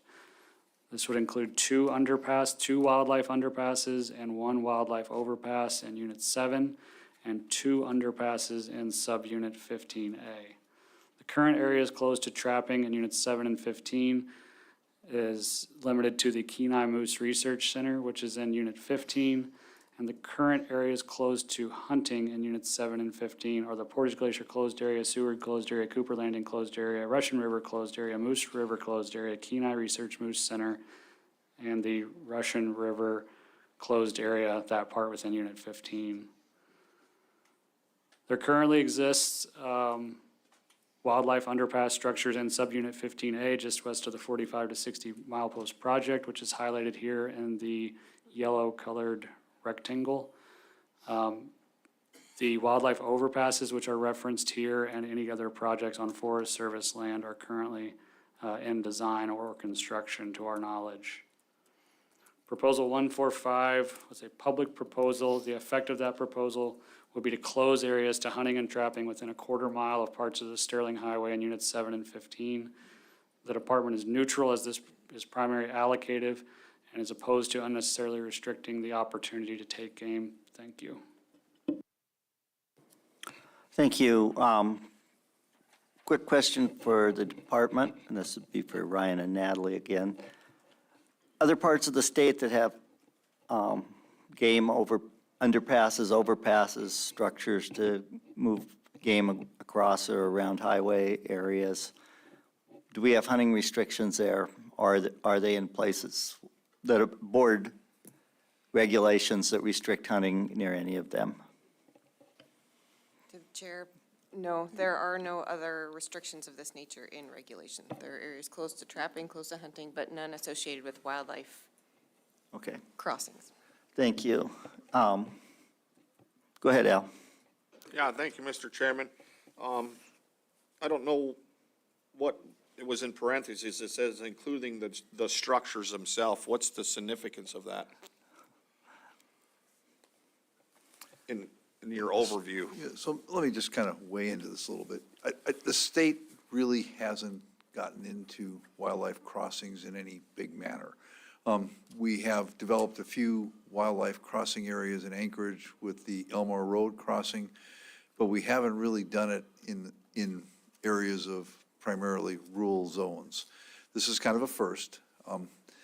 I think it's worthwhile having a debate and discussion about, as we provide these increasingly across our state, as we're improving our roads, how you would like to manage hunting as we funnel wildlife into these areas that are crossing these road structures. So, no, we don't have them in, like Ryan said, in any significant number. Right now, we don't have closures, but we really don't have many of these crossings per se right now developed to the state, but we are going to be moving more actively in this direction in the future. Go ahead, Stash. Yeah, Mr. Chair, so to me, this is pretty easy. We're creating a choke point for animals, which can cause a domino effect, if you will. Supposing we get caribou going through there or moose, and then the wolves come along, we're going to create an unnatural situation here where we could even have hunter conflicts, and this whole concept makes complete sense to me, that we have to have some type of buffer zone around these areas where we're causing animals to go through. Jake, you're being thoughtful over there. And Al still has his mic on, so I'm calling him. I guess I had a couple questions. So if you're within this quarter-mile buffer and you shoot game outside of that quarter-mile buffer, you're going to be hunting, right? However, if you're outside this quarter-mile buffer and you shoot game inside the quarter, how is that going to work? And then I had another question. You know, it says it's unlawful to shoot from or on or across the highway, but nothing about shooting underneath the highway, and we're making underpasses. I don't think most of us take quarter-mile shots, but some of us might take half of a quarter-mile shot. So this is not, like on the fishing side, you can't fish within 100 yards of a weir. Right. You know, so this is an unprecedented in how you're going to try to deal with now funneling wildlife through an area of a man-made structure in this case, so. Right.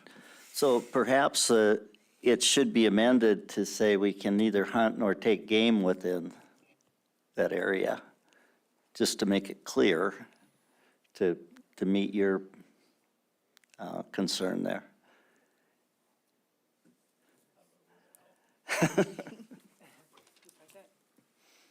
That's how you word it. I would like to echo Chairman Burnett's amendment there. Second. Okay. The amendment would make it unlawful to either hunt within the area or to take game which is in the area. So you can shoot into the area. If you're hunting outside the area and the game crosses into the crossing area within a quarter mile, you wouldn't be able to shoot. So you couldn't shoot something under the bridge from outside or whatever. That's the amendment. Discussion on the amendment? I think it's very reasonable, so go ahead. Yeah, I like the amendment. Yeah, you did. Any additional discussion on the amendment?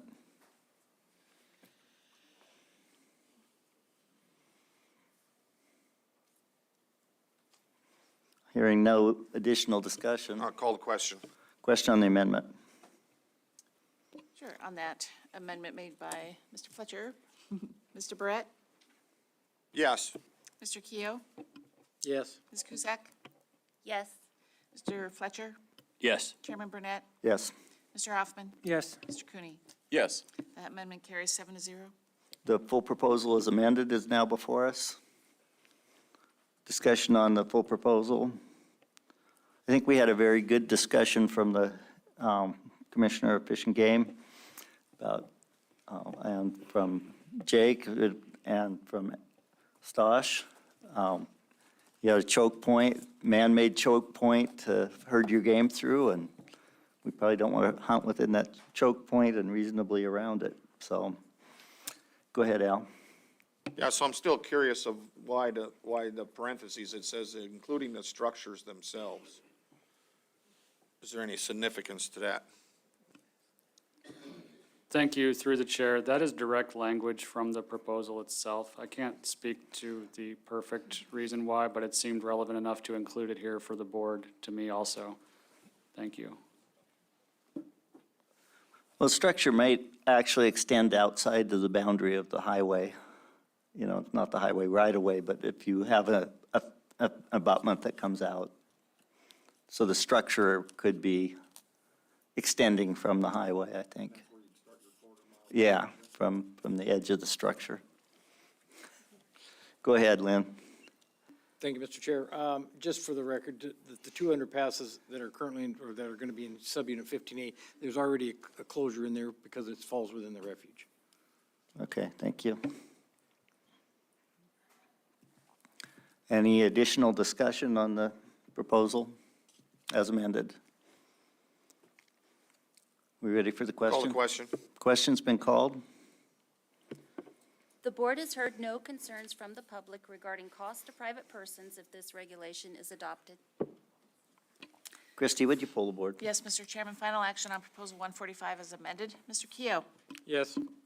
Ms. Cusack. Yes. Mr. Fletcher. Yes. Chairman Burnett. Yes. Mr. Hoffman. Yes. Mr. Cooney. Yes. Mr. Brett. Yes. That proposal carries 7-0. Okay, at this time, we're going to take a short break, maybe 10 to 15 minutes.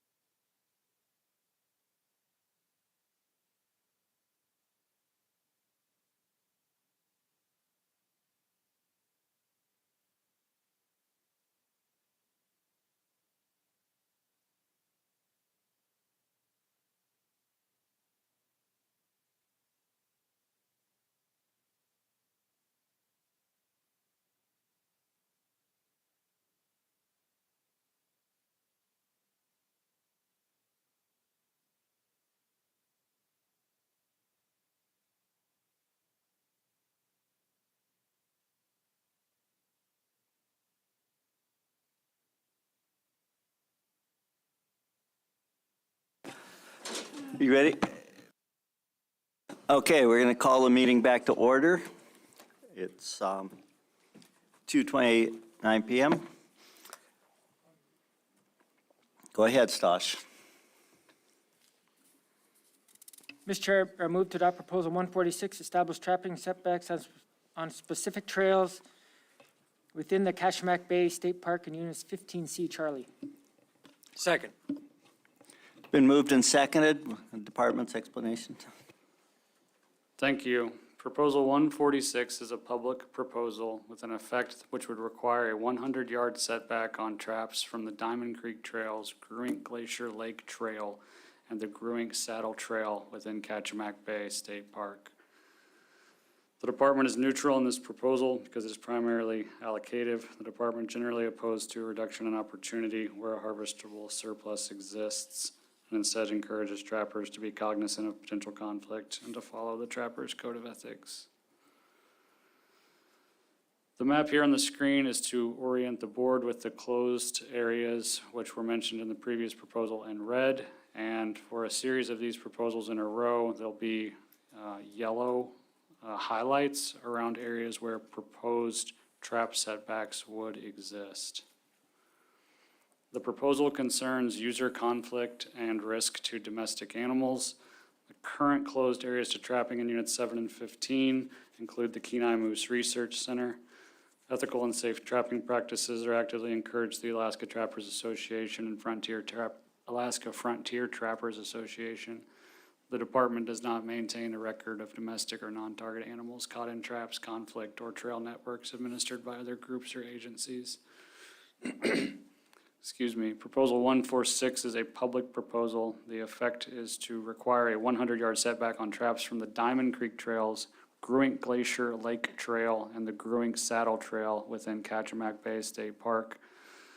The department is neutral in this proposal as it's primarily allocative and is generally opposed to restrictions on the opportunity to take game. Thank you.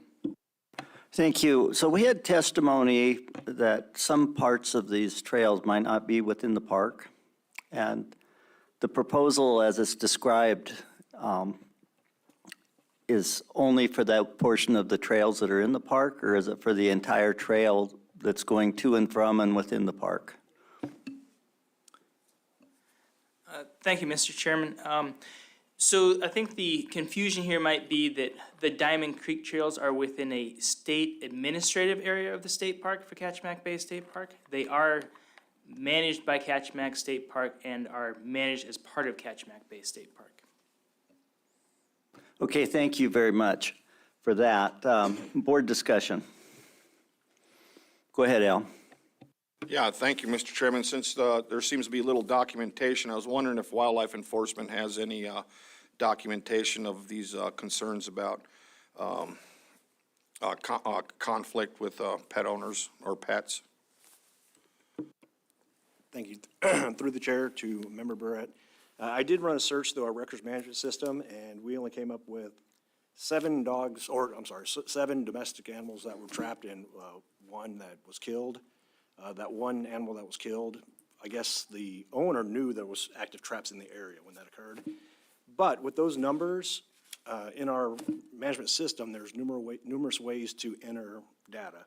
So we have domestically trapped cats, dogs, and then we have patrol requests, public assist. So I wasn't able to capture all the numbers, but just running the domestically trapped animals I got 7 in the last 5 years. Additional board discussion. I'll tell you, I'm inclined to support this proposal. It is brought to us by a state parks advisory committee. This is part of a state park, or an area administered as part of a state park, and having some type of restriction on trapping is something that perhaps is not a bad idea. The only thing that concerns me is that at this time, the department really doesn't know who's trapping where and whether it's federal subsistence trappers or state trappers trapping in any of these areas, although this being a state land, clearly it has to be under state regulations. But to the department, how would you feel about keeping track of where people are trapping? Go ahead, Ryan. Thank you, Mr. Chairman.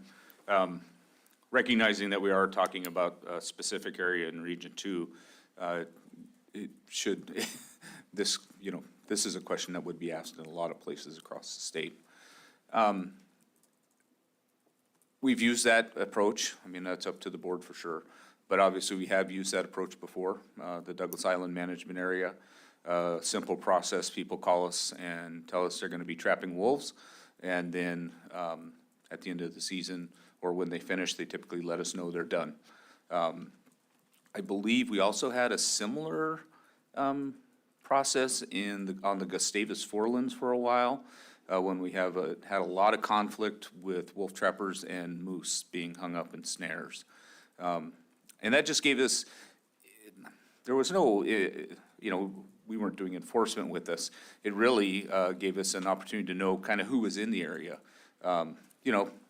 We generally have that information anywhere, or can get it, but it made it very clear. And, at times, trappers would call us and say, there's a problem there. And we'd be able to just figure it out and work through it, and so it's been done before. Thank you. Discussion on Proposal 146. Val. Yeah, thank you, Mr. Chairman. I think some of your questioning about, who's trapping in these areas or how many trappers are in these areas also can be accounted for through the sealing records of where fur was taken. But I'll be in opposition of this proposal. We have 5 ACs and 2 NGOs against it, and we only have 2 ACs and 2 NGOs in favor of it. I just don't see that without equal protection on both sides, or equal treating of each other equally on the trails, that only one user group's going to be punished if there's a violation. Thank you. Additional discussion, Ruth? Yes, I'd be in support of it. There's 3 pages of public comments, in support of it. It's 3 trails. It's not, a big deal. In the area that I go hiking, there is a 100-foot trap setback, and there's no issues, and I don't have a problem with it. Jake. Hey, thank you, Mr. Chair. This is slightly off the subject, but, we require hunter education now if you're born before, after a certain date.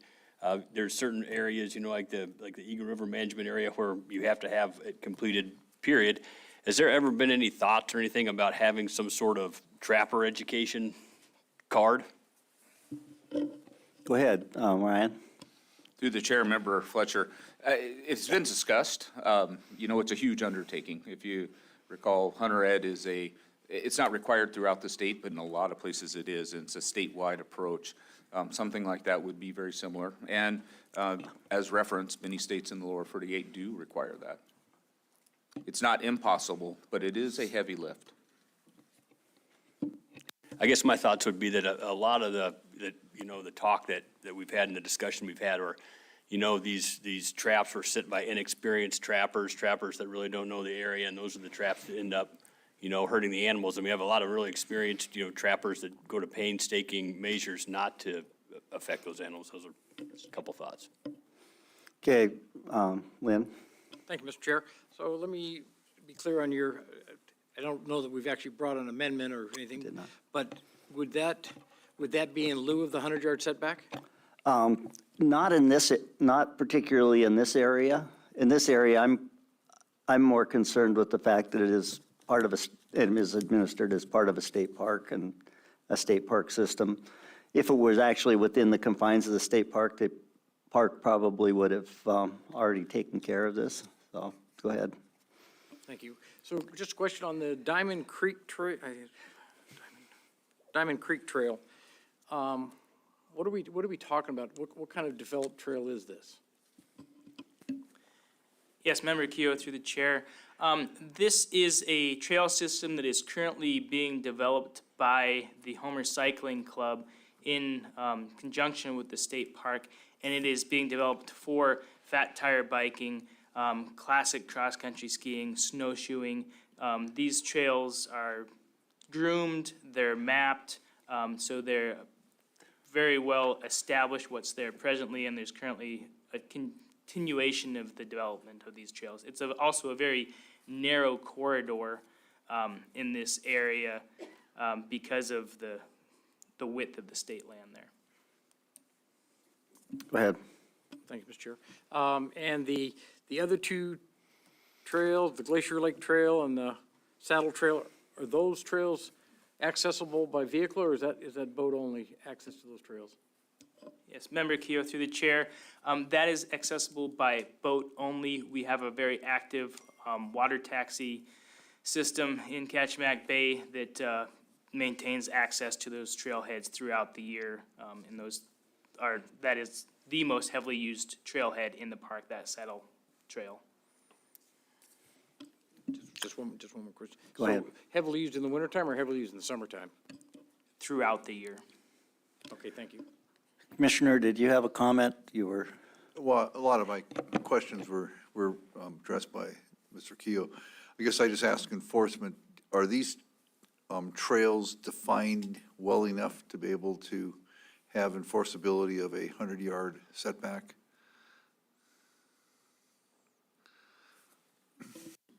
Through the chair to the commissioner, I can't answer the question with these specific trails.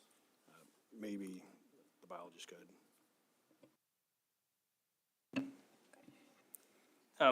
Through the chair, if you could restate the question, I only caught part of it there. So the question is, a lot of these are on state park land, and we have some pretty avid state park rangers.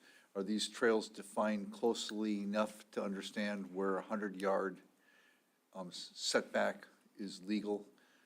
Are they defined trails, or are they kind of just bushwhack trails? I'm just trying to figure out whether a trapper would understand when they're 100 miles off these trails. I mean, 100 yards off these trails. Thank you, Commissioner, through the chair. Yes, these are very well-defined trails. Thank you. go ahead, Stosh. Yeah, thank you, Mr. Chair. I won't be in support of this. You know, this 100 yards setbacks, and trappers use lures. I mean, depending on the wind, you're going to attract animals from half a mile away. I mean, that's what they're made to do. So, you know, the best way to solve this is with education and signage, and these groups get together and figure out which areas have the, you know, start with the highest impact ones and work together, because this 100 yards can make it a mile. It probably won't make a difference. Al? Yeah, thank you, Mr. Chairman. Jason, you said that the Diamond Trail was within a narrow corridor. What's narrow? Through the chair, Member Brett, I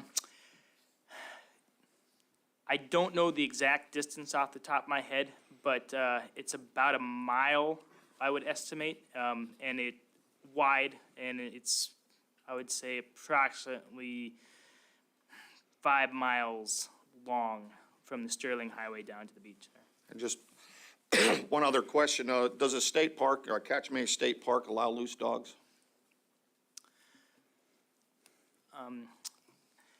Member Burnett, through the chair, I am not entirely familiar off the top of my head with the regulations for the state park.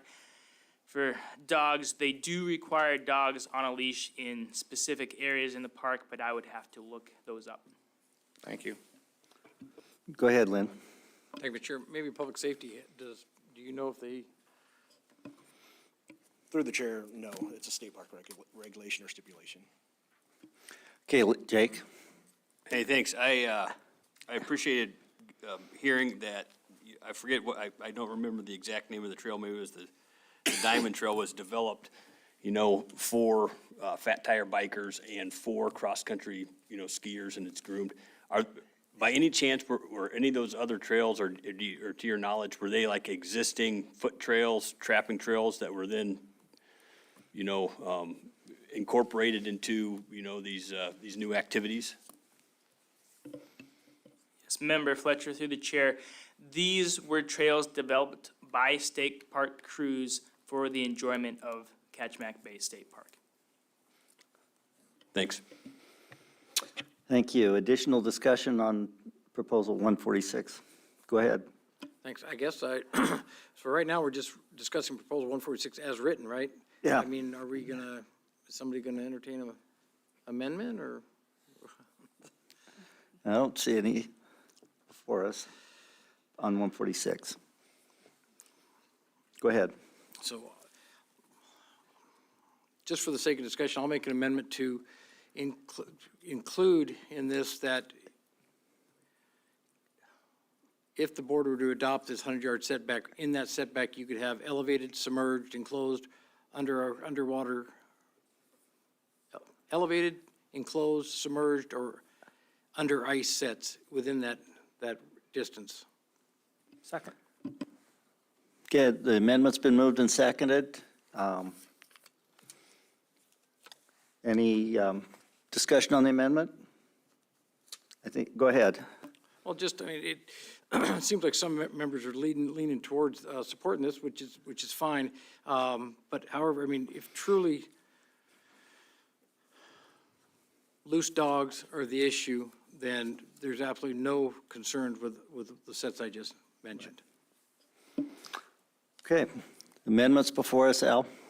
Yeah, thank you, Mr. Chairman. That amendment's very broad and very vague. You would have to have some more information than just elevated, submerged, or, I mean, I can elevate something 2 inches and call it elevated.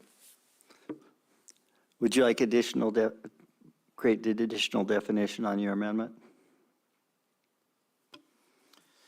Okay, so as far as the elevated portion goes, 3 feet above ground.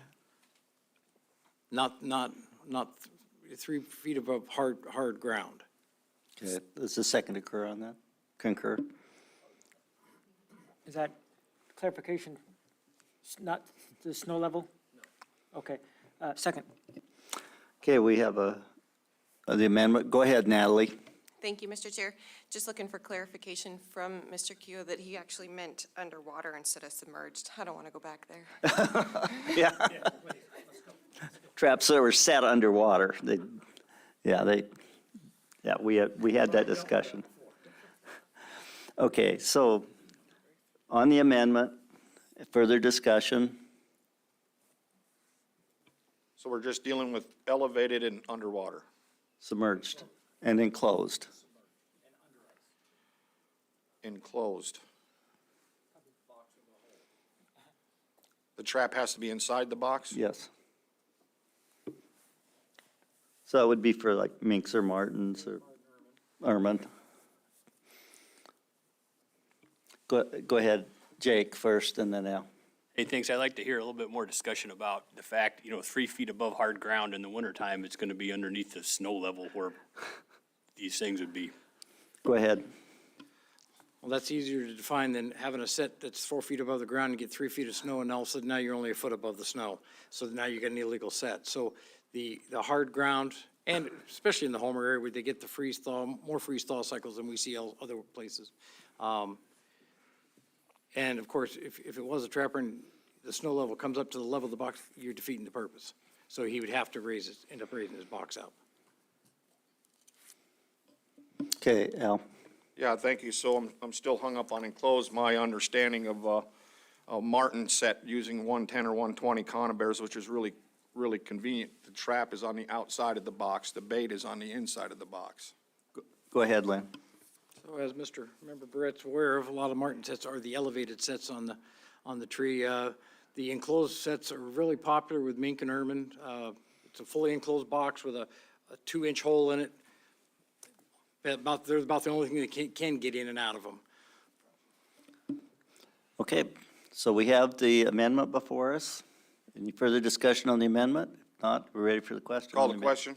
On the amendment. Oh, go ahead. Excuse me, before we, Now that's at the 100. microphone, please. Sorry, now that's at the 100, No, Yard within the point. 100 yards. within the 100 yard. Yeah. Okay. Go ahead, a question's been called. Okay, on that amendment, and I guess I should probably try to restate it to make sure it's all right, but jump in where I'm wrong. Okay, so allow within the 100, allow within the buffer, if that's 100 feet or 100. 100 yards. 100 yards, okay. Elevated traps 3 feet above the hard ground, underwater, enclosed, and under ice sets. So, Mr. Barrett, Yes.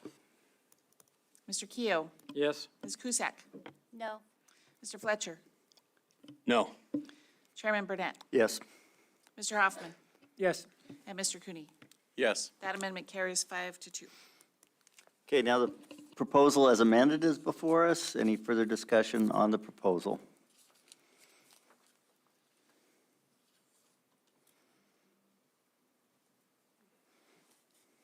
Go ahead, Jake. I guess my way of thinking on this is, when I'm working on like the Iditarod Trail, somebody, saying, hey, listen, you can't mush dogs here anymore. These folks have put a lot of work in to build these trails, to enjoy and exercise their animals. And, I'd have been inclined to support if Member Keough would have eliminated the elevated set. I think that might have been a true definition of a multi-use trail then, but I don't think I can, anyway, those are my thoughts.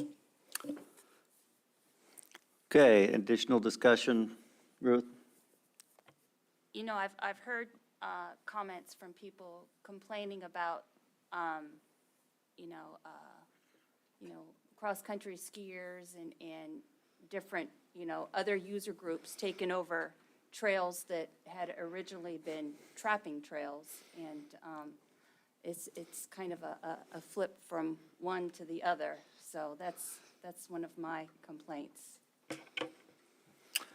Okay, any additional discussion on this? Go ahead, Lynn. Thank you, Mr. Chair. So the complaint that's been brought to us is the issue with dogs getting caught in traps. If that is truly the issue, we've just addressed it. We've done a 100-yard setback. We've done elevated, submerged, enclosed, so there's no possible way a dog is going to be caught. correct. And so therefore, it's a win-win for both sides. So I guess I'm a little confused on how you think somebody's taking over another user's trail. It's all inclusive, it's all public land. Because without this proposal, then people can trap right up to the trail with any kind of trap. So I think this is better. Go ahead. And I agree with that statement too. I seriously, I'm just blown away. I seriously doubt somebody's actually trapping the actual trail itself, just based on the use that it's getting. But this deal, as amended, should be idiot-proof. It should, if we get the 100-yard deal, the dog-safe sets. One part that does concern me is Member Hoffman brought up the fact that you use lures and stuff, and we've had people testify in public testimony that that dog could cover that 100 yards in about 3-4 seconds. And then what do we have? Now, do we need more? So that's my only concern. Okay, go ahead, Al. Yeah, thank you, Mr. Chairman. My original thought of not supporting this proposal still stands. I did do a little research, and in Kachemak Bay State Park, it says that all pets must be leashed at a developed facilities, which is defined, and there's some discrepancy in that if you went down that road. But it also says it's got to be under control at all times. So if an animal's under control at all times, it can't get in a trap. And again, it's back to the equal accountability. It's only going to happen on one side. Okay, any further discussion? Call the Okay, question. question's been called on the proposal as amended. The comments given to the board indicate there may be an increased cost to private persons if this regulation is adopted. Christie, would you poll the board? Yes, Mr. Chairman. Final action on Proposal 146 as amended. Mr. Hoffman? No. Mr. Cooney? Yes. Mr. Barrett? No. Mr. Keough? Yes. Ms. Cusack? Yes. Mr. Fletcher? Yes. And Chairman Burnett. Yes. That proposal carries as amended, 5-2. Mr. Chair, I move to adopt Proposal 147, establish trapping setbacks along certain snow machine and Nordic ski trails in Unit 15C. Charlie.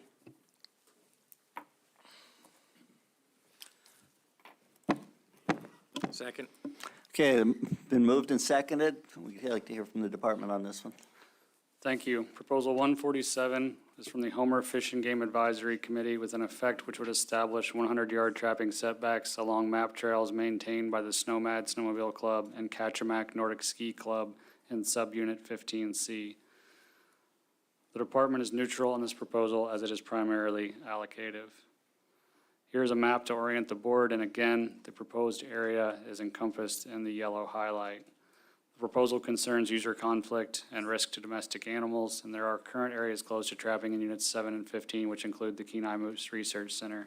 Ethical and safe trapping practices are actively encouraged through the Alaska Trappers Association and the Alaska Frontier Trappers Association. The department does not maintain a record of domestic or non-target animals caught in traps, user conflict, or trail networks administered by their group or agency.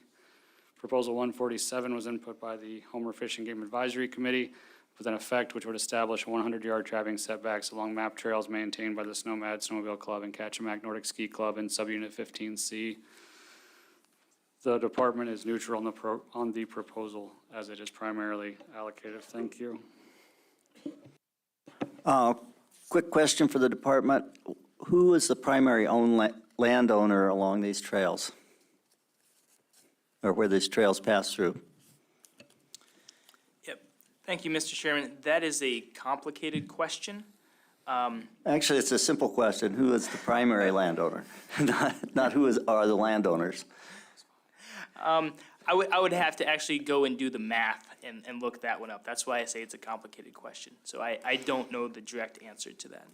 Is there federal land included? No. Borough, state, and private. So it's state and private land, not federal land? Correct. Okay, thank you. Go ahead, Lynn. Thank you, Mr. Chair. I can't support this proposal, and the main reason being that the Snowmads wrote a letter, public comment letter. Snowmad Inc. does not support our organization's name in this proposal, nor do we authorize any map we may produce. The Snowmads do not own any trails. We maintain public trails for multi-use. Labeling a trail as Snowmads is incorrect. The trail we maintain can change yearly, making the proposed rules a moving target. So not only would it be basically unenforceable, it'd be, the trapper wouldn't know where to start either. Okay, additional discussion on this proposal. Jake? Yes, I'll just say I really appreciate Member Keogh's comments there and bringing that to light. Al? Call the question.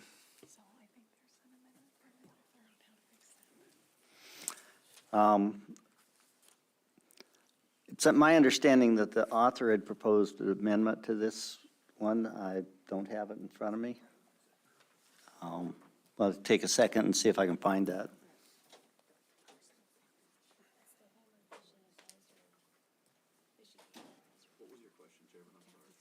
I believe that there was the original author of this proposal had proposed an amendment to it, and I would like the opportunity to have that brought up, not necessarily made as an amendment, just so we're aware of what their proposed amendment would do before we vote.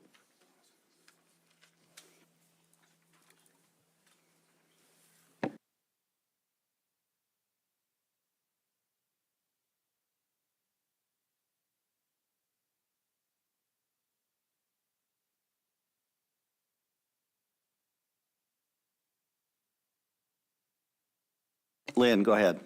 While we're waiting, thank you, Mr. Chair. While we're waiting, I just thought I'd also get on the record that we've got 6 ACs opposed to this proposal as well. Okay, well, we're just looking for this. It shouldn't take long.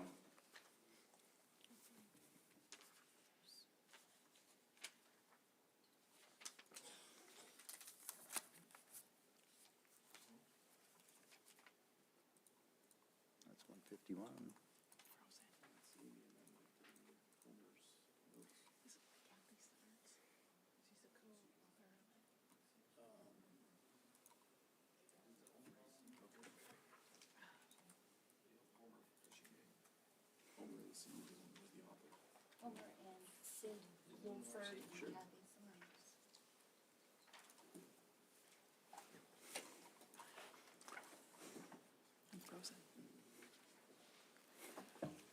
Okay. Did you find anything? Okay, just a second here. We have a little technical difficulty finding this, so. Go ahead. I did want to point out that we do have 2 ACs in support of it and several pages of public comments in support of it. It's overwhelming. Yeah, we just had a computer freeze up here, that's why. We're just kind of at hold. Go ahead. Mr. Chairman, just while we're waiting, the enforceability of this proposal will be extremely difficult. These are not survey trails. They'll move Right. throughout the wintertime and make enforceability. That's why I wanted to make sure that the proposed amendment didn't fix that, and I don't think it could, but it perhaps, given the other comments here, we have to find it.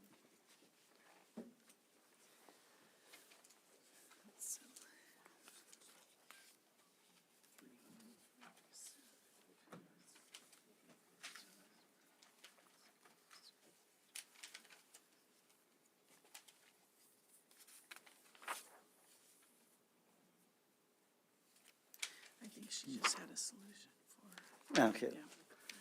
Okay, we haven't been able to find what it is, but with that, I think we should go ahead and vote on this. Al, Call the question.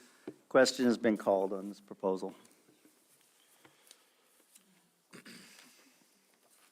The comments given to the board indicate there may be an increased cost to private persons if this regulation is adopted.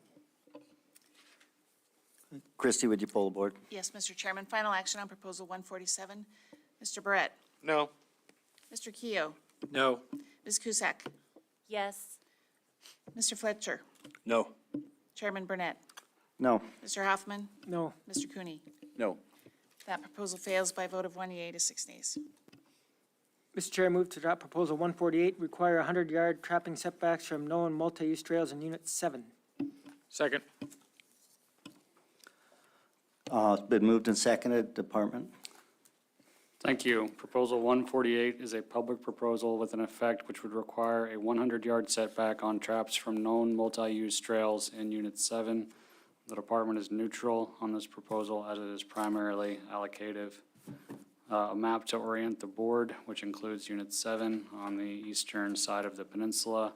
The proposal concerns user conflict and risk to domestic animals. There is only the Kenai Moose Research Center in Units 7 and 15, which is closed to trapping as by state regulation.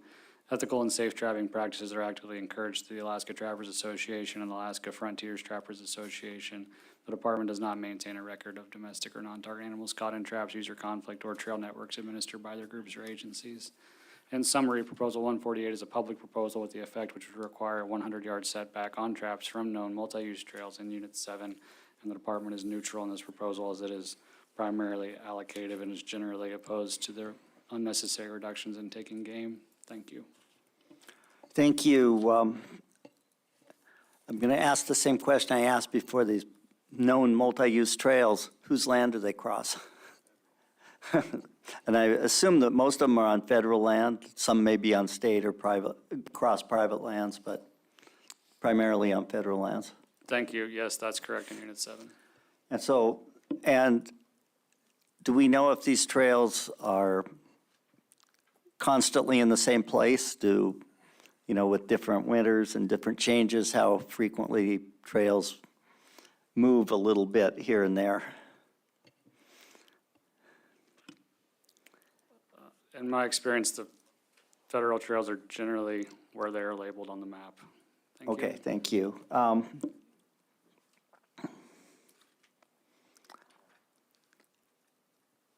Board discussion. Go ahead, Jake. I guess, does anybody have any knowledge of how these trails on federal land are maintained? Are they guys and girls on snow machines with chainsaws? They got permanent reflectors up both sides of trees? They use lath? Do they, going across portages, going across, an open lake, do they, make trail markers all the way across it? With the wide variety of, this is all primarily Forest Service land, which is Chugach National Forest over there. Generally, I'm not speaking on behalf of federal trail crews. Generally, there are crews, and these are maintained single-track trails with appropriate signage and marking to orient people as they hike. Thank you. Thanks. Go ahead, Lynn. Thank you, Mr. Chair. I can't support this proposal. It's too broad. There's no listed trails named. A trapper could put a trail in, a skier could go down it, now it's a multi-use trail, and he'd be subject to the restrictions. I just don't think we can blanket close with just the term trails, multi-use trails. They've got to be known trails, marked trails, permanent trails, either surveyed or something. There's got to be a definitive line that you can draw from to obtain the distance from the trail that they're looking for, and it's got to be enforceable, and I don't see this proposal as being enforceable in any way. Okay, additional discussion. I would note that since most of this is on federal land, it could be open to federal subsistence trappers who would not necessarily be, have to follow our regulations, although frequently they do adopt regulations that follow ours at some time in the future. Any additional discussion on this one? Go ahead, Al. Call the question. Question has been called.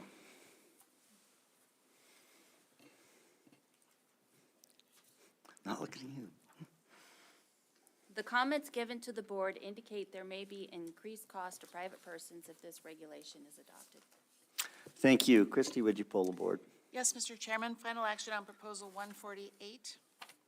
Mr. Fletcher? No. Ms. Cusack? Yes.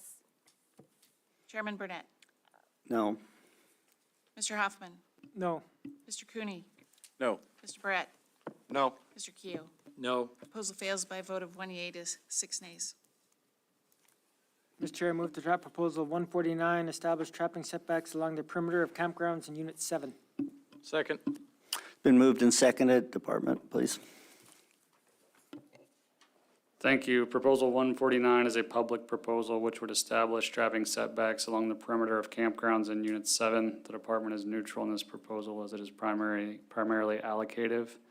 A map to orient the board. The campgrounds, which will be listed on the next page, generally occur in this area.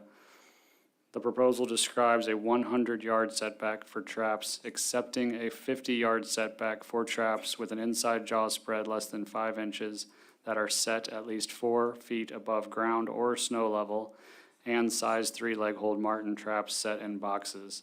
This proposal would be applicable to the Quartz Creek, Crescent Creek, Russian River, and Cooper Creek campground systems north and south. The proposal concerns user conflict and risk to domestic animals, and there is only one closed area to trapping in Unit 7 and 15, which is the Kenai Moose Research Center. Ethical and safe trapping practices are actively encouraged through the state of Alaska, through the Alaska Trappers Association and Alaska Frontier Trappers Association, and the department does not maintain a record of domestic or non-target animals caught in traps, user conflict, or trail networks administered by their groups or agencies.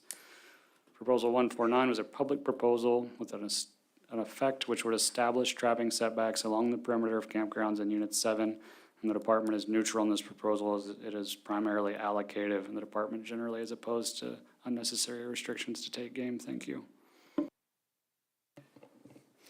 Okay, thank you. Member comments. Thank you, Mr. Chair. So I'd like to amend this proposal to use the same language that we used in the previous proposal for the Kachemak Bay trails, the elevated,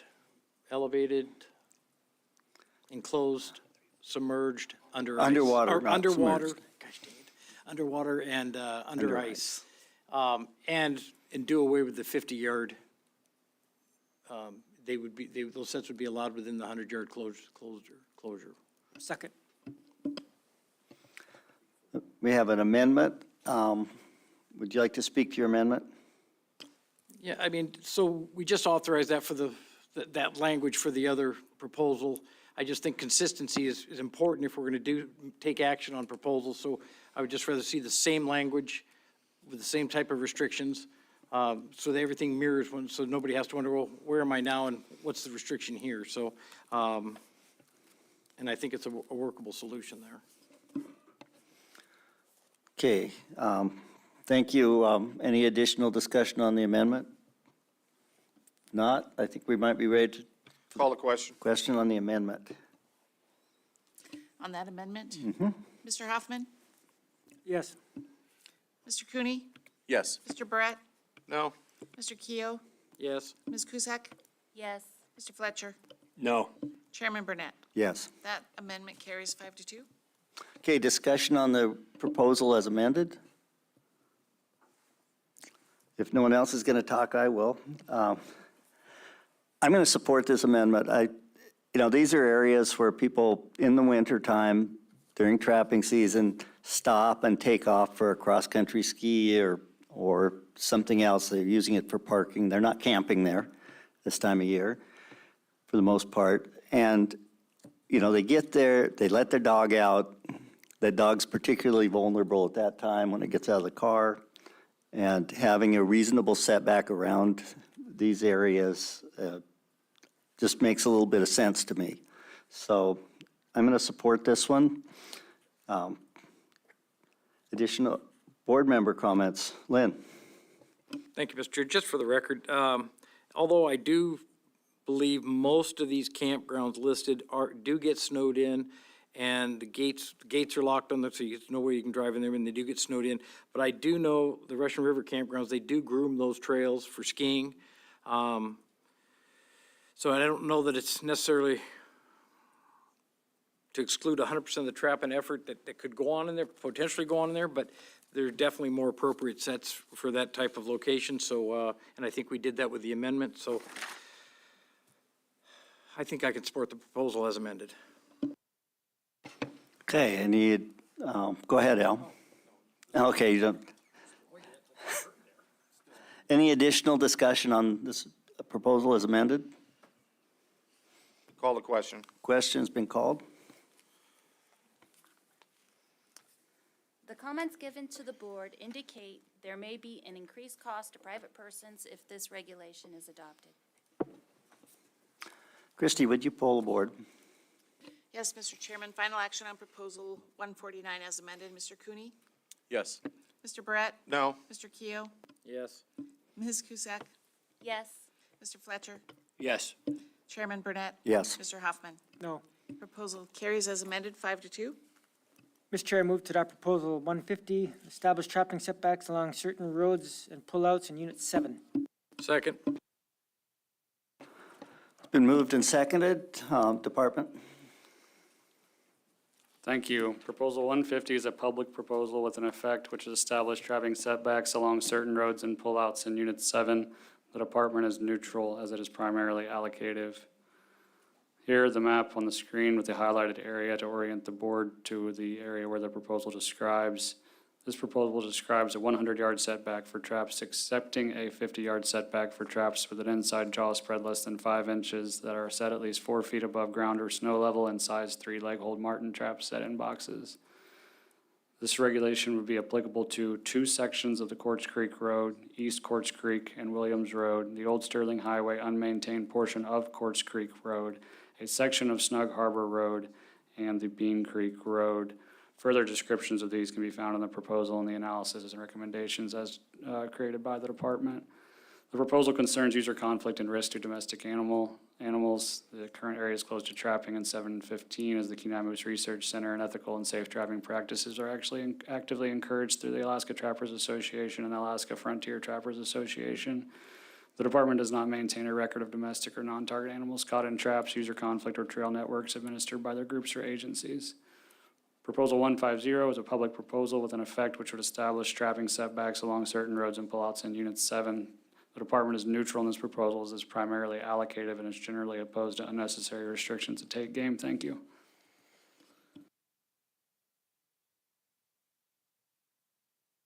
Okay, thank you for your, Lynn. Thank you, Mr. Chair. I can't support this proposal. It's too broad, encompasses too much land for absolutely no justification whatsoever, other than just to close it. I used to trap on the Kenai Peninsula 20 years ago with my dad, and we ran a lot of road sets down here during that time frame.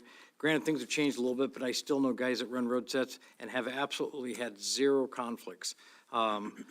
So to close, just a blanket close, I just can't support that. Thank you. Al? Yeah, thank you, Mr. Chairman. I won't be able to support it neither, and I didn't find my information soon enough for the last proposal, but Chugiak National Forest says that all dogs must be leashed or restrained in developed recreation areas such as campgrounds, picnic areas, and on developed trails. Okay, thank you. Any additional discussion? Now, are these pull-outs, like as you're driving down the road and you pull off the side of the road, let your dog out? I have stopped at so many of these pull-outs so many times, and I didn't realize that they were actually traps could be set there. And could there at least be some sort of signage put up or something? Because people just don't know. You know, they let their dog to go out to the bathroom. Okay, go ahead, Lynn. Thank you, Mr. Chair. Then I'd ask Member Kusak, and how many interactions with traps have you had? Absolutely none. Thank you. Not at this time. Okay, my concern with trying to put signs on every place people pull off the road is we don't have enough signs in the world for that. And so I think it's not a bad idea, but I think we really need to be focusing on letting people know what's going on out there and making sure that when trapping season's going, that people know when trapping season's open. Go ahead, Al. Yeah, thank you, Mr. Chairman. The ATA, the Alaska Trappers Association, is making a concerted effort to get signage in popular pullouts that have,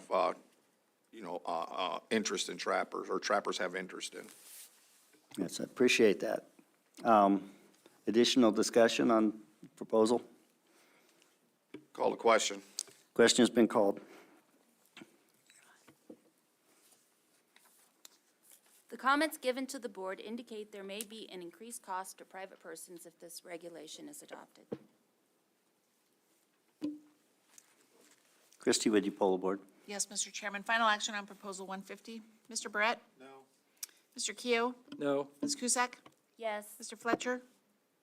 No. Chairman Burnett? No. Mr. Hoffman? No. Mr. Cooney? No. That proposal fails by a vote of 1 yea to 6 nays. Mr. Chair, I move to adopt Proposal 151, establish trapping setbacks along highway pullouts, backcountry access points, and winter trails in Unit 7. Second. It's been moved and seconded. Department. Thank you. Proposal 151 is a public proposal with an effect which would establish trapping setbacks along highway pullouts, backcountry access points, and winter trails in Unit 7. The department is neutral on this proposal as it is primarily allocative. The map here describes the general area, which is described in the proposal. And this proposal describes a 100-yard setback for traps, accepting a 50-yard setback for those with an inside jaw spread less than 5 inches that are set at least 4 feet above ground or snow level, and size 3-leg-old marten traps set in boxes. This proposal would be specific and applicable to highway pullouts along the Seward Highway, winter trails, and Summit Lake Recreation Area, the Japan Woods area, Tenderfoot Campground area, a third area of unknown etymology, and the Manitoba Mountain area. The proposal here concerns user conflict and risk to domestic animals. Current areas close to trapping include the Kenai Moose Research Center, Ethical and safe trapping practices are actively encouraged through the Alaska Trappers Association, Alaska Frontier Trappers Association. The department does not maintain a record of domestic or non-target animals caught in traps, user conflict, or trail networks administered by their groups or agencies. Proposal 151 is a public proposal with an effect which would establish trapping setbacks along highway pullouts, backcountry access points, and winter trails in Unit 7, and the department is neutral in this proposal as it is primarily allocative in nature and generally opposed to unnecessary reductions to take game. Thank you. Thank you. Board members' comments? Go ahead, Al. Yeah, thank you, Mr. Chairman. I won't be in support of this one for many of the comments I made in the previous ones. There was comments from the public that where they used signage in the central or the valley seemed to be really working. They had just about, if not no incidences of conflicts out there. And again, I reiterate that dogs must be remained on a leash or restrained on developed trails within the Chugiak National Forest. Thank you. Additional discussion on this one. Jake? Hey, thanks. I don't think I can support this either. You know, there's just a big difference between a trail, you know, somebody with a two-ski trail and a 14-foot, 16-foot groomer. And these places here where, you know, trappers access, you know, the backcountry as well as someone on a snow machine as well as somebody snowshoeing. Thank you. Any additional discussion? Not, I'm ready for the question. Call the question. Question's been called. The comments given to the board indicate there may be an increased cost to private persons if this regulation is adopted.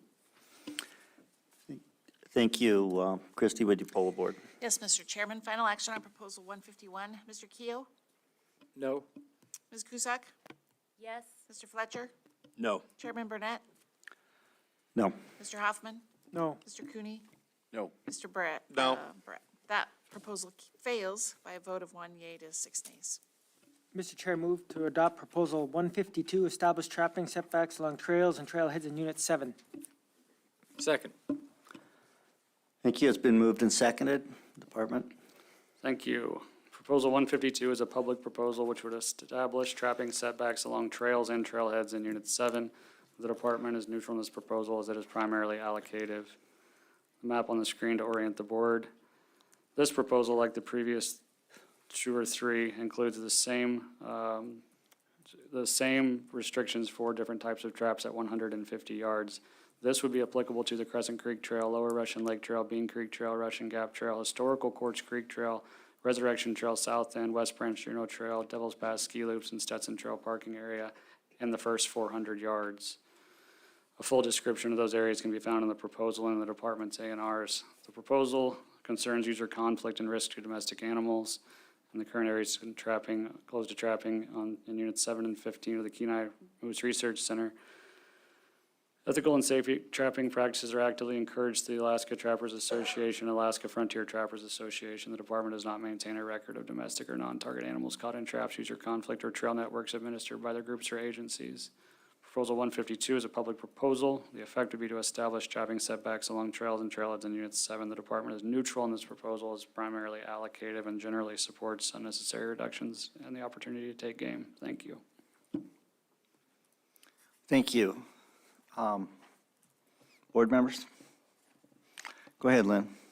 Thank you, Mr. Chair. I'm going to have to oppose this proposal also. In fact, some of these trails listed, I know guys that have trapped them and have trapped them for years. And one in particular is a federally qualified subsistence user, and they've never once had any conflict with any other user. In fact, they're the ones that keep the trails open for the other users to use and access, so I won't be supporting this proposal. Thank you. Any additional discussion on this, Al? Yeah, thank you, Mr. Chairman. I'm not in support of this proposal, and I'll reference all my comments I made before, and to include that the primary trappers in this area are going to be federally qualified and would not be affected by any changes that we make. Thank you. Additional discussion? Call the question. Question has been called on proposal 52. Go ahead. The comments given to the board indicate there may be an increased cost to private person if this regulation is adopted. Thank you. Christie, would you poll the board? Yes, Mr. Chairman. Final action on Proposal 152. Ms. Cusack? Yes. Mr. Fletcher? No. Chairman Burnett? No. Mr. Hoffman? No. Mr. Cooney? No. Mr. Barrett? No. And Mr. Keo? No. Proposal fails by a vote of one yea to 6 nays. Mr. Chair, I move to adopt Proposal 153, establish trapping setbacks along the Kenai Lake beaches in Unit 7. Second. Been moved and seconded. Go ahead. Thank you. Proposal 153 is a public proposal which would have the effect of establishing trapping setbacks along Kenai Lake beaches in Unit 7. The department is neutral in this proposal as is primarily allocative. The yellow highlighted area here describes Kenai Lake, which you can see in blue underneath of it. This proposal also includes the same restrictions regarding the 100-yard and 50-yard setbacks for traps of varying sizes and would be applicable to Kenai Lake beaches and Kenai Lake Beach, also known as Waikiki Beach. The proposal concerns user conflict and risk to domestic animals. There's only one area closed to trapping in Units 7 and 15, which is the Kenai Moose Research Center. Ethical and safe trapping practices are actively encouraged. The Alaska Trappers Association, Alaska Frontier Trappers Association, and the department does not maintain a record of domestic or non-target animals caught in traps, user conflict, or trail networks administered by their groups or agencies. Proposal 153 is a public proposal, the effect of which would be to establish trapping setbacks along Kenai Lake beaches in Unit 7. The department is neutral on this proposal as it is primarily allocative and generally opposed to the restrictions on the opportunity to take game. Thank you. Thank you. Al? Yeah, thank you, Mr. Chairman. I'll oppose this proposal also with all the comments that I made to the prior ones. But my question is on this one is, what is a beach? Where does it start and where does it stop? Because this is asking for a setback on a beach. So is that from the normal high water mark where the grass may start or stop, or is it between the ice and the grass? I don't know where we would have the setback start from. I think we need to ask the lieutenant how they would interpret this. Through the chair, I think we'd appreciate if the board defined that. Thank you. It is an undefined term, and I know there's water levels that fluctuate. There's issues here. That's one of the reasons why we've discussed underwater versus submerged sets, because you can set them underwater and they may not be submerged at some point. Go ahead. They went ahead and put the language in the proposal. Trap setback of 100 yards from mean high water mark of Kenai Lake on the north side from Kenai River Bridge to 1 mile past the end of Williams Road, and on the south side from Kenai River Bridge to a 1/4 mile past the power line crossing. And then it goes on, but they went ahead and put the verbiage in here. Okay, thank you. Do we have any markings for where the mean high water mark is on the Kenai Lake? Not to my knowledge. So it would require a topographic map and a surveyor to be sure to be correct on this, as I would understand it. Go ahead. Thank you, Mr. Chairman. As our Kenai staff mentioned, they're not aware of it. I certainly am not, being familiar with the area. However, many of those bodies of water have been marked, so it may actually exist. We just can't say for sure. Yeah, I would say a surveyor could probably find it, but a trapper may not know where that mean high water mark or not have an easy way to find it. Go ahead, Cheryl. Mr. Chairman, thank you. We use that term mean high water for a lot of purposes, for a lot of regulations throughout the state of Alaska, and it's usually pretty understandable what that means. You can see a vegetation line on the beaches. So the Department of Law doesn't see any problem with the use of mean high water. Okay. Additional discussion from board members. Al? Call the question. Question has been called.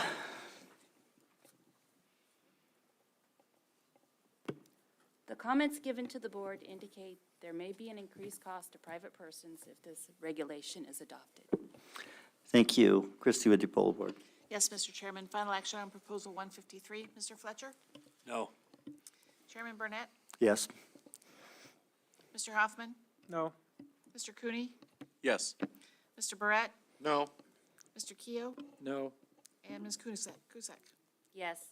That proposal fails by a vote of 3 yeas to 4 nays. Thank you. At this time, we're going to take a short break.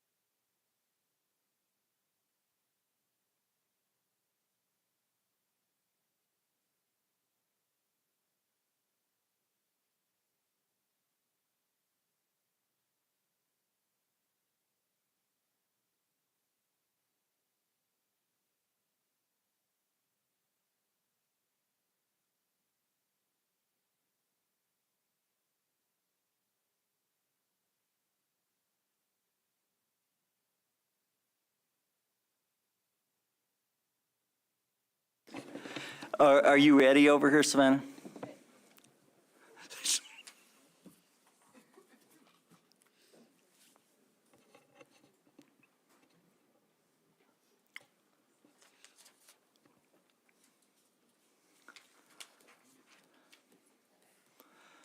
Okay, I'm going to call the meeting back to order. Go ahead, Stosh. Mr. Chair, I move to adopt Proposal 154, require signs be posted at all active trapping access points in Unit 7. Second. Okay, it's been moved and seconded. Department? Thank you. Proposal 154 is a public proposal with an effect which would require signs to be posted at all active trapping access points in Unit 7.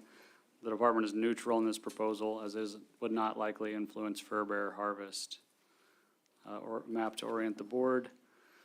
The proposal would require signs to be posted at all active trapping access points in Unit 7. Trapping sign requirements would include be at least 8 inches by 11 inches, brightly colored orange or yellow, waterproof, tear-proof, posted at eye level, clearly denoting active trapping in the area, must include ADF&G license number or Fish and Wildlife ID number, along with contact information being optional. Area-specific state, federal, municipal trapping restrictions occur throughout Alaska. The department does not maintain a catalog of federal, municipal, or private land restrictions. The proposal concerns user conflict and risks to domestic animals. Ethical and safe trapping practices are actively encouraged through the Alaska Trappers Association and Alaska Frontier Trappers Association. The department does not maintain a record of domestic or non-target animals caught in traps, user conflict, or trail networks administered by other groups or agencies. This is unlikely to influence fur bear harvest. In summary, Proposal 154 is a public proposal, the effect of which would require signs to be posted at all active trapping access points in Unit 7, and the department is neutral in this proposal, as it would likely not influence fur bear harvest. Thank you. Thank you. Board comments, discussion, questions. Al? Yeah, thank you, Mr. Chairman. If this could be used and not used against a trapper, you know, he posts a sign, I mean, it's a great idea. But you know, without being able to sit there and watch your sign 24/7 and making sure it's there every day, it really puts a disadvantage to a trapper. Somebody just, you know, violent or tears your sign down and throws it or removes it. So it does really put a trapper at a disadvantage. Go ahead, Lynn. Thank you, Mr. Chair. Kind of carry on what Member Brett saying. As far as what we've heard is we've tried to put up signs or just general trapping signs, you know, making trappers aware and other users aware.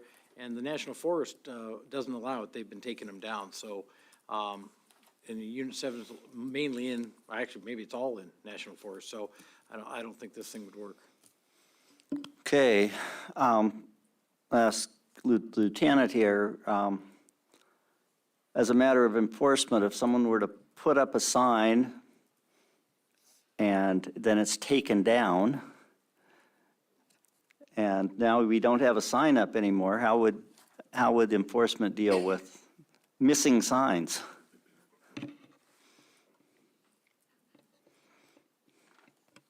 Mr. Chairman, I think that could probably be resolved possibly by if the trapper just takes a picture of it, you know, it was up, and then he has proof that it was posted at one time, possibly.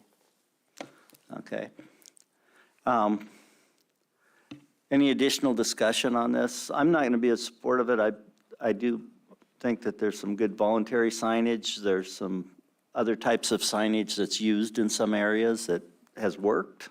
I mean, signs do help. Go ahead, James. Yeah, I'm not going to be supportive of either. I did see the sign that the Alaska Trappers Association had worked in the background with the Alaska Wildlife Association.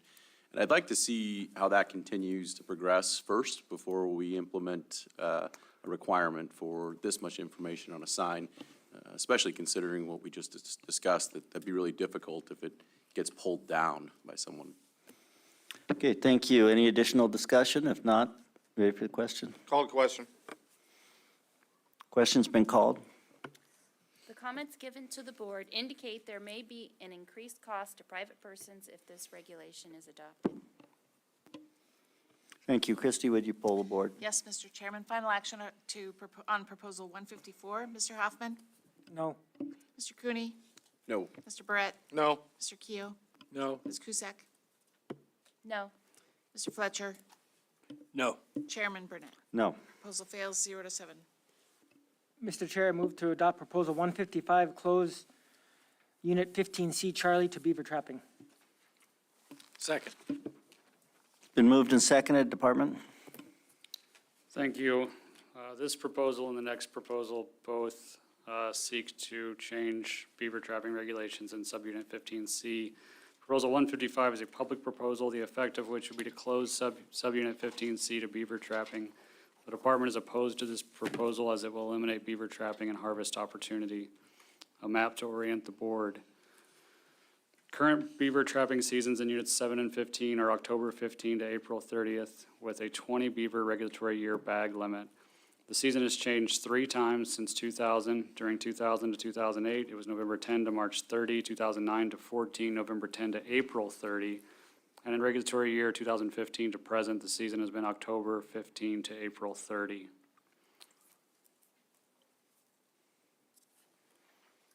The annual number of beaver trapped in Unit 15C has varied over time and is likely a product of not only the abundance of beavers, but also fur prices and factors influencing the harvest of beavers. We have performed one beaver survey in subunit 15C in 2018, and the map on the screen outlined in red is the areas which were surveyed. Here, yellow dots denote an unknown activity. This is evidence of a lodge or a feed bed, but I'm not able to determine if it was active or not. Active sites denoted in purple and old sites denoted in the darker maroon type color. This unstandardized survey was flown in the fall prior to leaf off and before ice up. Proposal 155 is a public proposal, the effect of which would close subunit 15C to beaver trapping. The department is opposed to this proposal as it will eliminate beaver trapping and harvest opportunity. It is not currently understood whether or not beavers would recolonize this area. Thank you. Thank you. Board? Al? Yeah, thank you, Mr. Chairman. Thank you, Nick. What kind of habitat do we have there for beavers in that Anchor River and Deep Creek drainages? Through the chair, Member Barrett, we actually have fairly good habitat as far as both places for them to build lodges, stream flow. That of course is just looking at it, observations. We haven't actually done any sort of documentation or studies on that. And do you have an idea of why it seems that people think there's less beavers in there than there was before? Why? From conversations with folks, it's due to what they're seeing on the landscape as far as why they believe there's less. Thank you. Okay, additional board discussion on this. The proposal would close all of Unit 15C, correct? And how much effort is there now? I mean, beaver pelt prices are low. How much effort is there? Thank you. That's a very difficult question to quantify. We kind of have 2 data sources for that, the Trapper Survey, which we administer, and then also from sealing records. Individuals who make an effort but do not seal an animal would not show up in the database, so we'd primarily be relying on the Trapper Survey. However, as we all know, there's a myriad of factors which influence effort, fur prices, gas prices, abundance of beaver access. There's a lot of factors there, and it's honestly not well understood. Thank you.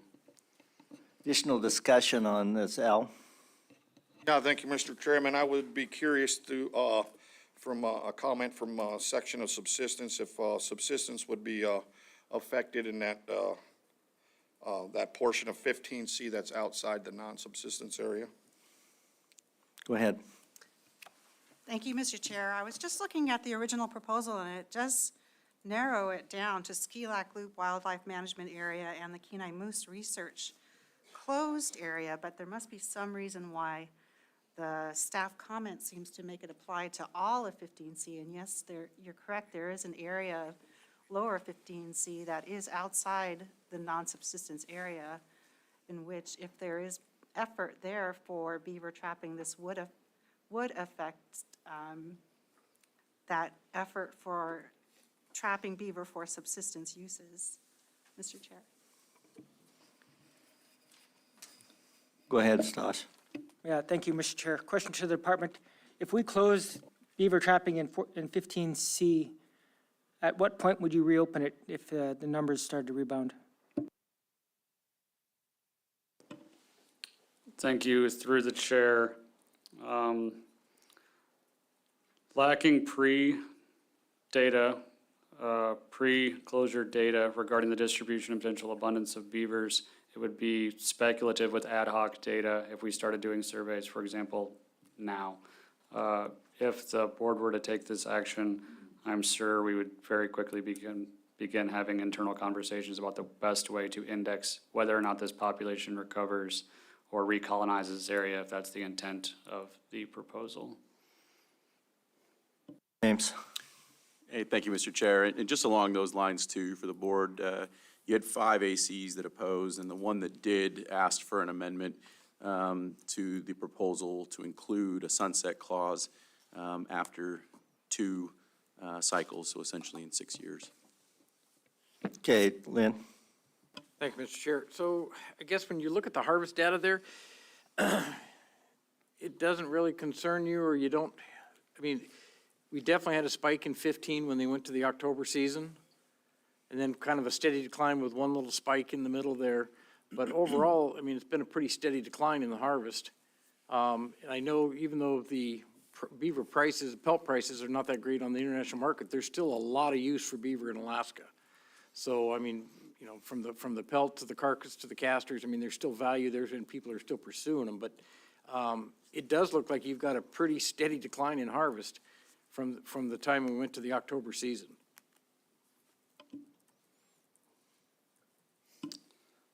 Through the chair, thank you for that comment. That very well could be.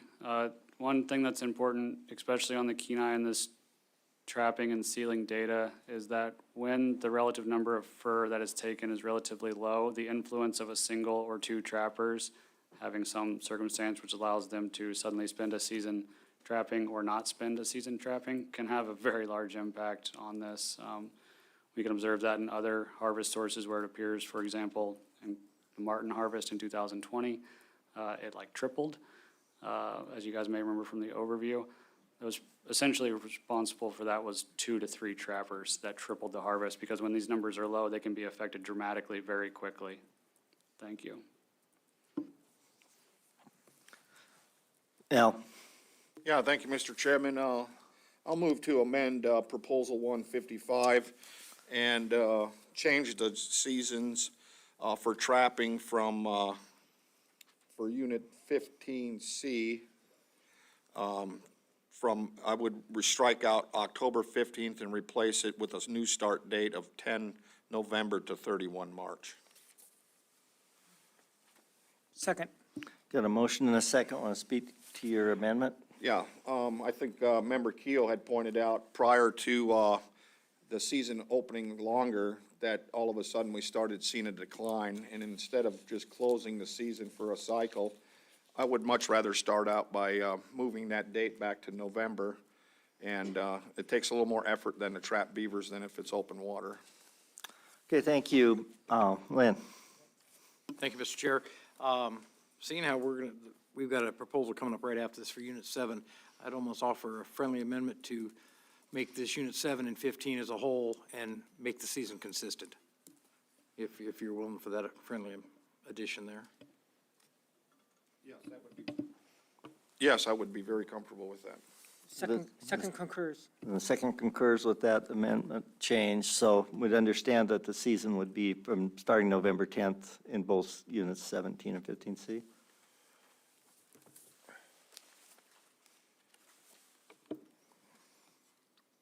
Okay, go ahead.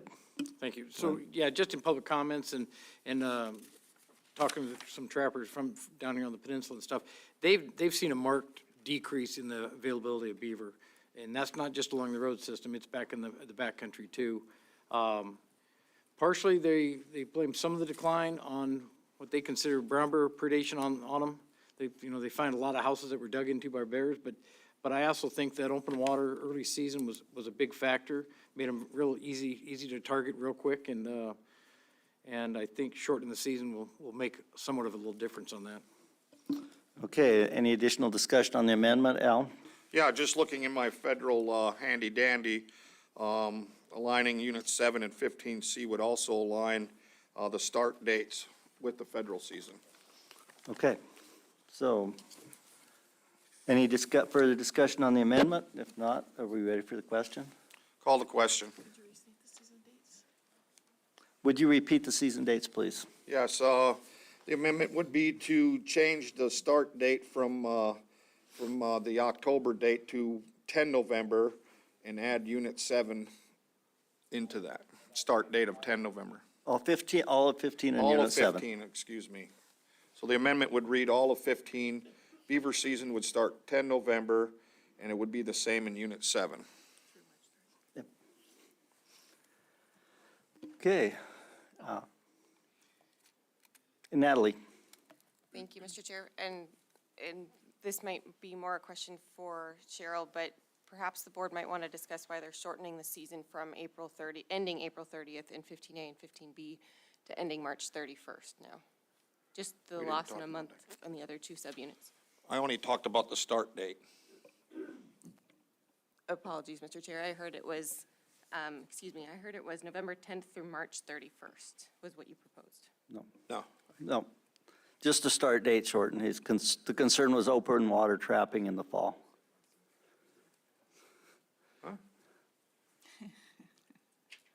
If I did, I misspoke. I'm only concerned Okay, about the Cheryl. start date. Thank you, Mr. Chair. I heard that March 31 date too, so if we could just So, go ahead. So clarify that my amendment will be for the start date for all of Unit 15, all of Unit 7 to start 10 November. And then end with whatever we have in our current season.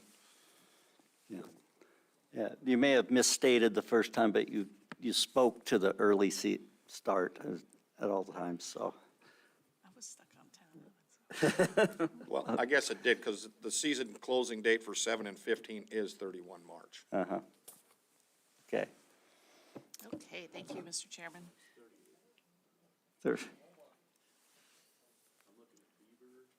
Oh. Right, yeah, 30 Okay, April.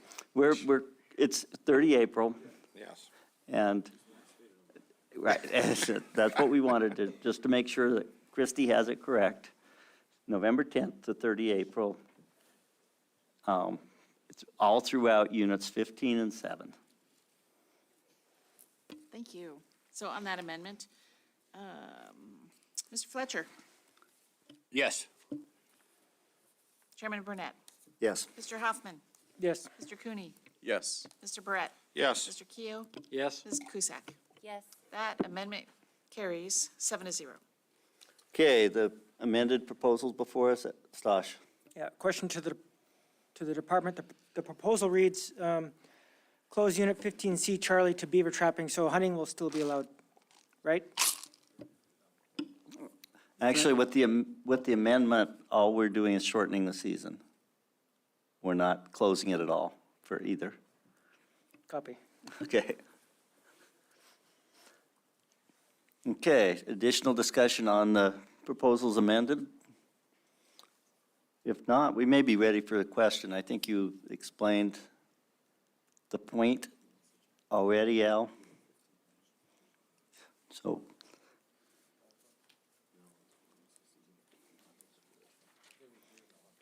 Call the question. question has been called on the proposal as amended. The board has heard no concerns from the public regarding cost to private persons if this regulation is adopted. Shall I go ahead? Yes, go ahead and poll the board. Thank you. Final action on proposal 155 as amended. Mr. Hoffman? Yes.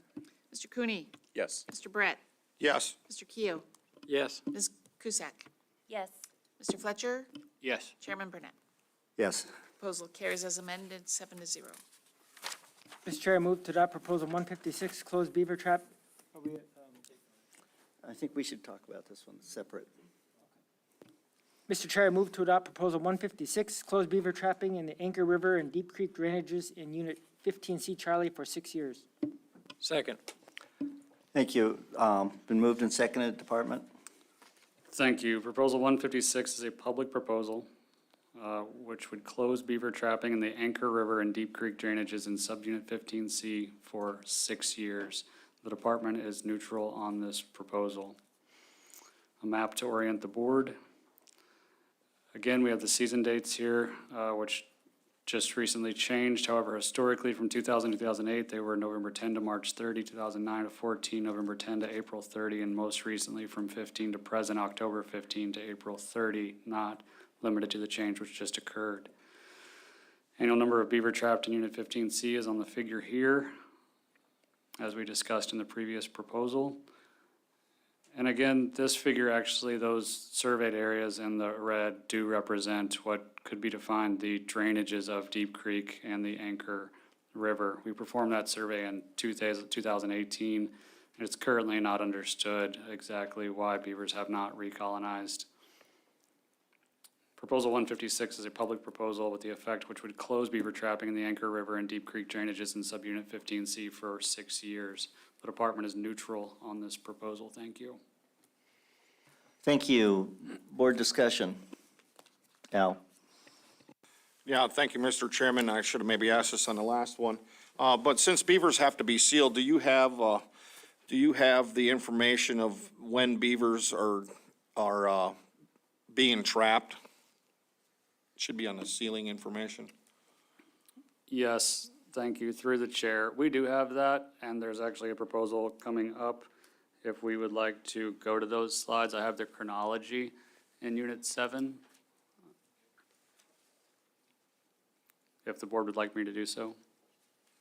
Is it for Unit 7 or for 15? It's specifically for Unit 7 because the next proposal specifically dealt with Unit 7. However, these patterns do appear pretty similar Okay, across. yeah. I would point out that we already took action on Unit 7, and so we would not be taking action and bringing up that proposal Thank you. that you're referring to. Go ahead. Thank you, Mr. Chair. Yeah, so basically, he's got some harvest data and when it was taken, which could carry over to this 15C proposal here, so I'd be interested to see it. Yeah, I think if you could present that information at this time, it could be useful.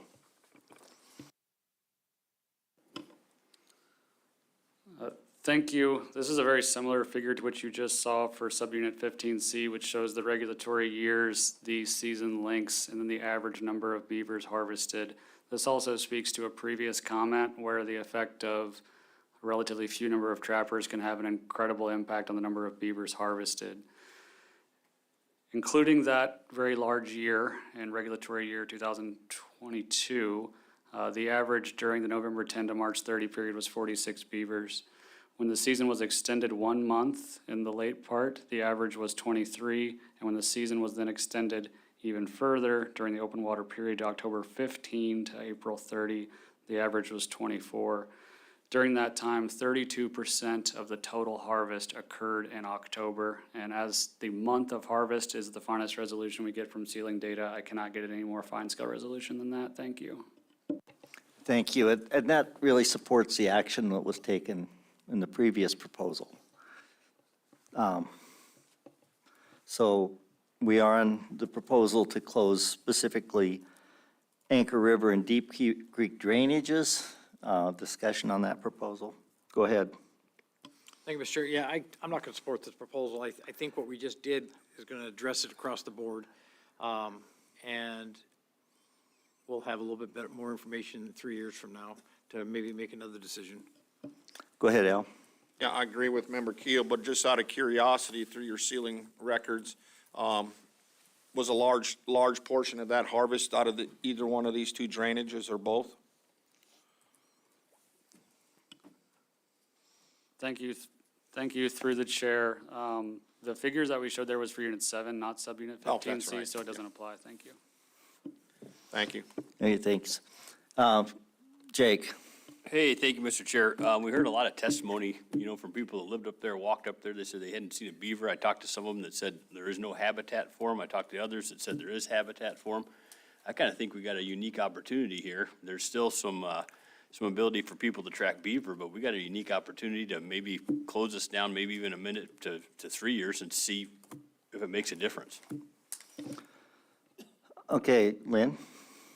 Thanks, Mr. Chair. So I kind of wonder what the compatibility to close the beaver season, potentially get them to rebound.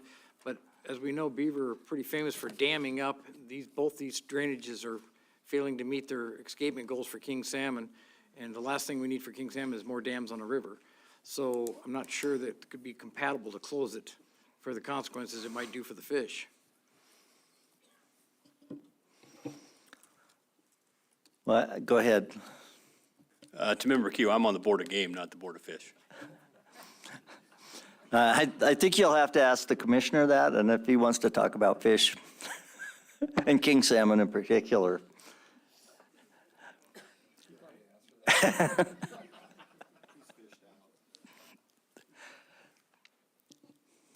So you rephrase the question again.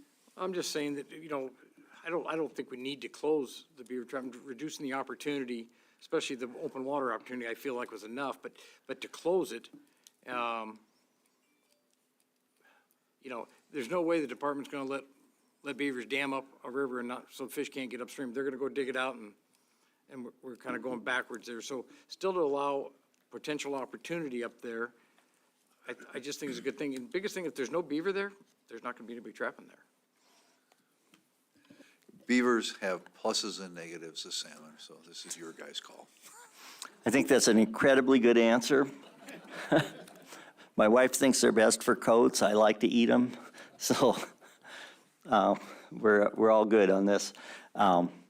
Additional discussion from the board? Al? Call the question. Question has been called on proposal 156.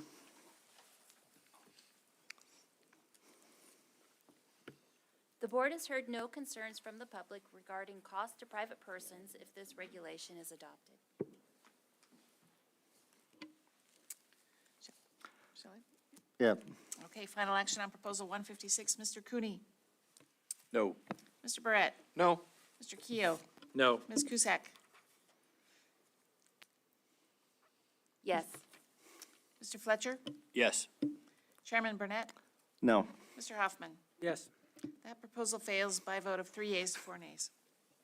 Thank you. I think the next one was TNA. And the next one. Oh, no, the next one, just one. Mr. Chair, I move to take no action on proposal 157 due to the action taken on 156 Second. Action on 155. and 155, excuse me. Mr. Chair, I move to adopt proposal 158, shorten the coyote trapping season in units 7 and 15. Second. Yeah, I failed to ask for unanimous consent on TNA on 157. We're good by unanimous consent, and then 158 has been moved. Go ahead with the department comments. Thank you. Proposal 158 is from the Cooper Landing Fish and Game Advisory Committee with the effect of shortened coyote trapping season November 10 to March 30. The department is neutral in this proposal. It does not create nor address a biological concern. Current coyote trapping season dates in units 7 and 15 occur from October 15 to March 31. There are also regulations describing that it is prohibited to take a wolf or a coyote with a steel trap or with a snare smaller than 3/32 inch diameter during October or November 1 through November 9. The department does not require the sealing of coyotes, and data regarding the distribution, abundance, or harvest of coyotes is not present in these areas. The proposal does not influence methods and means of wolf trapping or snaring, as gear may be similar. The effect of this proposal may be inconsequential. In summary, Proposal 158 is from the Cooper Landing Fish and Game Advisory Committee, the effect of which would be to shorten the coyote trapping season from November 10 to March 30. The department is neutral on this proposal as it does not create nor address a biological concern. Thank you.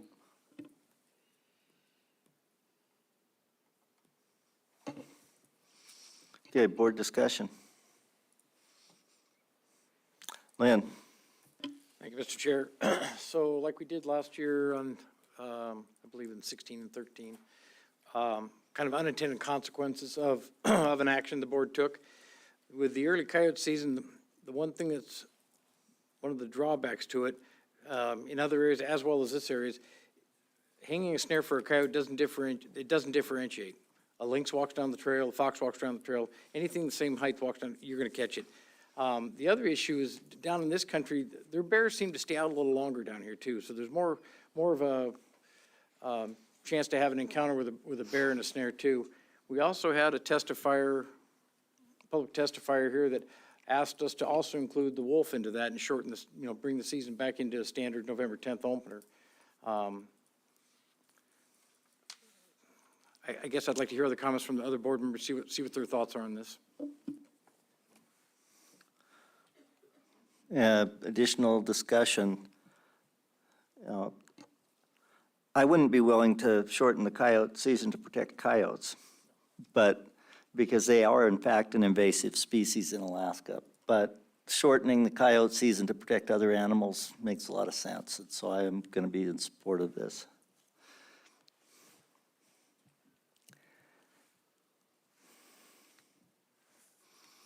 Go ahead, James. Yeah, Mr. Chairman, thanks. I'm going to be in support of this also. It just makes sense when you look at the other season opening dates for some of the other similar animals. It would match up with those. Additional discussion from board members?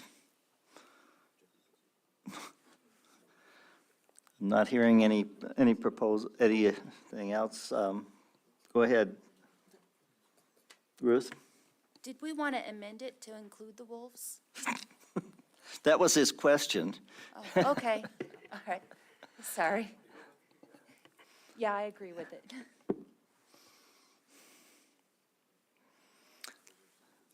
So would you like to make that as an amendment to also shorten the wolf season to match? Is that what you were suggesting? Go ahead. Thank you, Mr. Chair. For the sake of discussion, I'll make an amendment to this proposal to also include wolf, shorten the season to November 10th to March 30th. Second. Been moved in second that this proposal also includes shortening the season for wolves. Go ahead.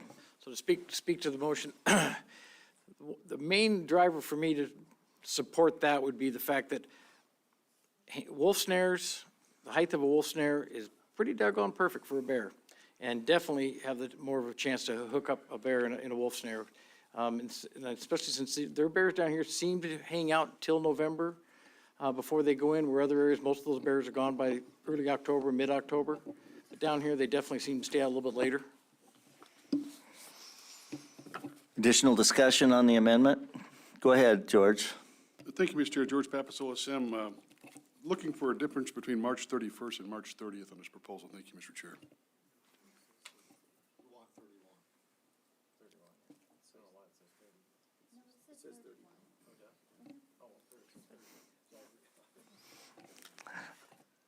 Okay, do we have that clear? Okay, Al. Yeah, I'm also in support of this amendment, and it also aligns with the federal season perfectly. Okay. Given that, any additional discussion on the amendment? Call the question. Question on the amendment? All right, on the amendment to include wolf with the shortened season, Mr. Barrett, Yes. Mr. Keough, Yes. Ms. Cusack, Yes. Mr. Fletcher, Yes. Chairman Burnett, Yes. Mr. Hoffman, Yes. Mr. Cooney. Yes. The amendment carries 7-0. Okay, the proposal as amended is now before us. Discussion on the proposal as amended.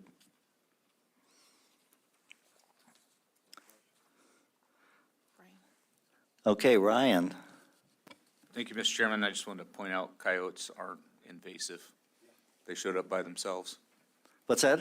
Coyotes showed up by themselves, not necessarily invasive. Well, they were brought by people. You know, they followed people here, so that might be a technical differential, but they didn't come here until the road was built. They didn't make it on their own, so. Any additional discussion on this? Call the question. Question has been called on the proposal. The board has heard no concerns from the public regarding cost to private persons if this regulation is adopted. Christie, would you poll the board? Yes, Mr. Chairman, final action on Proposal 158 as amended. Mr. Keough. Yes.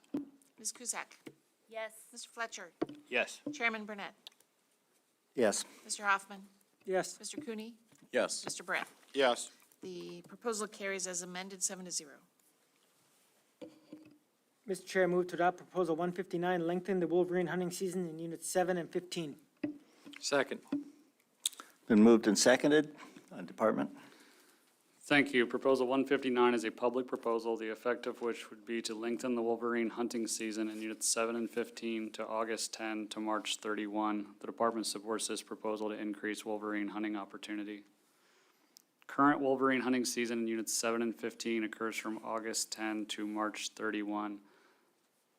I'm sorry, that must be a typo there. We'll correct that in just a second. Look that up. This harvest is likely opportunistic and incidental while pursuing other game. The figure on the screen shows the number of wolverine harvested along with the regulatory year on the x-axis broken down by the method, ground shooting, snaring, or trapping. The correction I'd like to make there is that the current season is September 1 to March 31. I apologize for that mistake. Proposal 159 is a public proposal which would lengthen the wolverine hunting season in Units 7 and 15 to August 10 to March 31. The department supports this proposal to increase wolverine hunting opportunity. Thank you. Okay, Lynn. Thank you, Mr. Chair. Do you have any data to show that wolverine are big predators on sheep? We have not, thank you through the chair, we have not performed much sheep research on the Kenai and have not performed any cause-specific mortality studies to my knowledge. Other areas, which Brad Windling and Tom Lohi spoke about in their sheep workshop, did not indicate that that was the case, or at least not relevant to the decline in sheep that has been observed in Alaska. Thank you.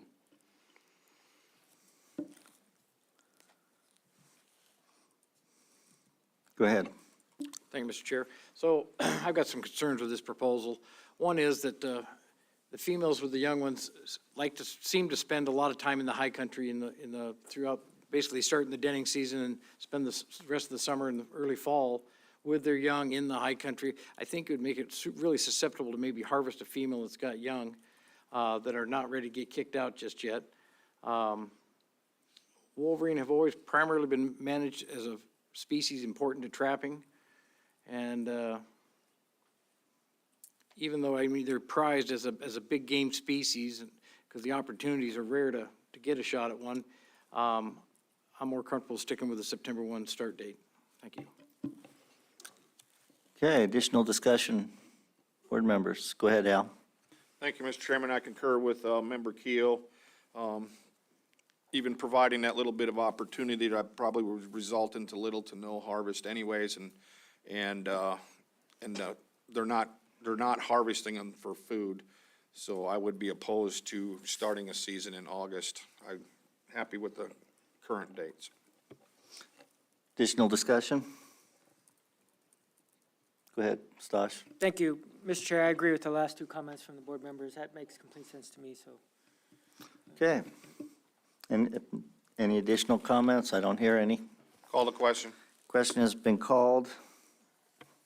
The comments given to the board has heard no concerns from the public regarding cost to private persons if this regulation is adopted. Christie, would you poll the board? Yes, Mr. Chairman, final action on Proposal 159. Ms. Cusack. No. Mr. Fletcher. No. Chairman Burnett. No. Mr. Hoffman? No. Mr. Cooney? No. Mr. Brett? No. Mr. Keo? No. Proposal fails 0-7.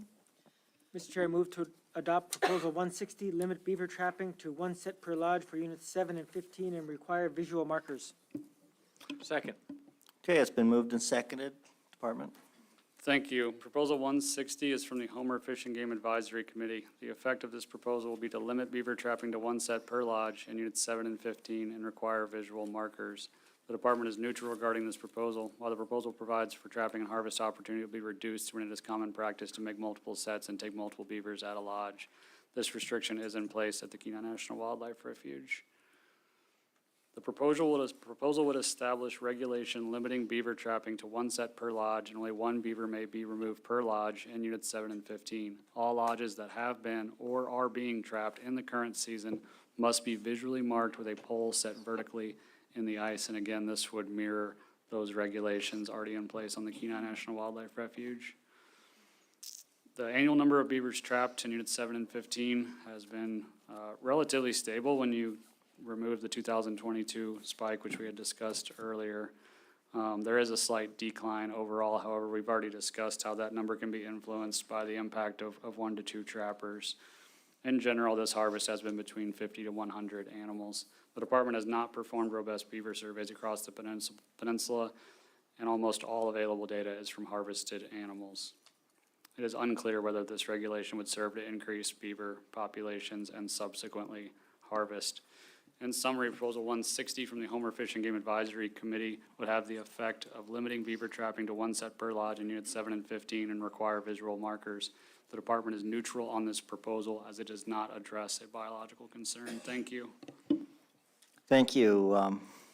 Board comments, board discussion. Go ahead, Al. Yeah, thank you, Mr. Chairman. I guess this one would be for Department or Public Safety.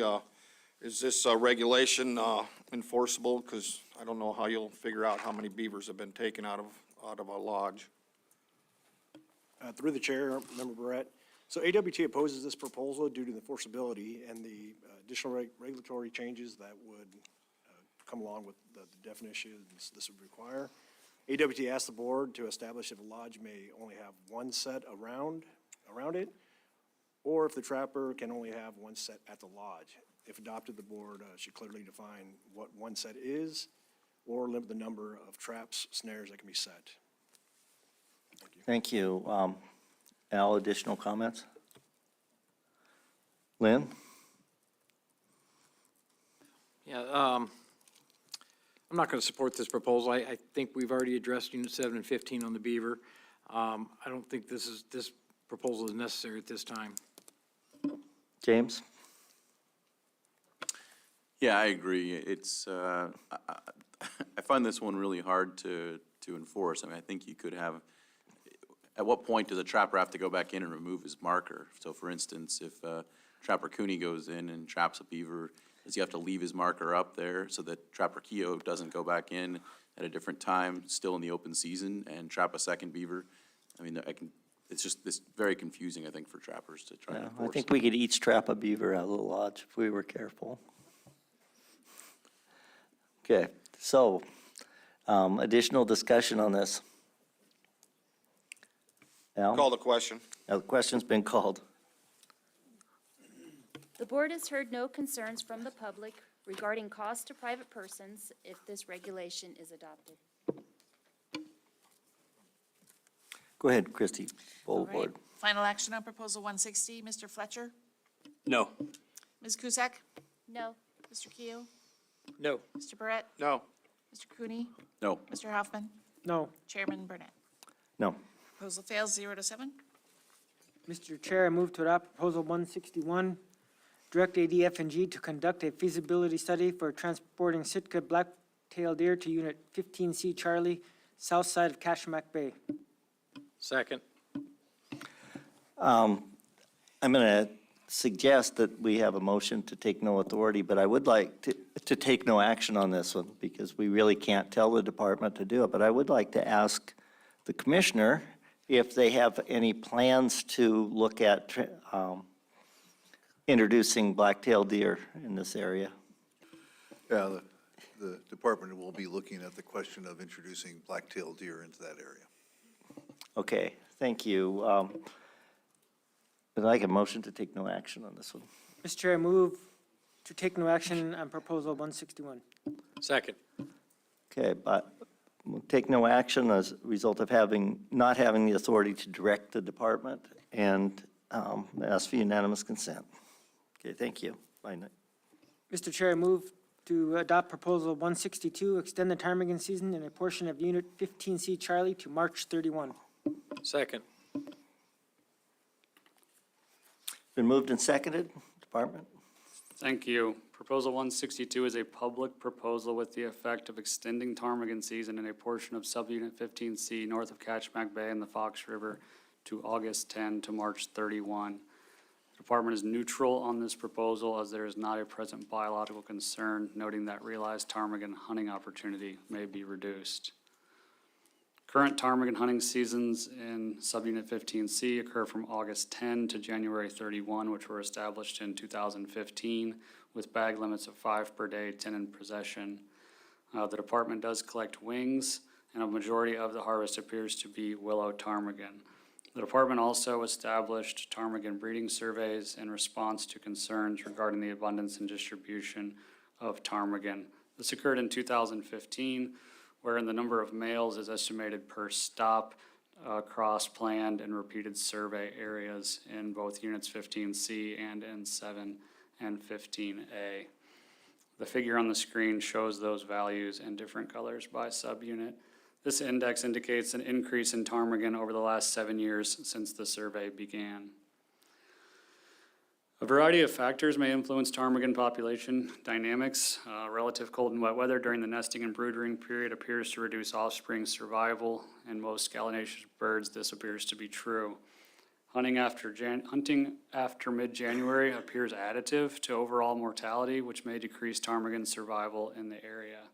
Extending the season may reduce ptarmigan abundance, and while the temporal span of hunting opportunity may increase, opportunities to harvest birds through encounters is also likely to decrease.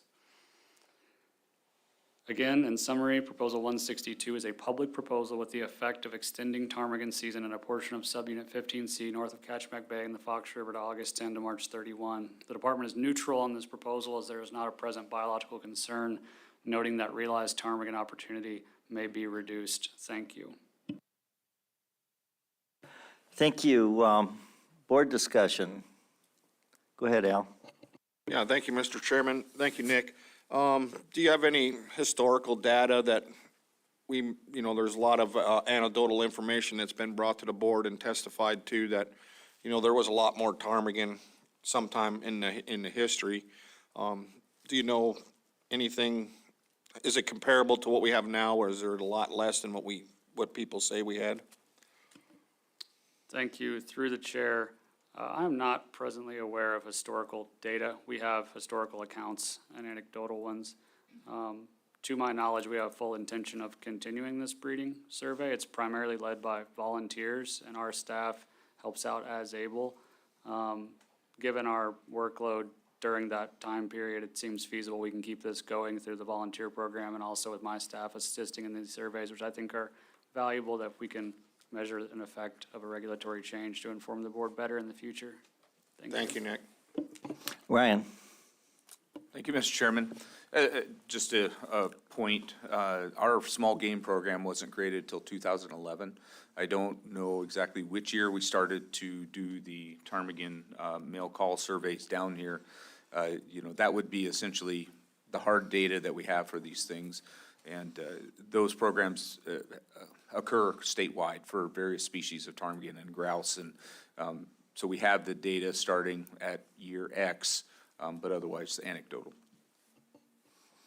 Thank you. Additional board comments. I'm not comfortable with supporting this proposal because we have a lot of anecdotal information that ptarmigan hunting is not as good as it used to be, and extending the season doesn't seem to be the right choice when we're doing this, but Lynn? Thank you, Mr. Chair. I agree with your statements there. It's not just even the Kenai Peninsula, it's basically south of the Alaska Range on the road system. There seems to be a noticeable lack of ptarmigan from what it used to be. I mean, and everywhere I've traveled, definitely don't see the ptarmigan I used to see. And by adding March back into there, or even February for that matter, longer days, more sunlight, more access with snow machines, you know, a group of riders could wipe out an entire flock pretty daggone quick, just even with a 5 bag limit. Okay, thank you. Any additional discussion from the board? Al, Call the question. question's been called. The board has heard no concerns from the public regarding cost to private persons if this regulation is adopted. Thank you. Christie, would you pull the board? Yes, Mr. Chairman, final action on Proposal 162. Mr. Cooney? No. Mr. Hoffman? No. Chairman Burnett? No. Mr. Fletcher? No. Ms. Cusack? No. Mr. Keough? No. Mr. Brett? No. That proposal fails 0-7. Mr. Chair, I move to adopt Proposal 163, rescind the bag limit restrictions for sea duck hunting in Unit 15C, Charlie. Second. Been moved and seconded. Department, go ahead, and Ryan. Thank you, Mr. Chairman. We're going to need just a few minutes. We're going to have a staff swap and get the, well, I guess the proposals are up, will be up there, but we just need a couple minutes. Okay, well, we'll stand at ease for about 5 minutes. Ask the members not to go too far. Too far.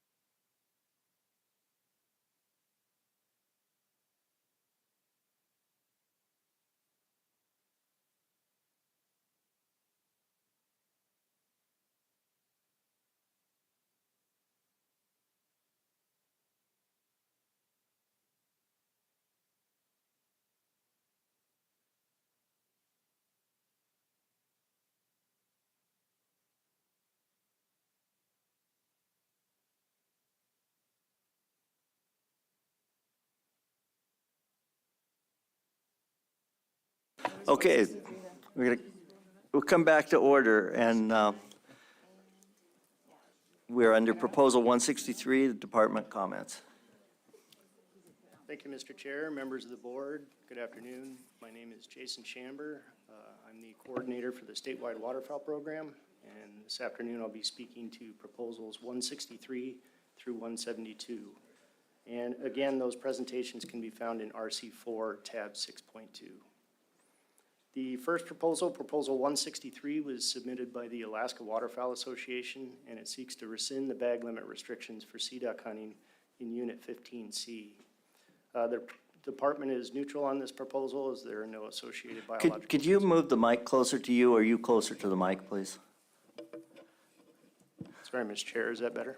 Yeah. The department is neutral on this proposal, and as there are no associated biological concerns.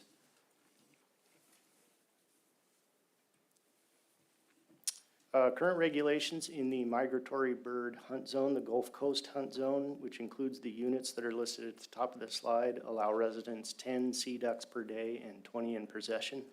Of those, 6 per day and 12 in possession may be harlequin and longtail ducks.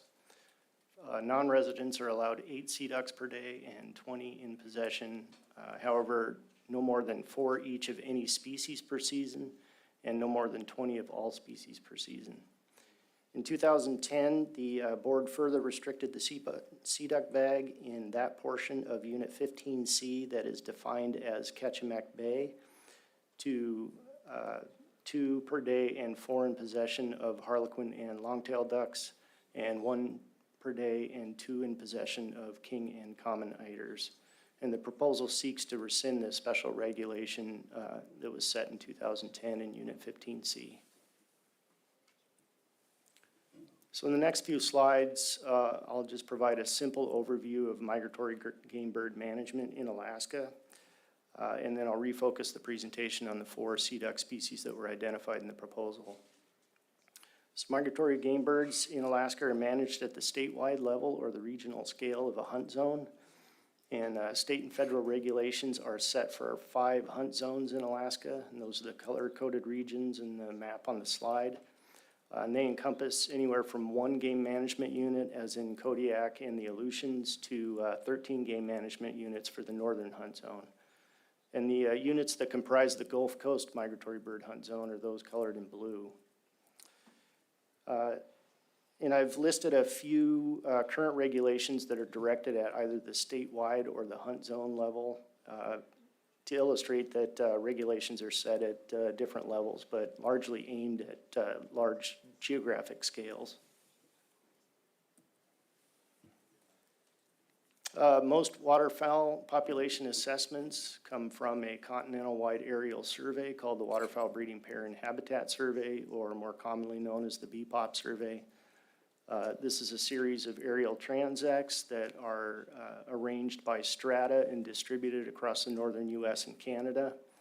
And it's conducted annually by the U.S. Fish and Wildlife Service in cooperation with the Canadian Wildlife Service and agencies of various states and provinces. And of the 60-plus strata that comprise the survey, 11 of those are located in Alaska. And so from this, we can derive population status and trends for many sea duck species using the information from this survey. However, for many species or other species, the population information comes from regional surveys that are conducted by the U.S. Fish and Wildlife Service on the Arctic Coastal Plain and the Yukon-Kuskokwim Delta.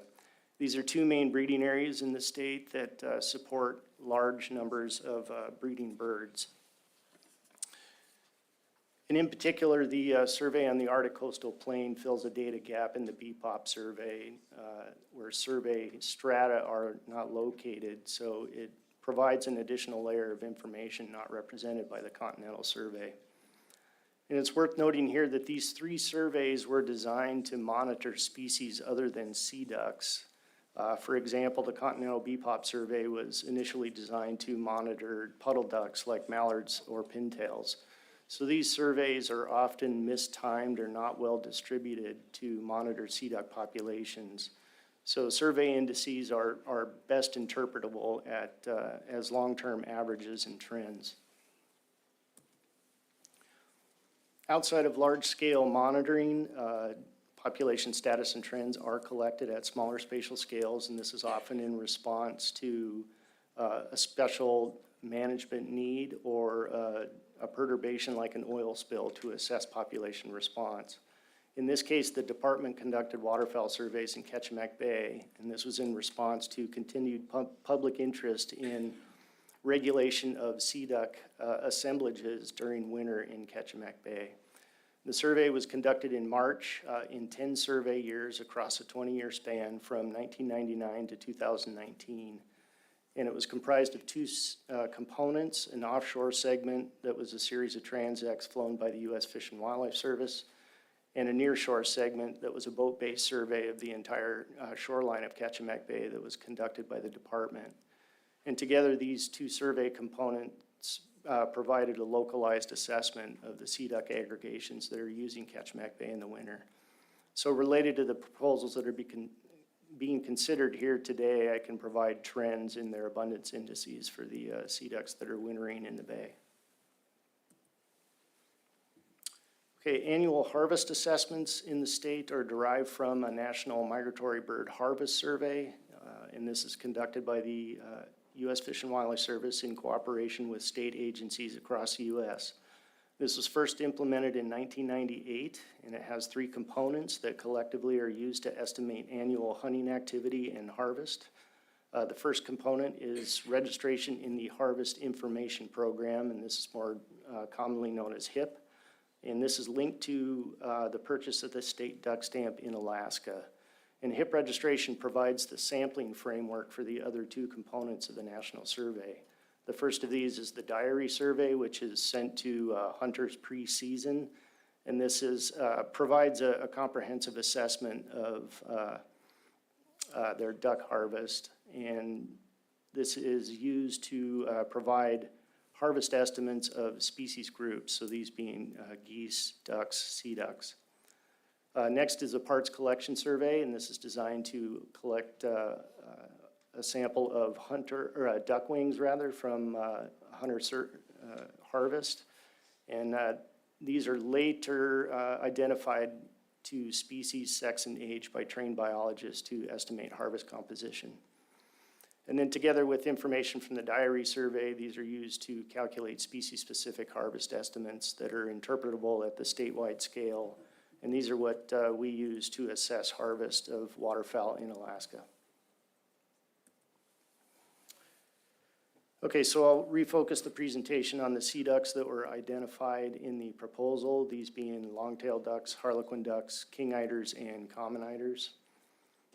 The maps on the slide are their annual ranges, and as you can see, they're widely distributed, and they're moving broad ranges between northerly breeding areas that are colored in blue and southerly wintering areas that are colored in orange. Long-tailed ducks and the two eider species are breeding in tundra habitats in western and northern Alaska, but their distribution extends well into Arctic Canada, while harlequin ducks are breeding on freshwater streams in mountainous and forested regions, so their distribution includes larger portions of the interior of the state, as well as western Canada and the Pacific Northwest. Both long-tailed ducks and harlequin ducks are widely distributed during the winter from the far Aleutian Islands to southeast Alaska and then farther down the Pacific coast.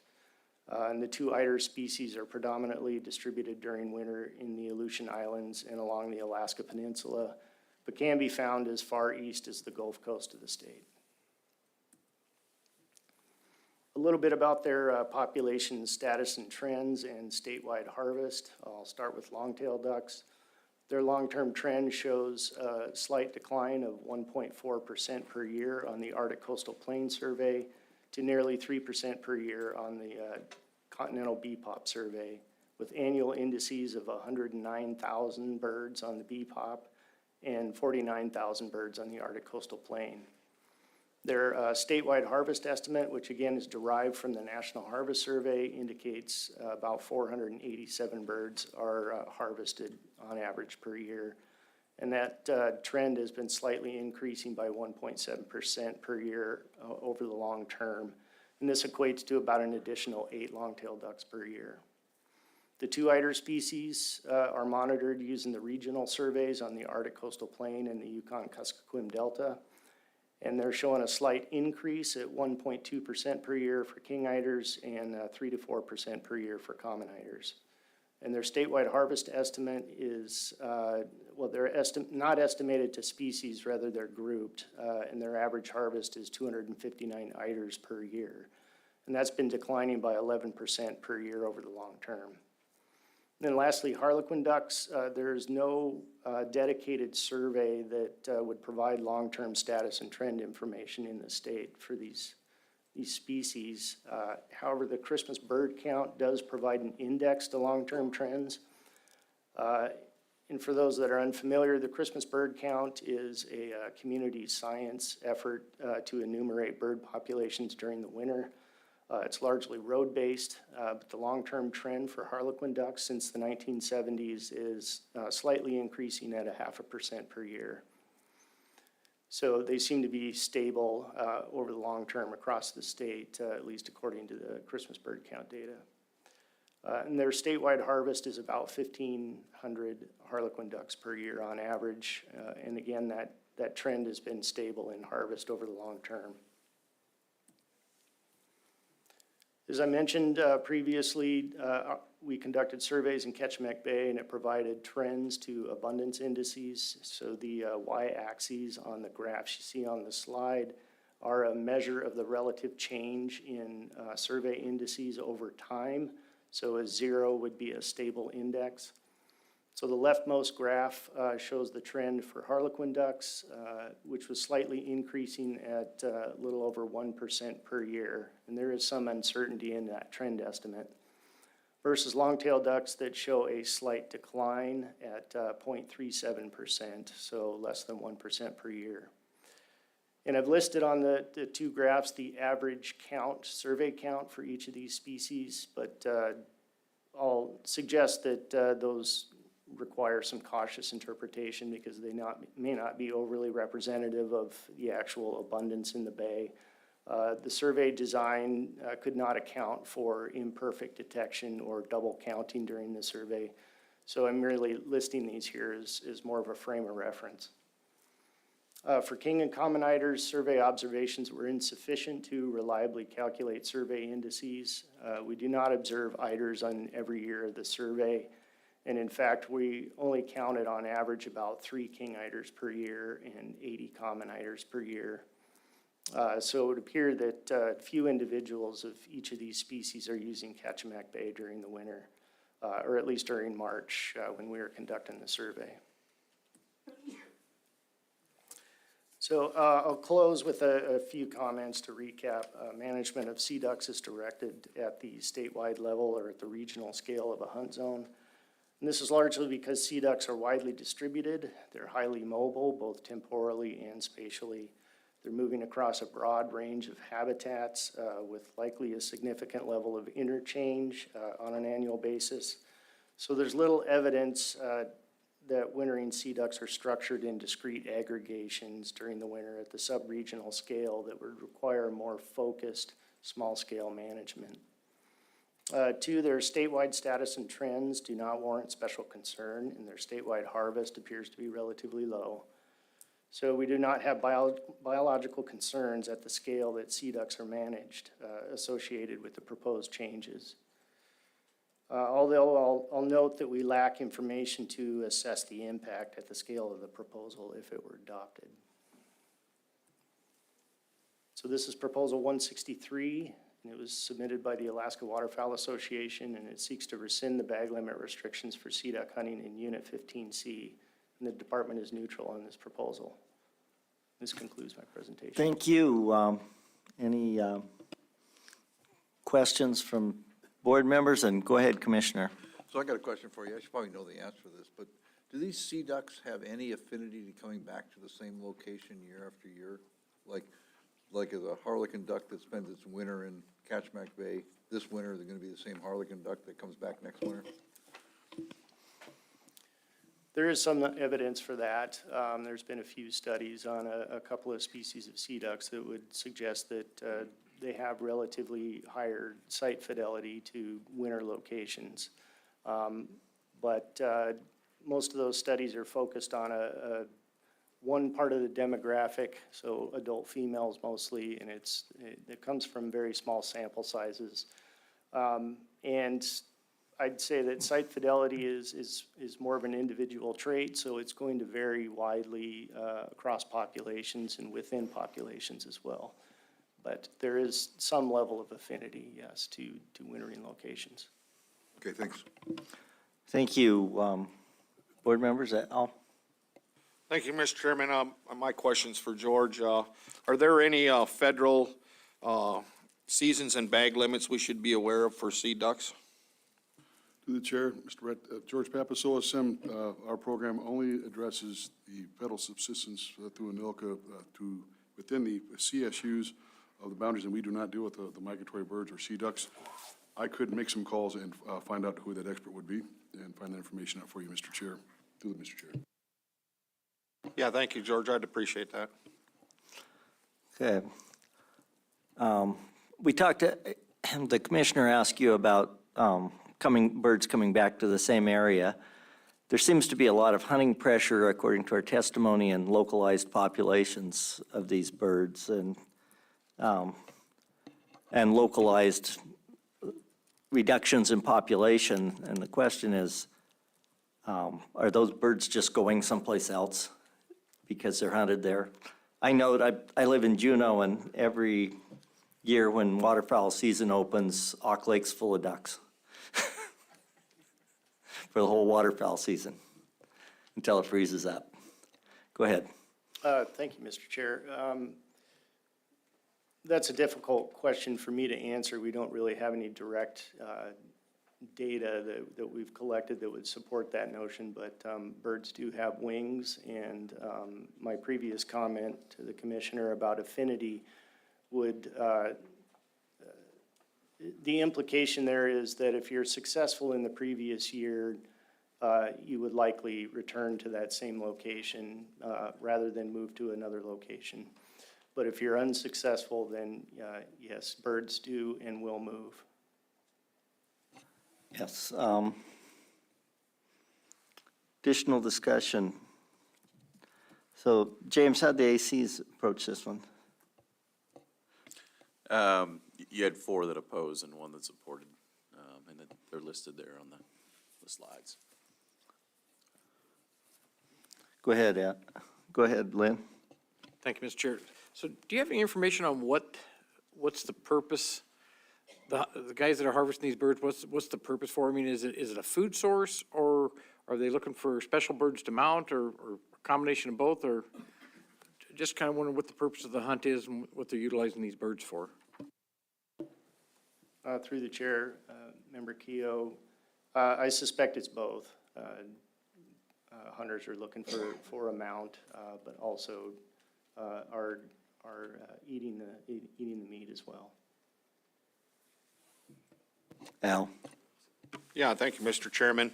I really sitting on the fence, but I don't think I want to support this proposal. I think, if we overlooked or we looked at our ptarmigan population statewide, we'd be in pretty good shape. Versus, an isolated population. I think Kachemak Bay is similar to this, that, anecdotally, there's been a lot of comments and RC submitted that, saying that they do see a reduction in the sea duck population, just like we had a lot of comments on the ptarmigan population that it's not where it used to be neither. So I see a very good comparison here. Additional board discussion. Seeing none. I'll call the question. Question's been called. The board has heard no concerns from the public regarding cost to private persons if this regulation is adopted. Thank you. Christie, would you poll the board? Yes, Mr. Chairman. Final action on Proposal 163. Member Keough. No. Ms. Cusack. No. Mr. Fletcher, No. Chairman Burnett, No. Mr. Hoffman, No. Mr. Cooney, No. Mr. Brett. No. That proposal fails 0-7. Mr. Chair, I move to adopt proposal 164, reduce the bag limit for GoldenEye in units 7 and 15. Second. Been moved and seconded, thank you. The department respond. Thank you, Mr. Chair. Proposal 164 was submitted by the Homer Fish and Game Advisory Committee, and it seeks to reduce the bag limit for Goldeneye in units 7 and 15 to 4 per day and 8 in possession.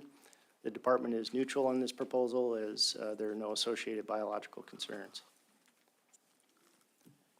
Goldeneye are considered to be part of the general duck bag despite their taxonomic designation as a sea duck. So the current regulation in the Gulf Coast hunt zone, which again includes the units that are listed on the slide, allows residents and non-residents 8 per day and 24 in possession.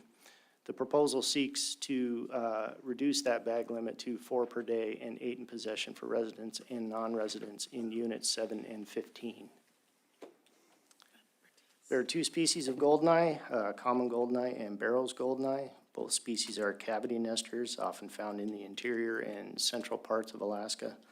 And they share a winter distribution from south-central to southeast Alaska.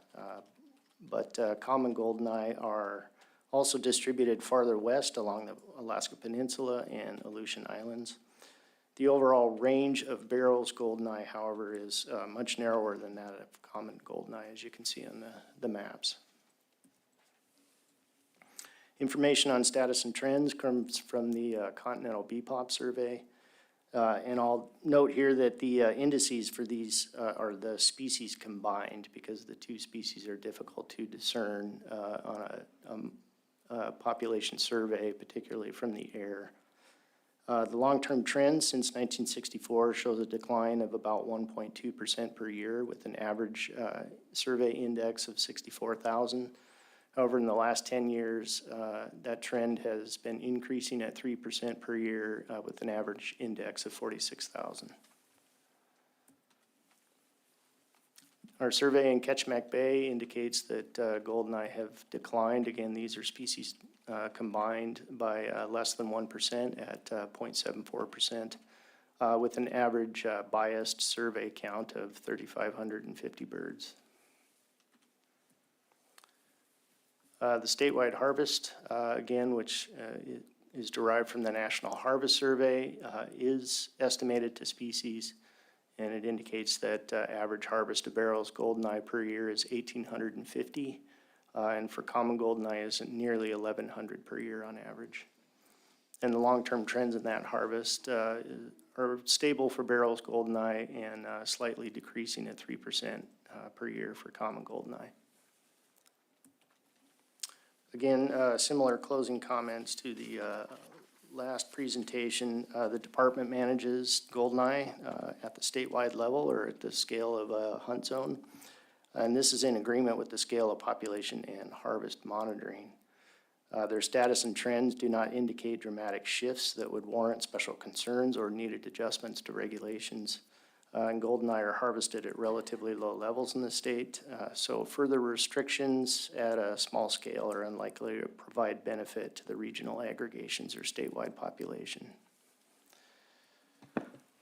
Proposal 164 was submitted by the Homer Fish and Game Advisory Committee, and it seeks to reduce the bag limit for goldeneye in units 7 and 15 to 4 per day and 8 in possession.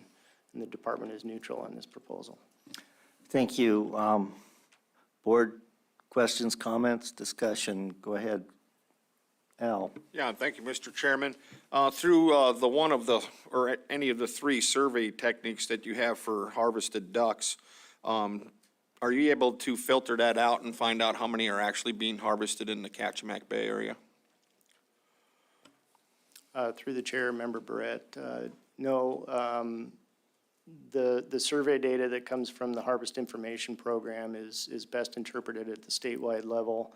The sample sizes just aren't adequate for us to get the resolution below that scale. Thank you. Additional discussion. We don't have a separate limit for Goldeneye at this time, right? Their limits are part of the CDEC, overall CDEC limit, correct? Their limits are included in the general duck bag. Right, as a general Yep. limit. This would very much complicate things for both the hunter and the department. And I'm not inclined to add another species of duck that has no biological concern to this. You know, give the department and the hunter additional confusion and work. Go ahead. Thank you, Mr. Chair. Yeah, like the previous proposal, I wasn't really comfortable expanding the harvest, but at the same time, with this proposal, I'm not real comfortable with cutting the harvest either. It doesn't seem like there's a biological concern. It actually sounds like what we've got going is working right now. Yeah, I think things are working just fine. Go ahead, Stosh. Yeah, I heard the word decreasing from the department's overview. That's Right. what I heard and heard pretty clearly. Yeah, Al? Yeah, thank you, Mr. Chairman. I agree with Member Hoffman. We do see a trend that it's a declining population, and I would tend to support a proposal like this. Go ahead. So I guess, did you say that, I mean, the decline or the decline is less than 1%, or what was the decline you mentioned on this species?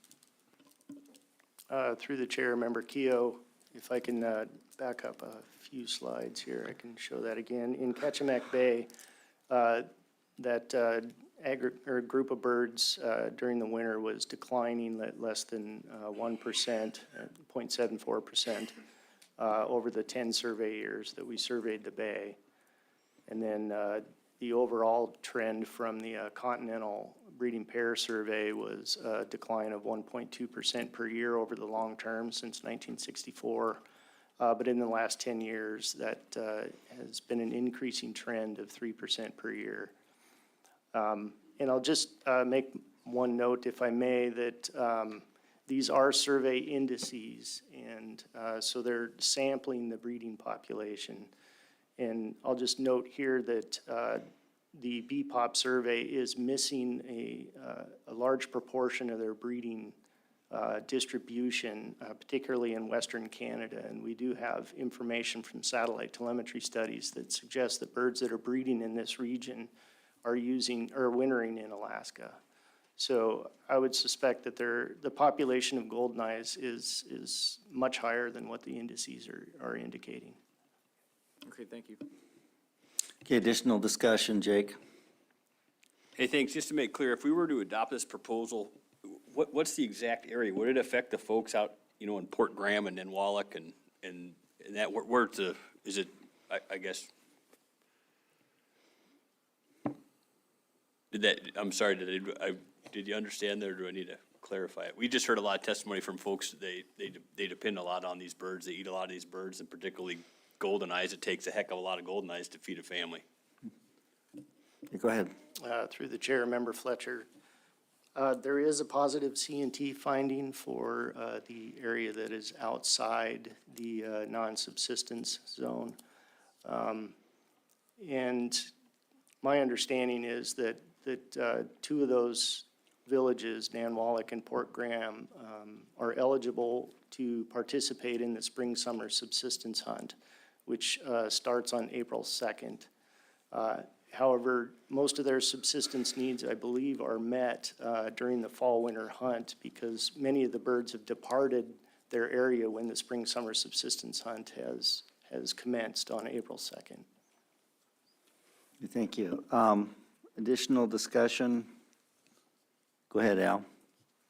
Yeah, thank you, Mr. Chairman. So, did I understand you right? There's also a subsistence, are there subsistence bag limits? They wouldn't be affected by any actions this board would take?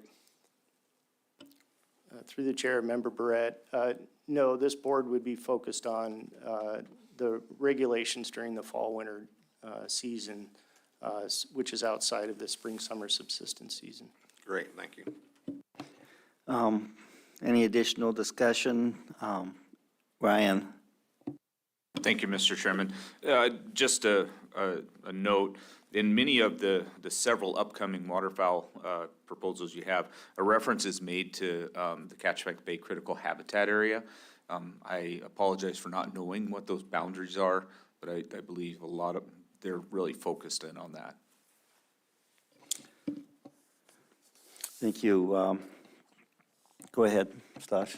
Yeah, thank you, Mr. Chair. Earlier in the meeting, we had a group of people in here, and we asked them a few questions, and I asked them which one of these sea ducks did they prefer the most, and they said mallard. So there was a little bit of confusion, and then I talked to them after, and they weren't, they were a little bit confused about this in my mind, and I don't think they're so worried about it now. I don't think they have any food security issues. Plus, I think they do eat them, but I don't think it's not targeted. Additional discussion, Al? Yeah, thank you, Mr. Chairman. With the information that, was just discussed here, I wouldn't be able to support this proposal. I don't believe the harvest on these, or for this particular hunt, is used for food, and I believe subsistence needs are still being met through the federal system, and they will have reasonable opportunity, for the local people that do eat them. Thank you, although the testimony on the federal subsistence is that these birds have actually left the area to go to their nesting grounds in the spring when the federal subsistence I misheard that. I hunt thought is it was opened, also carried into if the I fall. recall. That's correct, Mr. Chair. A large proportion of the birds have left the area by the time the spring-summer subsistence season is opened. Okay, thank you. Okay, additional discussion, Lynn? Thank you, Mr. But he said their subsistence needs were being met in the fall.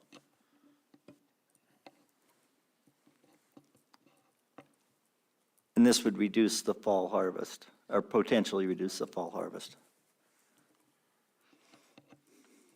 James? Okay, you're looking thoughtful over there. Al? Call the question. Question has been called on proposal 164. The board has heard no concerns from the public regarding cost to private persons if this regulation is adopted. Thank you. Christie, would you poll the board? Yes, Mr. Chairman. Final action on Proposal 164. Mr. Fletcher. No. Chairman Burnett. No. Mr. Hoffman. Yes. Mr. Cooney. No. Mr. Barrett. Yes. Mr. Keough. No. Ms. Cusack. No. That proposal fails by a vote of 2 yeas to 5 nays. Mr. Chair, I move to adopt Proposal 165, reduce the bag limit for GoldenEye in Unit 15C. Charlie. Second. It's been moved and seconded. Department response? Thank you, Mr. Chair. Proposal 165 was submitted by a member of the public, and it seeks to reduce the bag limit for GoldenEye in Unit 15C to 4 per day and 8 in possession. The department is neutral on this proposal as there are no associated biological concerns. And the following slides are identical with the exception that this is focused on Unit 15C. So their annual ranges, the population trends, their harvest estimates, and then final comments. So proposal 165 was submitted by a member of the public, and it seeks to reduce the bag limit for GoldenEye in Unit 15C to 4 per day and 8 in possession, and the department is neutral on this proposal. Thank you. Additional discussion from the board members. This is more targeted toward 15C. It also completely includes the subsistence area. Go ahead, Stash. Yeah, thank you, Mr. Chair. Again, like I said before, I don't think these are targeted subsistence food. I think they eat them every once in a while. And I got a question here. This is a highly populated area with everyone has boats. It's in a fairly small area where these birds concentrate. And has the Department of Law how many phone calls do you get for people saying they see boats chasing these flocks of seabirds around?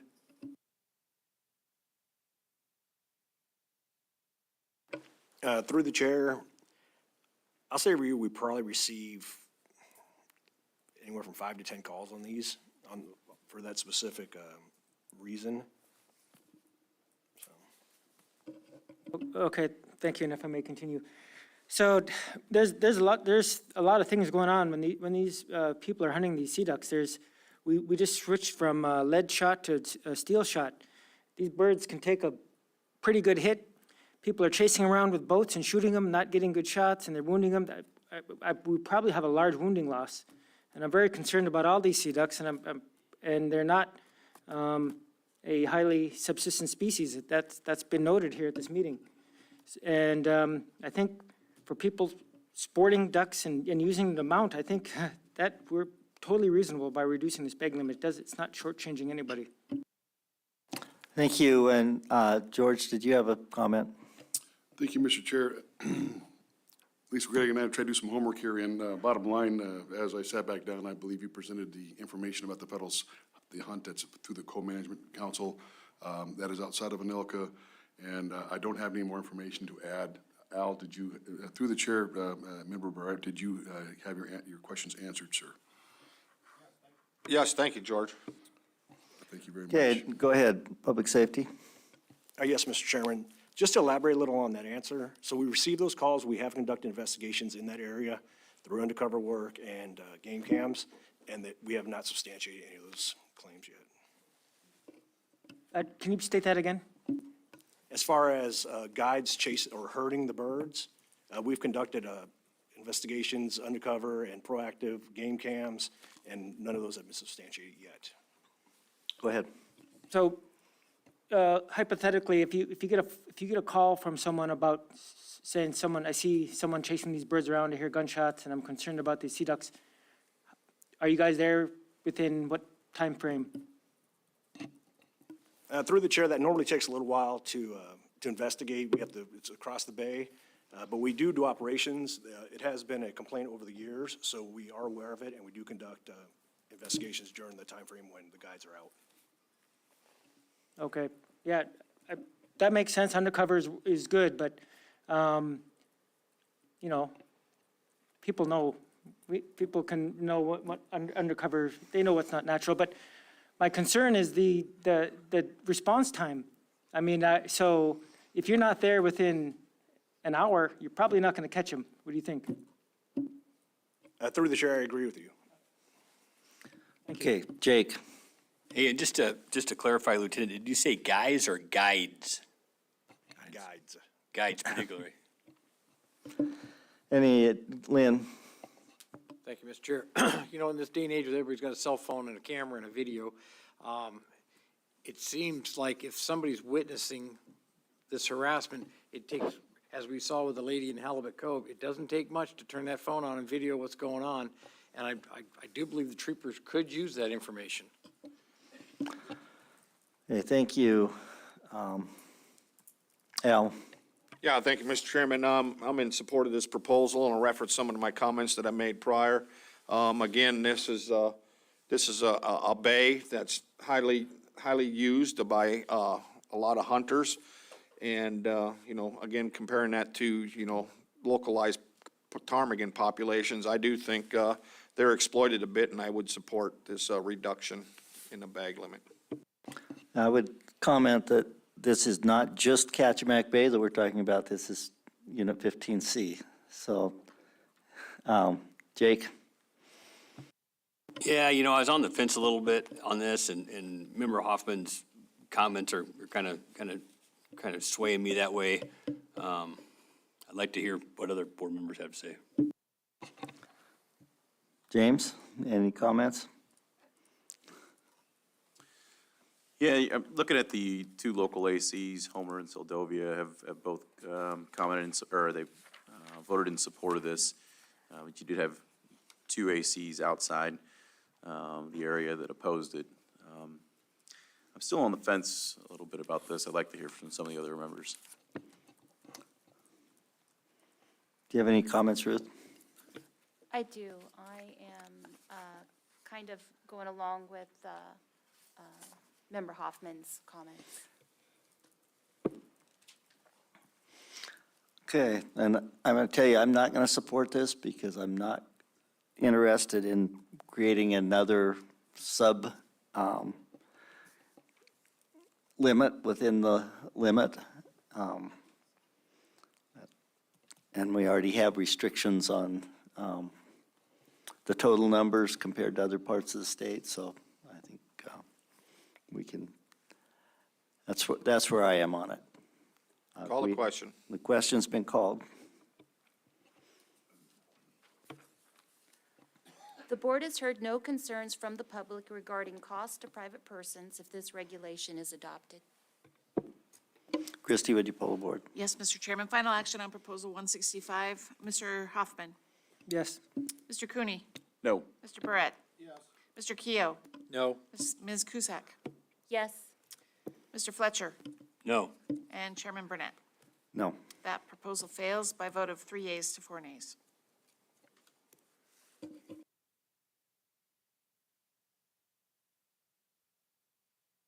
Mr. Chair, I move to adopt Proposal 166, reduce the bag limit for Buffalo Head in Units 7 and 15. Second. It's been moved and seconded. Department? Thank you, Mr. Chair. Proposal 166 was submitted by the Homer Fish and Game Advisory Committee, and it seeks to reduce the bag limit for bufflehead in Units 7 and 15 to 4 per day and 8 in possession. The department is neutral on this proposal as there are no associated biological concerns. Like goldeneye, bufflehead are considered to be part of the general duck bag despite their taxonomic designation as a sea duck. So their current regulation in the Gulf Coast hunt zone for residents and non-residents allow 8 per day and 24 in possession.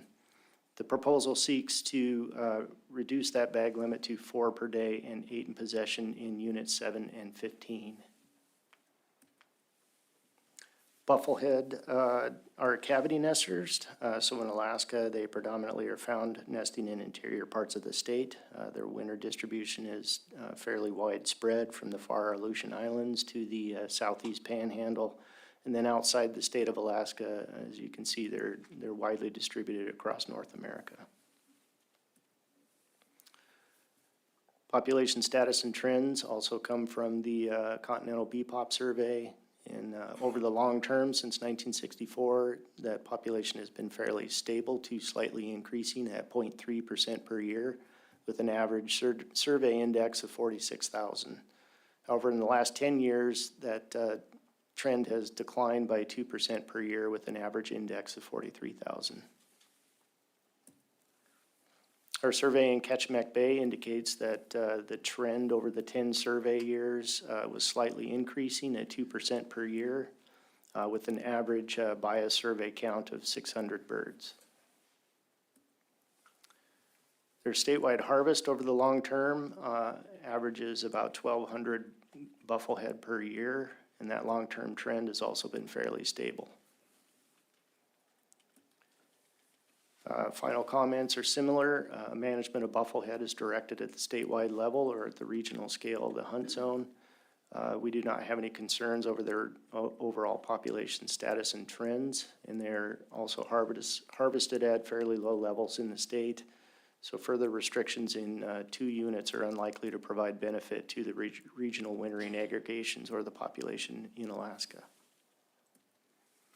Proposal 166 was submitted by the Homer Fish and Game Advisory Committee, and it seeks to reduce the bag limit for bufflehead in Units 7 and 15 to 4 per day and 8 in possession.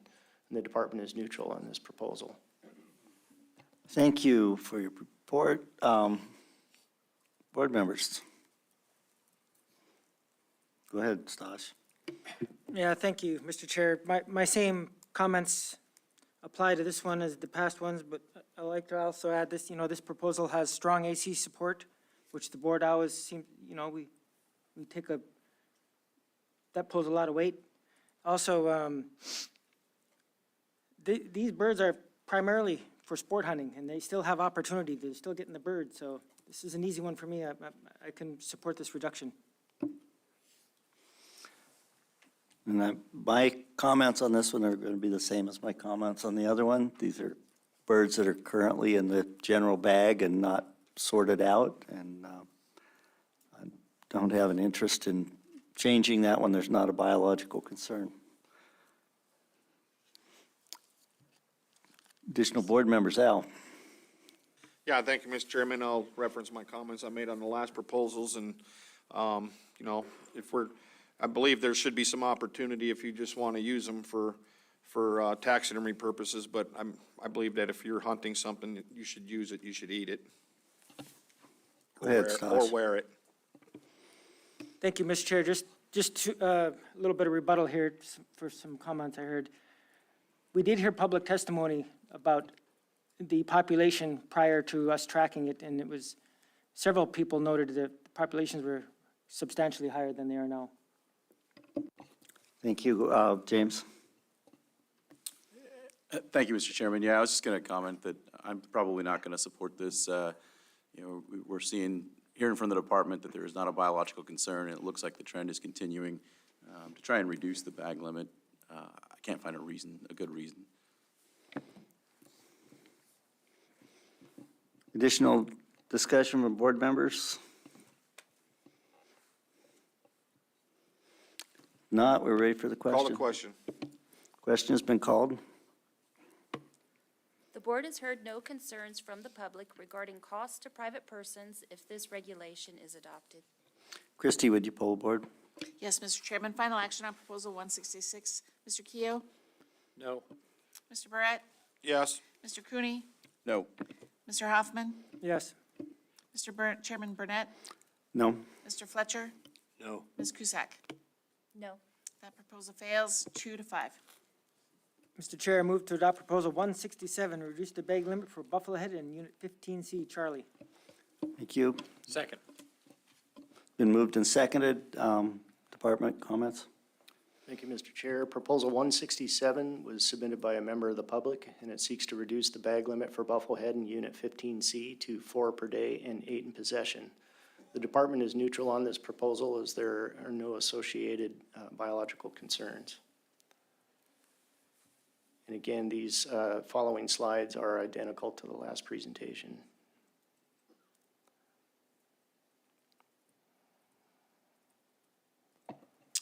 Proposal 167 was submitted by a member of the public, and it seeks to reduce the bag limit for bufflehead in Unit 15C to 4 per day and 8 in possession. The department is neutral on this proposal. Thank you. Board discussion. Go ahead, Al. Yeah, I got a question for public safety. Do you guys get any calls, or you have to investigate, you know, wanton waste or not complying with the salvage requirements on sea ducks? I apologize. Can you repeat that question? Have you received any significant complaints, or did you have to do investigations during this for wanton waste on sea ducks? We have not. Thank you. Thank you. Go ahead. Mr. Chair, my comments from the past several still apply, but also for board members to know, which I think you know, 2 of the ACs closest to this Tashomac Bay support this. Thank you. Additional discussion from board members? Call the question. Question's been called. The board has heard no concerns from the public regarding costs to private persons if this regulation is adopted. Thank you. Christie, would you poll the board? Yes, Mr. Chairman, final action on Proposal 167. Mr. Barrett? Yes. Mr. Cooney? No. Mr. Hoffman? Yes. Chairman Burnett? No. Mr. Fletcher? No. Ms. Cusack? No. Mr. Keough? No. Proposal 167 fails by a vote of 2-5. Mr. Chair, I move to adopt Proposal 168, reduce the bag limit for Harlequin ducks in Units 7 and 15. Second. Proposal's been moved and seconded. The department comments, please. Thank you, Mr. Chair. Proposal 168 was submitted by the Homer Fish and Game Advisory Committee, and it seeks to reduce the bag limit for Harlequin ducks in Units 7 and 15 to 1 per day and 2 in possession.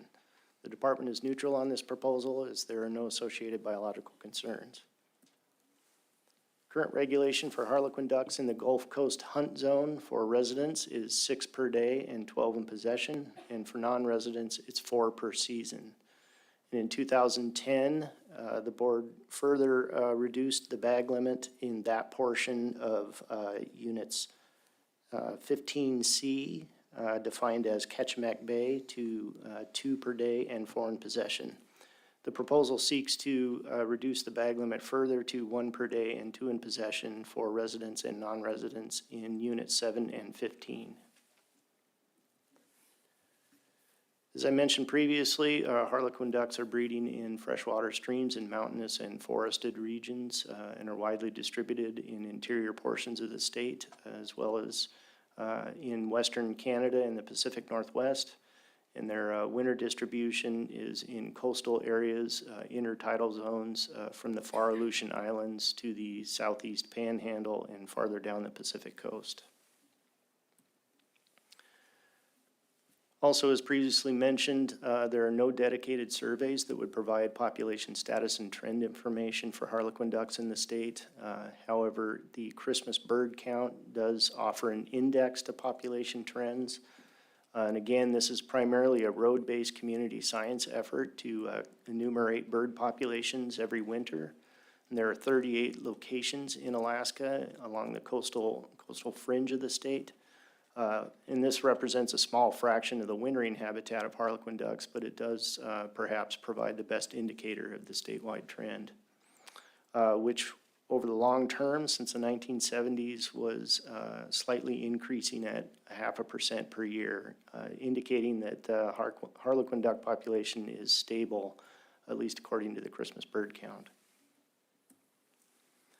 And our survey in Ketchimack Bay also indicates a slight increase by 1% per year, with an average by a survey count of 1,750 harlequin ducks.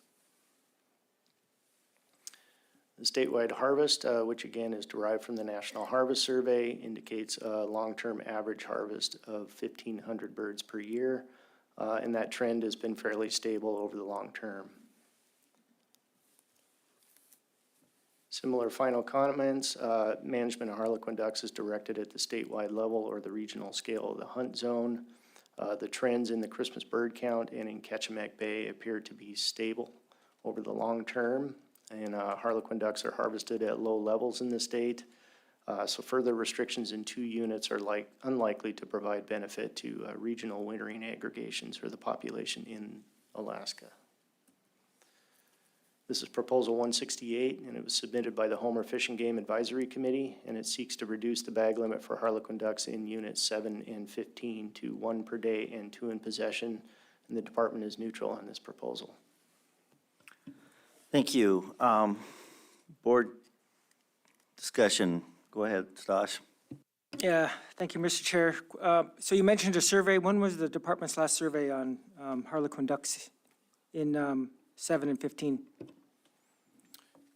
Through the chair, Member Hoffman, we've only surveyed Ketchimack Bay recently. In the last year of that survey was 2019.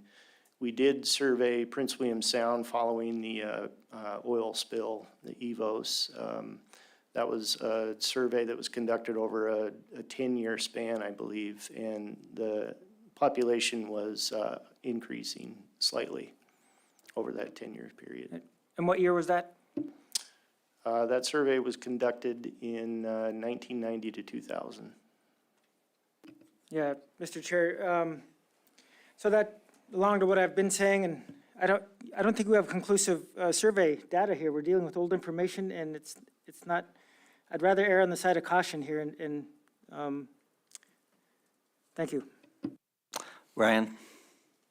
Yeah, thank you, Mr. Chairman. I just wanted to note that Ketchimack Bay is actually unique in and of itself, where we are going to a specific area to do those surveys, unlike where we rely on the North Slope or the other trend count areas for other species. Thank you. Additional board discussion. Go ahead, Al. Yeah, thank you, Mr. Chairman. I should have maybe asked this prior, and I was focused on Ketchimack Bay, and we're dealing with what, the whole regions. What is is there more, or is there less hunting effort on outside the bay than inside the bay? Through the chair, Member Barrett, I'm not sure about that. We don't have harvest estimates or at that level. Thank you. Go ahead. Thank you, Mr. Chair. So the only thing I find interesting in this deal is, and I've been confused on this a couple times on several different proposals today, because Homer Fish and Game Advisory Committee proposed this proposal, but they also oppose it. And they've done that on several proposals, and I don't quite understand what the thought process was that, but for some reason, we had a fair amount of ACs opposing this for some reason. Okay, any further board discussion? Go ahead, Al. And I'm just thinking out loud, but I think on the Harlequin duck anyways, it does see that we do have a trend that's increasing in population. And citizen scientist survey was also showing an increase in Harlequin ducks in the bay. Okay, James? Yeah, thank you, Mr. Chairman. Yeah, and for those reasons, I won't be supporting the reduction. Okay, thank you. Any additional discussion on this proposal? Call the question. Question's been called.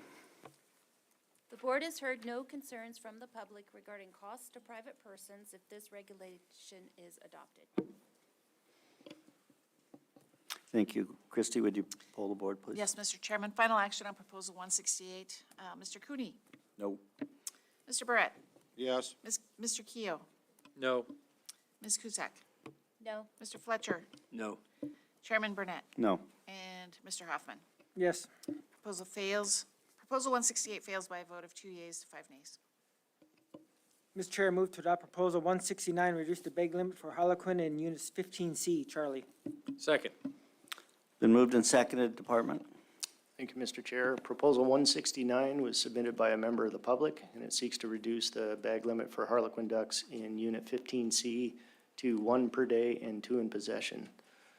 The department is neutral in this proposal as there are no associated biological concerns. Again, these slides are identical to the previous presentation, so the board has seen them before. Proposal 169 was submitted by a member of the public and seeks to reduce the bag limit for Harlequin ducks in Unit 15C to 1 per day and 2 in possession, and the department is neutral on this proposal. Thank you. Board member comments.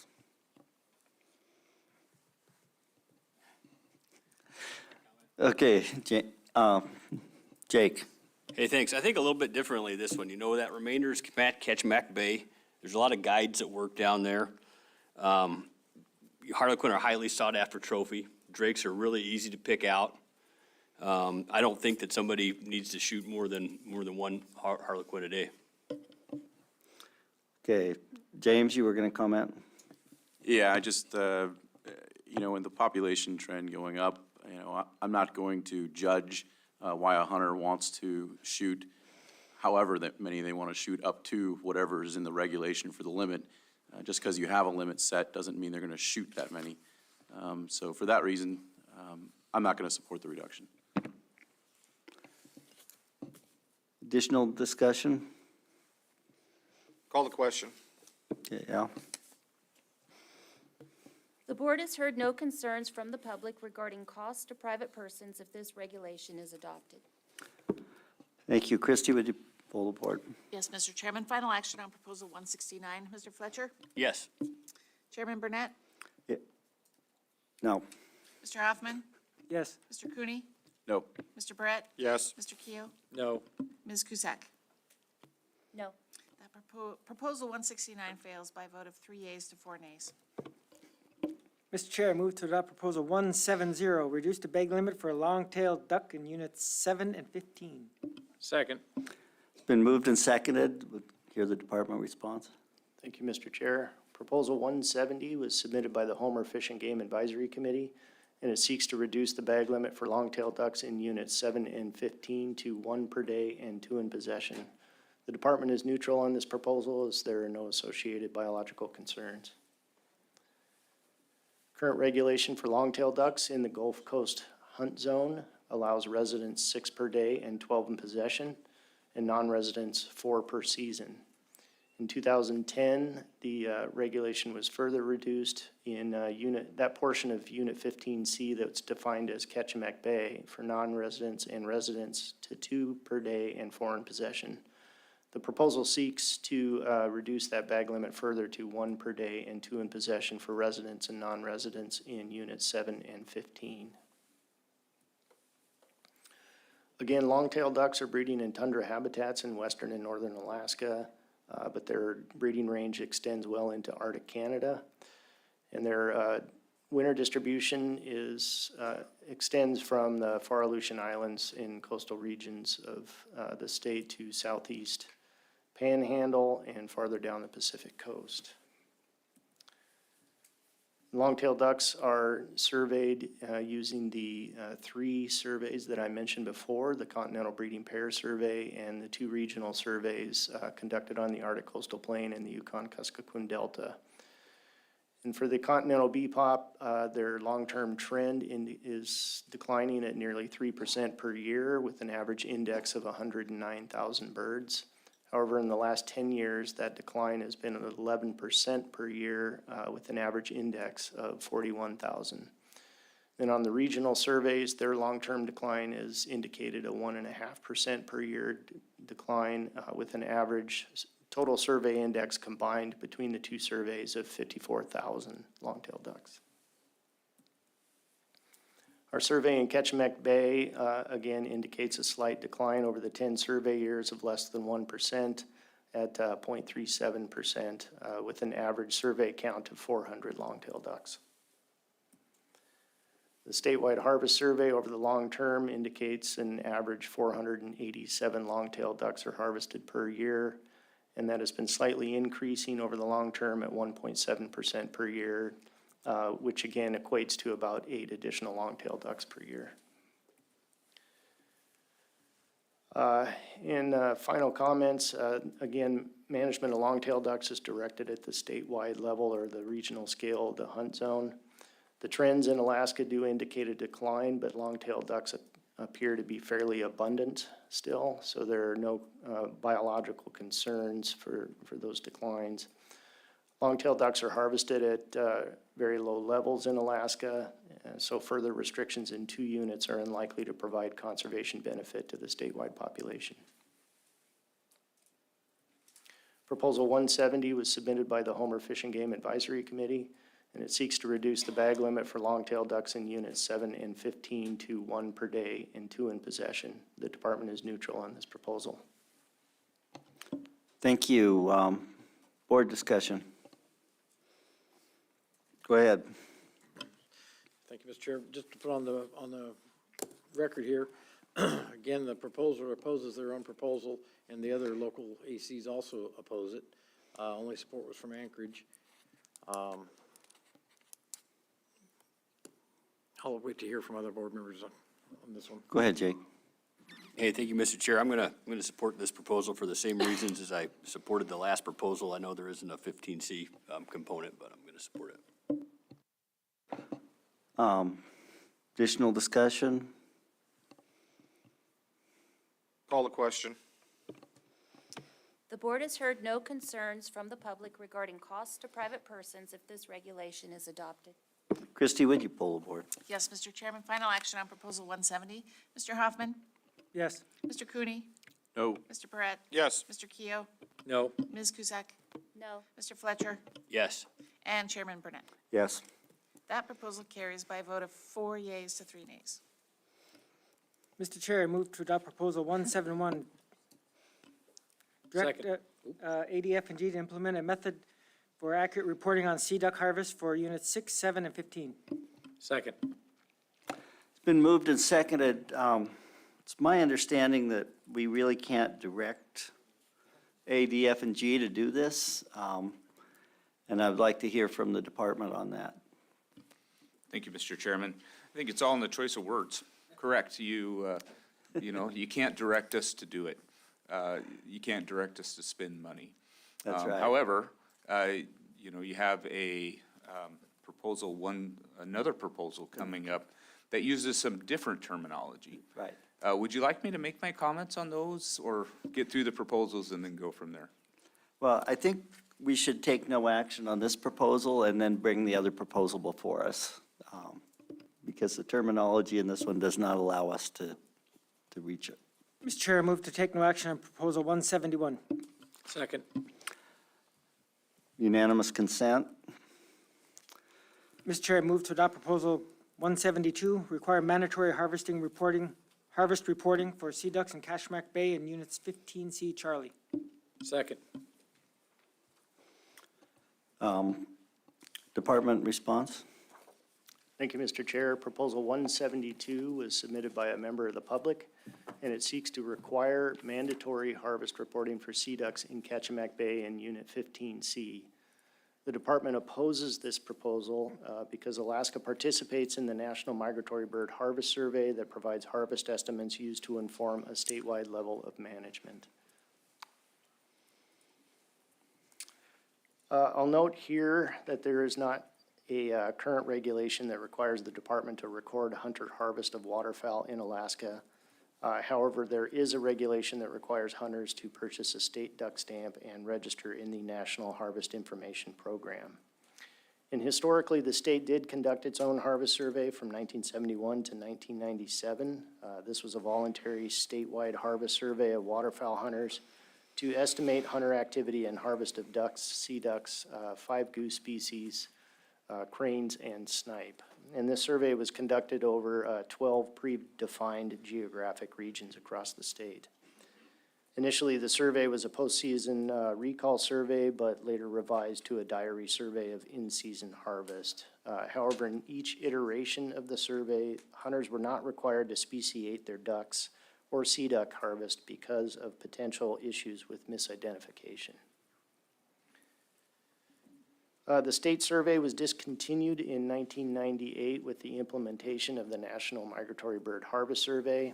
I've described this in detail in a previous presentation, but I'll briefly summarize it again here. This is conducted annually by the U.S. Fish and Wildlife Service in cooperation with state agencies across the United States. It has 3 components that are collectively used to estimate annual hunting activity and harvest. And in Alaska, the HIP registration is linked to the purchase of a state duck stamp, and this registration provides the sampling framework for the other 2 components of the survey. The first is the diary survey, which provides harvest estimates of species groups like ducks and geese and sea ducks. And then the next component is the parts collection survey, which is designed to collect a sample of duck wings from hunter harvest that is identified by trained biologists to species, sex, age, and provides harvest composition information of the harvest. And together with the information from the diary survey, this is used to calculate species-specific harvest estimates that are interpretable at the statewide scale, and this is what we use for harvest assessment in Alaska. This slide, just to note that statewide harvest monitoring through the National Survey is in agreement with the scale of population monitoring in the state. So harvest estimates are interpretable in the context of statewide population status and trends. And a few closing comments. Alaska participates in the National Harvest Survey, which provides annual statewide estimates of harvest that are used for harvest assessment of sea ducks in Alaska. These estimates can be used or paired with statewide monitoring efforts to inform management at the statewide or regional scale.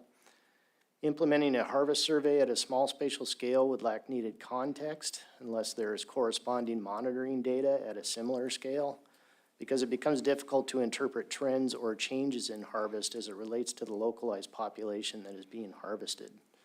Further, without an independent assessment of harvest composition, survey information is susceptible to species identification errors. Depending on the time of year or sex and age of the harvest, differentiating among species can be especially difficult, which potentially risks inaccurate or biased survey results. So to estimate species-specific harvest would likely require implementing an expensive and time-intensive wing collection program or operating check stations in season to properly identify species, sex, and age composition of the harvest. Finally, the inference from a small-scale harvest survey is limited to that spatial scale, so it's largely not useful at the scale that the department focuses management of sea ducks. Again, sea ducks are widely distributed across the state. They're moving thousands of miles across a broad range of habitats, and in many cases, they're harvested in large portions of their range. So small-scale harvest surveys would be focused on only a very small component of the statewide harvest of a particular species or population. So for these reasons, the department is opposed to implementing another harvest survey in addition to participation in the National Harvest Survey, particularly a survey that's conducted at a small scale that would largely be unuseful, at least for department purposes. So Proposal 172 was submitted by a member of the public, and it seeks to require mandatory harvest reporting for sea ducks in Ketchimack Bay in Unit 15C, and the department is opposed to this proposal. Thank you. Ryan, did you have additional comments on that? Thank you, Mr. Chairman. Very briefly, monitoring in a small area such as Ketchimack Bay or even 15C, Unit 15C, really is not going to have context if, I need to back up, it's getting a little late. Keeping track of harvest in a small scale area like 15C or Ketchimack Bay is not going to have context without additional monitoring. We'll have raw numbers, but we won't really know what those numbers mean in comparison to what is going on unless into the population that utilizes that area. I think that largely with all these proposals, there's been a demonstrated desire to do something in these areas. Biologically, we can't move away from what we can demonstrate at all. I think there's a lot of social aspects to these proposals as well. But I don't know that we will gain anything by requiring harvest monitoring. Thank you. Board discussion. Go ahead, Stosh. Yeah, thank you, Mr. Chair. Maybe, because I kind of think it would. It's a small area, it's a high productive area. I think it would be a very good index to know what's going on and be a good place to try a baseline and use that because this is where it's a highly productive area. I think it'll work great. Okay, go ahead, Lynn.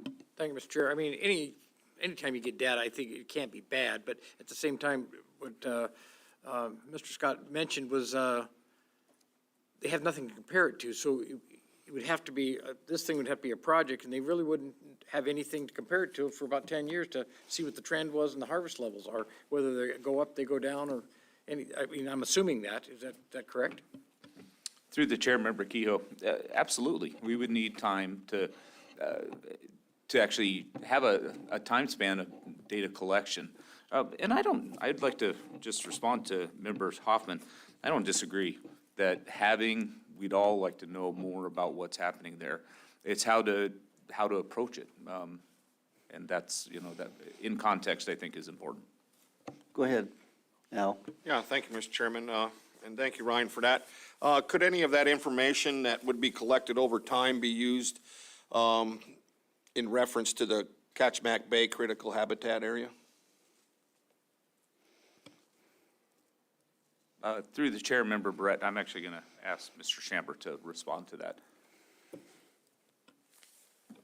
Through the chair, Mr. Barrett, again, just to reiterate what Mr. Scott mentioned was that really to be able to interpret harvest trends or long-term averages, for example, there needs to be corresponding information about the population and the changes in the population over time as well.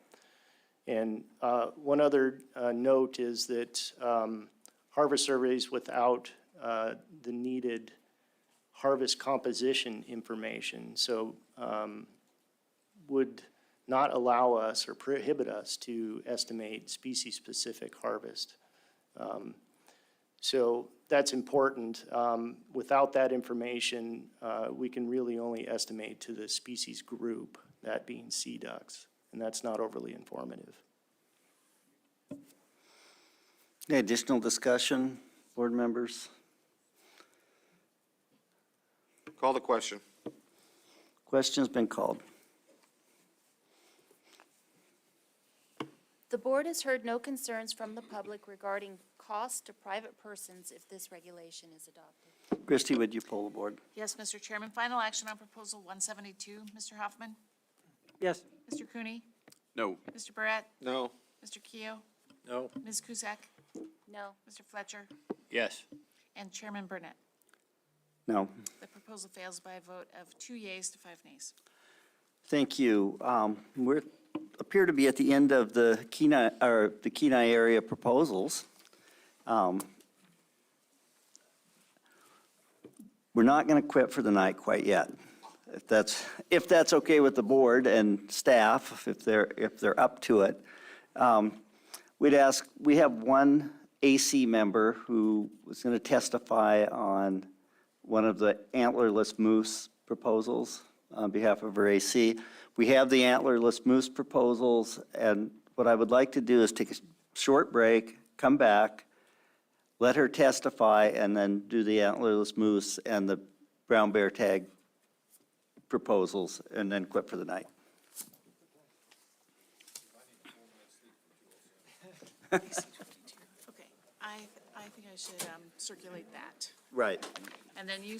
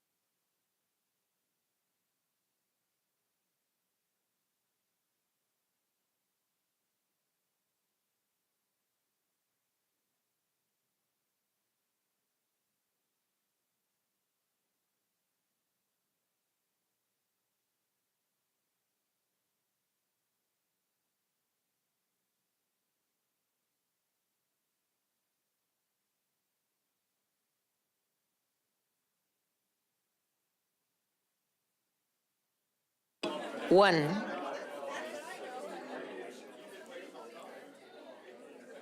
2, 1, 2, 3, 4, 5, 6, 7. 8, Can you keep counting, Kyle? 9, 10, 11, 12, 13, 14, I think we're good. Thank 15. you.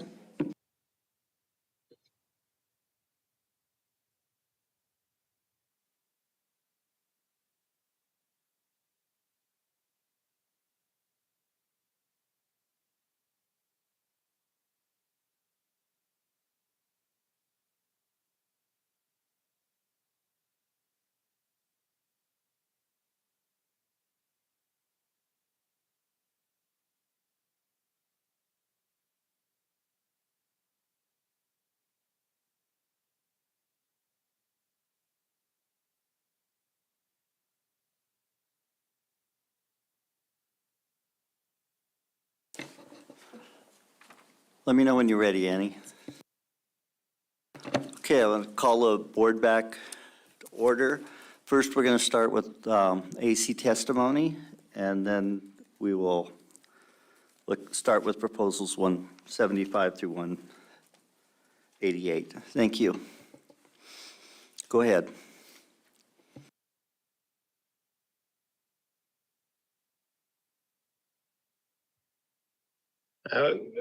Mr. Chair, we have Olivia joining the meeting now. Olivia should be online now. Okay, yeah, we can hear it we hear you just fine. Hello, may I start my testimony? Thank you, Olivia. You can go ahead with your testimony. Thank you. Dan Hazoon, Olivia Sauza, Dehun Danaka Hitle, Hanahi Seasney, Setsia Ka, James Timothy Irwin, Yish, Gretchen Suzanne Sumter Irwin, Helila A. Bagatili Hut An Etlan, Fairbanks Pledo. Hello, everyone. My name is Olivia Hanahi Irwin. I am a Nenana Native tribal member and the current co-chair of the Minto Nenana Advisory Committee. And I would like to give testimony on behalf of our advisory committee. Our submitted comments can be found in AC 22. And we are speaking on behalf of opposition to the reauthorization of the antlerless moose hunts in Unit 20A and 20B, respectively proposals 180 and 181. Our potlatches are a time for us to let go of our grief and free the individual who passed away from our community. It is a time to celebrate those individuals who loved and cared for the deceased while they were alive. It's a time to celebrate and give back to those who came together as a community to build the casket, line the casket, dig the grave, carry our loved one up the hill to bury them above the river, and uphold and uplift all members of the community who were part of this process. Our ways of life are passed down during these ceremonies. The values we live by seep into each aspect of throwing our traditional memorial potlatches. I'd like to read the Athabascan cultural values at this time. Self-sufficiency and hard work, care and provision for the family, family relations and unity, love for children, village cooperation and responsibility to the village, humor, honesty and fairness, sharing and caring, respect for elders and others, respect for knowledge and wisdom of life experiences, respect for the land and nature, practice of native traditions, honoring ancestors, and spirituality. Within our community, we live these values through our traditional potlatches, and we teach our children these same values as we integrate them into the different roles that occupy the space of throwing a traditional potlatch. With a deep connection to moose as an integral aspect of our traditional ceremonies and potlatches, our people want to ensure that there are moose to be harvested when our ceremonies happen. We cannot plan when someone passes away or when there will need to be a memorial potlatch. And so we want to secure the ability to harvest when those times do come. It is a conservation effort to leave the cow moose alone during this season and allow them to continue caring for themselves and their calves to grow a healthy moose population. While we might have a legal ability to harvest a moose for potlatch, we ask our community would not take a moose if we feel the population cannot afford it. We want healthy, sustained populations that grow to the point where we're able to harvest a ceremonial moose without harming the future of that moose population. 3 years ago, my father passed away, and we have yet to have his memorial potlatch. We will not plan for his potlatch until there are enough salmon and moose available to harvest for the ceremony. For these ceremonies, moose are used in passing out of moosehead soup, passing out of meat to elders, and sharing with the community. It is a time for us to celebrate the wealth that we have as a community and as a family.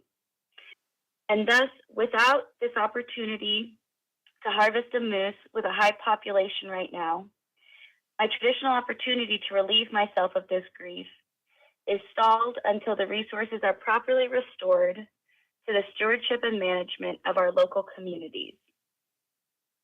The board has a responsibility to provide a reasonable opportunity for subsistence harvest of moose. This year, our freezer is empty. My partner was out on the land for 3 weeks looking in Game Management Unit 20B. However, with all that time, he was not able to harvest a moose. He is an experienced hunter, understands the land, understands the patterns of the moose, and this is not an anomaly within our community. We have multiple people who were unable to get a moose this year. Our advisory committee has historically opposed this hunt. We recognize the department's purpose in putting forward this proposal is to maintain this as an option for a management tool in case the population reaches a level that cannot be sustained.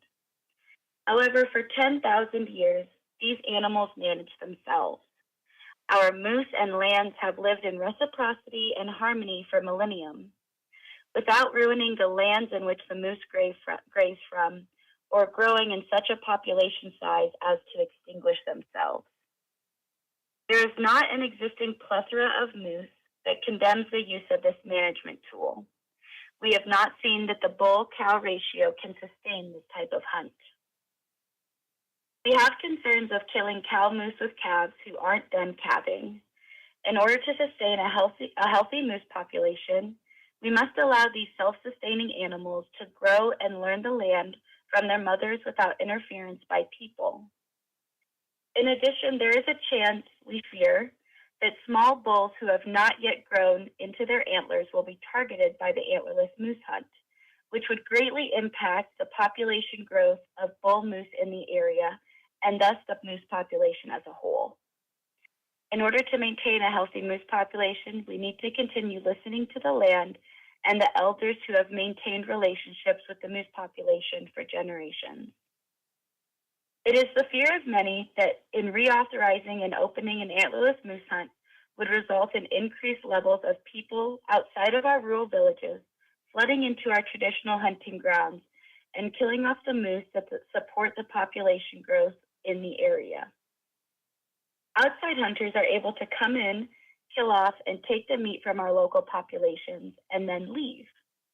This reauthorization does not provide food security for those who experience actual food insecurity within our villages.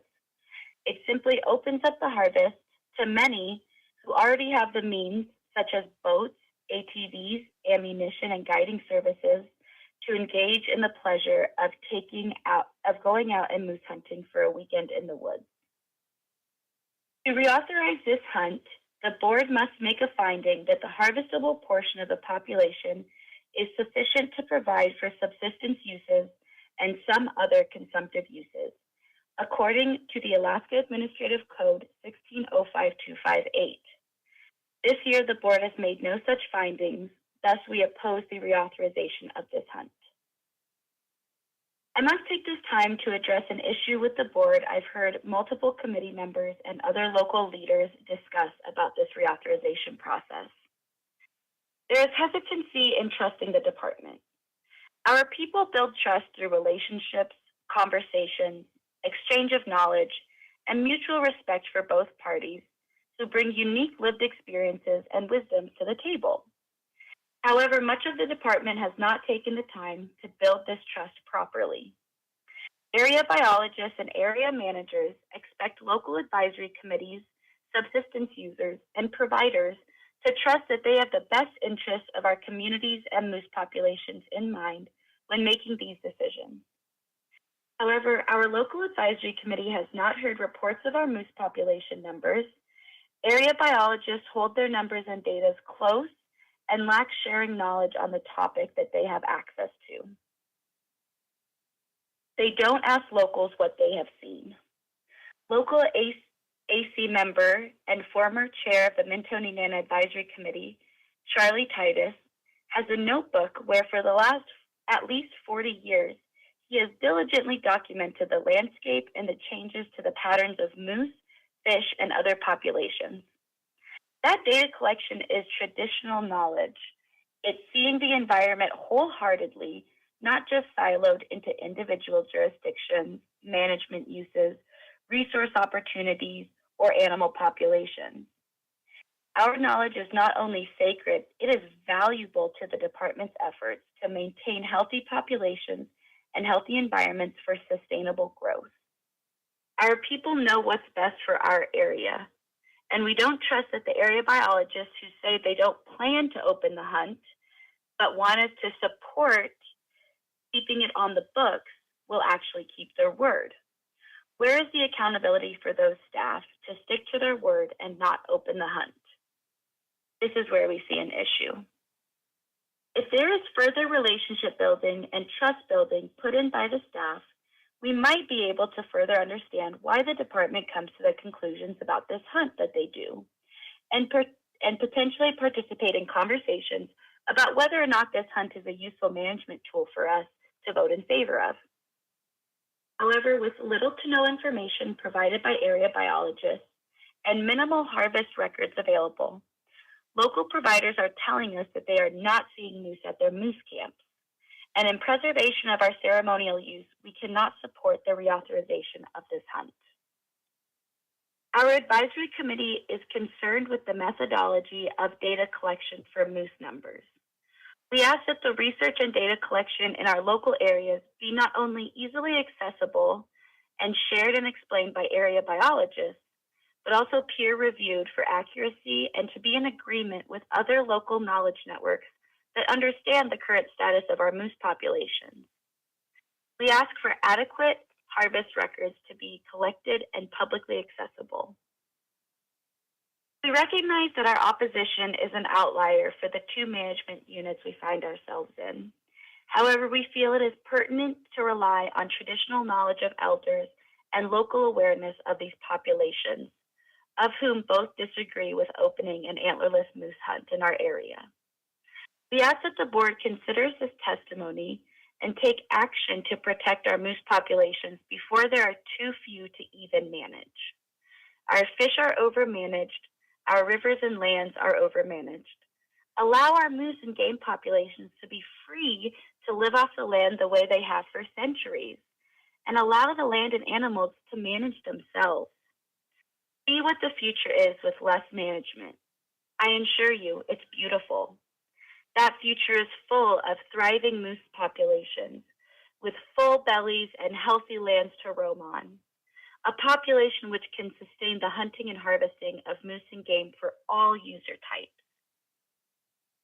Our advisory committee would like to stand with other local ACs in other management units who also oppose this hunt in their areas, and hope that the department and board will begin to tap into the wealth of knowledge our local folks have on the topic.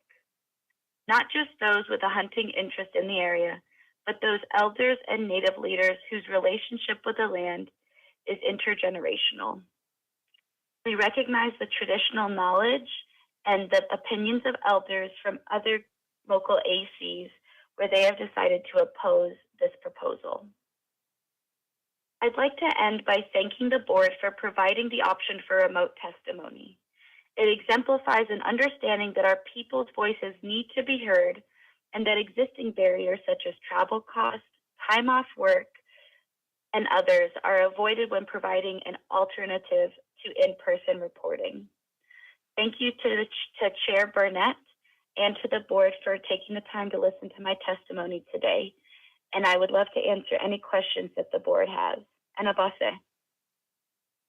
Thank you for that very good testimony. You're incredibly well-spoken, and it's probably one of the most understandable testimonies we've had this time. Very clear.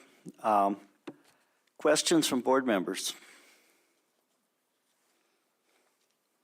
Al. Yeah, thank you, Mr. Chairman. Thank you, Olivia. That was really loud and clear. So you guys feel that there's not even a moose opportunity to fulfill any customary and traditional potlatches that may come? Through the chair, thank you, board member, for that question. At this time, I feel as though our community is hesitant, would be hesitant to harvest moose with the numbers that we have seen recently, because we want to continue to grow the population. So while perhaps it wouldn't devastate the population for us to get a moose for ceremonial uses next week if we were able to get a permit for that, the point that I was trying to make is that we are aware of the need for certain types of management in our areas and time for our populations to grow. And so at this time, I, for example, would not feel comfortable getting a permit to go out and harvest a moose for a potlatch at this time. Great. Thank you, Olivia. That was loud and clear. Thank you. Stosh. Yeah, thank you, Mr. Chair. Thank you, Olivia, for your testimony. That was, we heard you loud and clear, and I'd like to, I'm sorry for your loss that you mentioned in your testimony, and I hope that the moose population comes up and you can finish the formalities for your loss. And also, I'd like to thank you for opening up your testimony with your native language. That was really neat to hear, and I really appreciate that. And thank you for calling in today. Thank you very much. I appreciate your words. Additional questions for Olivia? I wanted to ask Olivia, are you aware of the board finding that we did in 2020 where the board found that the priority for cow moose in Unit 20B is for ceremonial harvest, and that our intent was that that the department preserve enough moose to make sure if they had a cow hunt that there was sufficient for ceremonial harvest and subsistence purposes? Oh, I appreciate you bringing that up, and I was not aware of that specific finding, and we'll look further into that. I appreciate you clarifying that and sharing that information with me. That helps alleviate a little bit of that stress. So thank you very much for that. Thank you very much. Any additional questions for her? If not, again, thank you for your testimony. It was great, and I think we all heard it loud and clear. Thank you, Chairman, and thank you to the board for listening to my testimony today.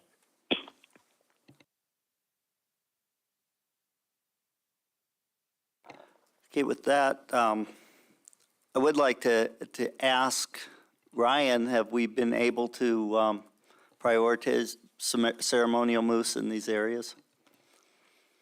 Thank you, Mr. Chairman. We have. I mean, we're very cognizant of the need. I'd point out to not only the board findings associated with this, the department also publishes a memorandum where we exclude moose populations from ceremonial use for conservation concerns. Neither 20A or 20B are on that exclusion. And as of just a few minutes ago, I was informed that currently there's been 10 to 15 moose harvested for ceremonial reasons out of Minto.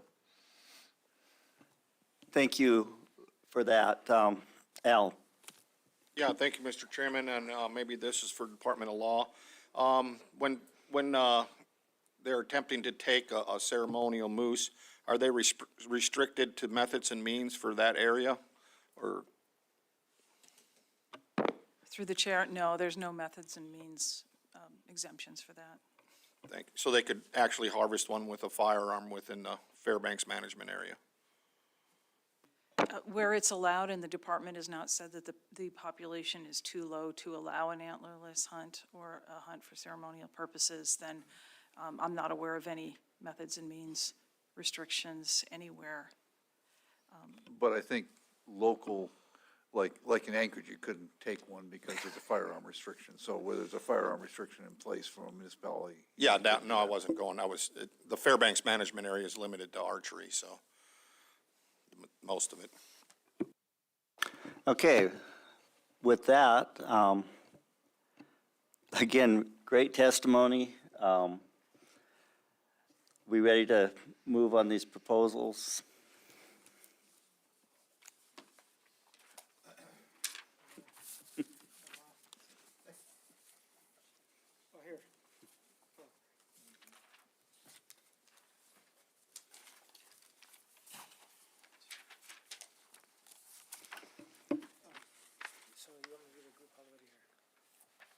The group, leave these two out. Go to here and skip and go to 185, except for 180 and 181. Stop here. Yep. Mr. Chair, I move to adopt proposals 173, 174, 175, 176, 177, 178, 179, 182, 183, and 184. Which are, 185. and 185, which are reauthorizations for moose seasons. Second. Those proposals have been moved and seconded. I'd like to hear from the department on whether or not we have AC support for each and every one of those. Thank you, Mr. Chair. Yes, we do have AC support and department support for all of those proposals. Board discussion? Board discussion on the reauthorizations of antlerless moose. Go ahead, Al. Yeah, thank you, Mr. Chairman. I was not paying attention, I'm sorry. So there's authorization from all the majority of all the ACs and all these. In all the areas. We did not include proposal 180 and 181 in this motion. We'll do those separately. Additional board discussion? Go ahead, Al. I fully intend to support these, though. It's got the ACs, it's statutory. Yeah, I'm going to support them. I think we have AC support, and the department may need the tools, and it's hard to predict when they need the tools ahead of time. So with that. Call the question. The board has, Go ahead. the board has heard no concerns from the public regarding cost to private persons if this regulation is adopted. Should say these regulations, but. Christie, would you poll the board Yes, Mr. on the Chairman. motion? Final action on that motion to adopt the reauthorization proposals stated by Member Hoffman, which I believe is 173 through 179, 182 through 185. Right. And that is per the board's policy for annual reauthorization of antlerless moose hunts, number 2007-172, if needed for the record. So, Mr. Hoffman, Yes. Mr. Cooney, Yes. Mr. Barrett, Yes? Mr. Keough, Yes. Ms. Cusack, Yes. Mr. Fletcher, Yes. and Chairman Burnett. Yes. Those proposals all carry 7-0. Mr. Chair, I move to adopt proposal 180, reauthorize the antlerless moose seasons, and 181, reauthorize the antlerless moose seasons in Unit 20A and 20B. Second. Been moved and seconded. from the department, comments? Thank you, Mr. Chair. So the department does actually have full, or not, excuse me, full, but they do have adequate AC support for both of those proposals as well as department support. Okay, thank you. We did hear testimony from an AC member. I think part of that testimony was very much concerned with the lack of ceremonial moose, and I think we've addressed that to some extent. Go ahead, Brian. Thank you, Mr. Chairman. I just add a little bit to this. Plans are to fly a survey for 20B next year. We completed surveys in 20A back-to-back this year. This is in response to heavy winter mortality that we've experienced, and that's when we'll be coming out with the next abundance estimate for 20B. However, the management strategy at this point is to treat 20B as 20A with the winter losses, and there aren't antlerless hunts planned in those areas. Thank you. Go ahead, Stosh. Yeah, thank you, Mr. Chair. Question to the department. So can you tell us what the requirements are for the AC process on these moose reauthorizations? How many do we need to make it, to pass it?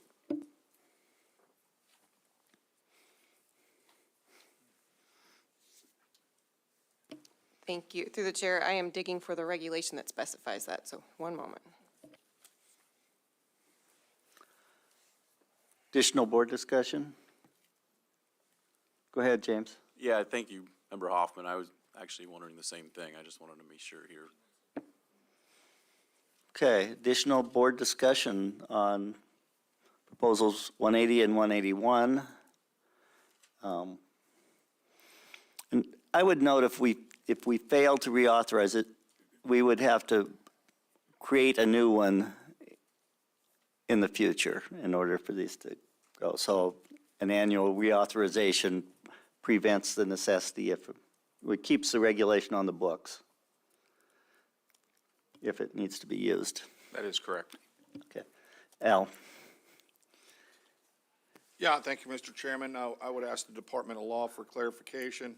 Does the statute under Antlerless Authority, does that give the Board of Game the ability to not recognize the votes of ACs that vote for an antlerless hunt, and then we'd ultimately say we're not accepting it?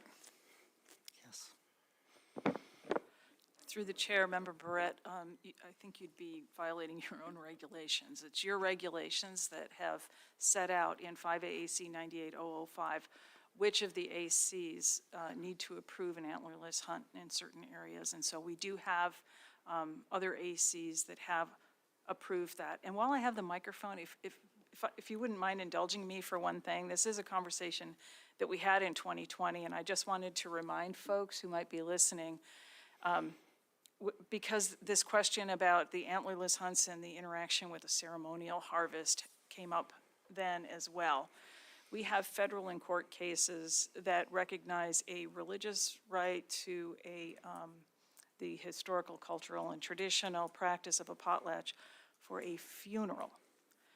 Both the federal and the state courts have distinguished a memorial potlatch that can happen at any time and did not find a right to take a moose out of season and in excess of established bag limits for that purpose. Nonetheless, the board has recognized that that is important and has adopted a regulation allowing for memorial potlatches, but it's not a right. It's not treated the same as a funeral potlatch. So I just wanted to mention that if antlerless moose hunts are eliminated, there would be no right to an antlerless moose to be taken in a memorial potlatch. Thank you. And so just for my clarification, we can't go against the AC's recommendation to the board. That's correct. Under the statute, you have the department's approval and you have the AC's approval, and the board has by regulation identified those ACs. So yes, you're correct. Thank you. Natalie, go ahead. Thank you, Mr. Chair. Getting back to the original question about where the authority comes from and all that, you have 5AAC 98005, and in that, it lists by unit and also by subunit, the advisory committees that have the ability to approve these hunts. And the way the board has structured their regulation, it does list the specific advisory committees for the subunits. In the case of 20A, it's Middle Nenana River and Minto Nenana.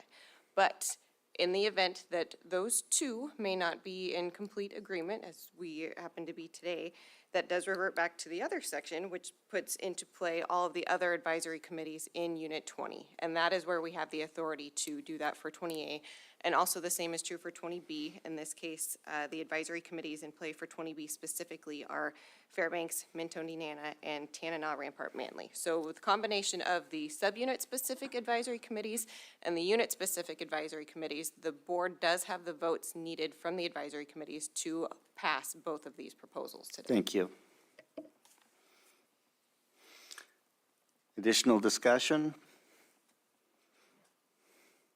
Would you call for the question? Call the question. Question's been called. Proposals 180 and 181. The board has heard no concerns from the public regarding cost to private person if these regulations are adopted. Christie, would you pull the board? Yes, Mr. Chairman, final action on proposals 180 and 181. Mr. Barrett, Yes. Mr. Keo, Yes. Ms. Cusack, Yes. Mr. Fletcher, Yes. Chairman Burnett, Yes. and Mr. Hoffman, Yes. Mr. Cooney. Yes. Those proposals carry 7-0. Thank you. Yeah. Mr. Chair, I move to adopt proposals 185, 186, 187, and 188. Second. We did 185. So 186, 187, 188. To be clear. Moved and seconded. These are brown bear tag exemptions. Would the department like to speak to that? Thank you, Mr. Chair. So these are different than what we just talked about. These are annual reauthorizations for brown bear tag fee exemptions, and the department does support all three of these proposals. Board discussion? Yeah, thank you, Mr. Chairman. I also support them, and if there's no further discussion, I'll call the question. Well, I think we should put on the record why we're doing this. So, Al, if you'd like to speak to why we authorize these, it would be appreciated. Yes, thank you, Mr. Chairman. It's, one, it's been a long-standing in these areas, and it's particularly, it's for opportunity. Most people aren't purposely grizzly bear hunting in these areas, so while they're out collecting other needs for subsistence or their needs, it gives them an opportunity to harvest a grizzly bear. Okay, thank you. I think the question is appropriate. Go ahead, Stash. Yeah, thank you. And a question to the department. So if you use one of these, what are the other requirements from them if they harvest a bear? Go ahead. To the Chair, Member Hoffman.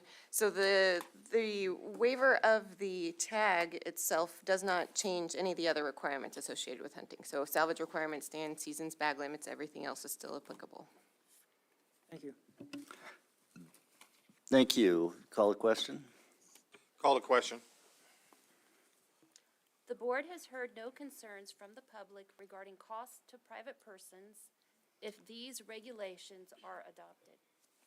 Thank you. Christie, would you pull the board? Yes, Mr. Chairman, final action on proposals 186, 187, and 188. Mr. Fletcher, Yes. Chairman Burnett, Yes. Mr. Hoffman, Yes. Mr. Cooney, Yes. Mr. Barrett, Yes. Mr. Keo, Yes. Ms. Cusack. Yes. Proposals carry 7-0.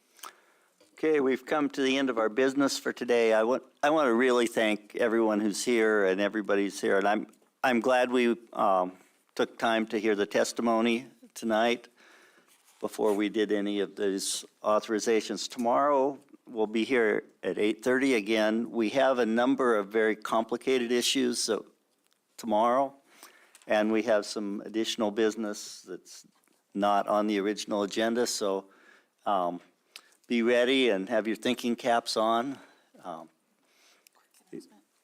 Go ahead. Kind of related, there are some RCs in the board folders over there too, if you'd like to glance at your folders. We're not going to walk them around because we'll wait till the morning, but they are there for your viewing if you want to grab your folder. Okay, with that, we are recessed for tonight.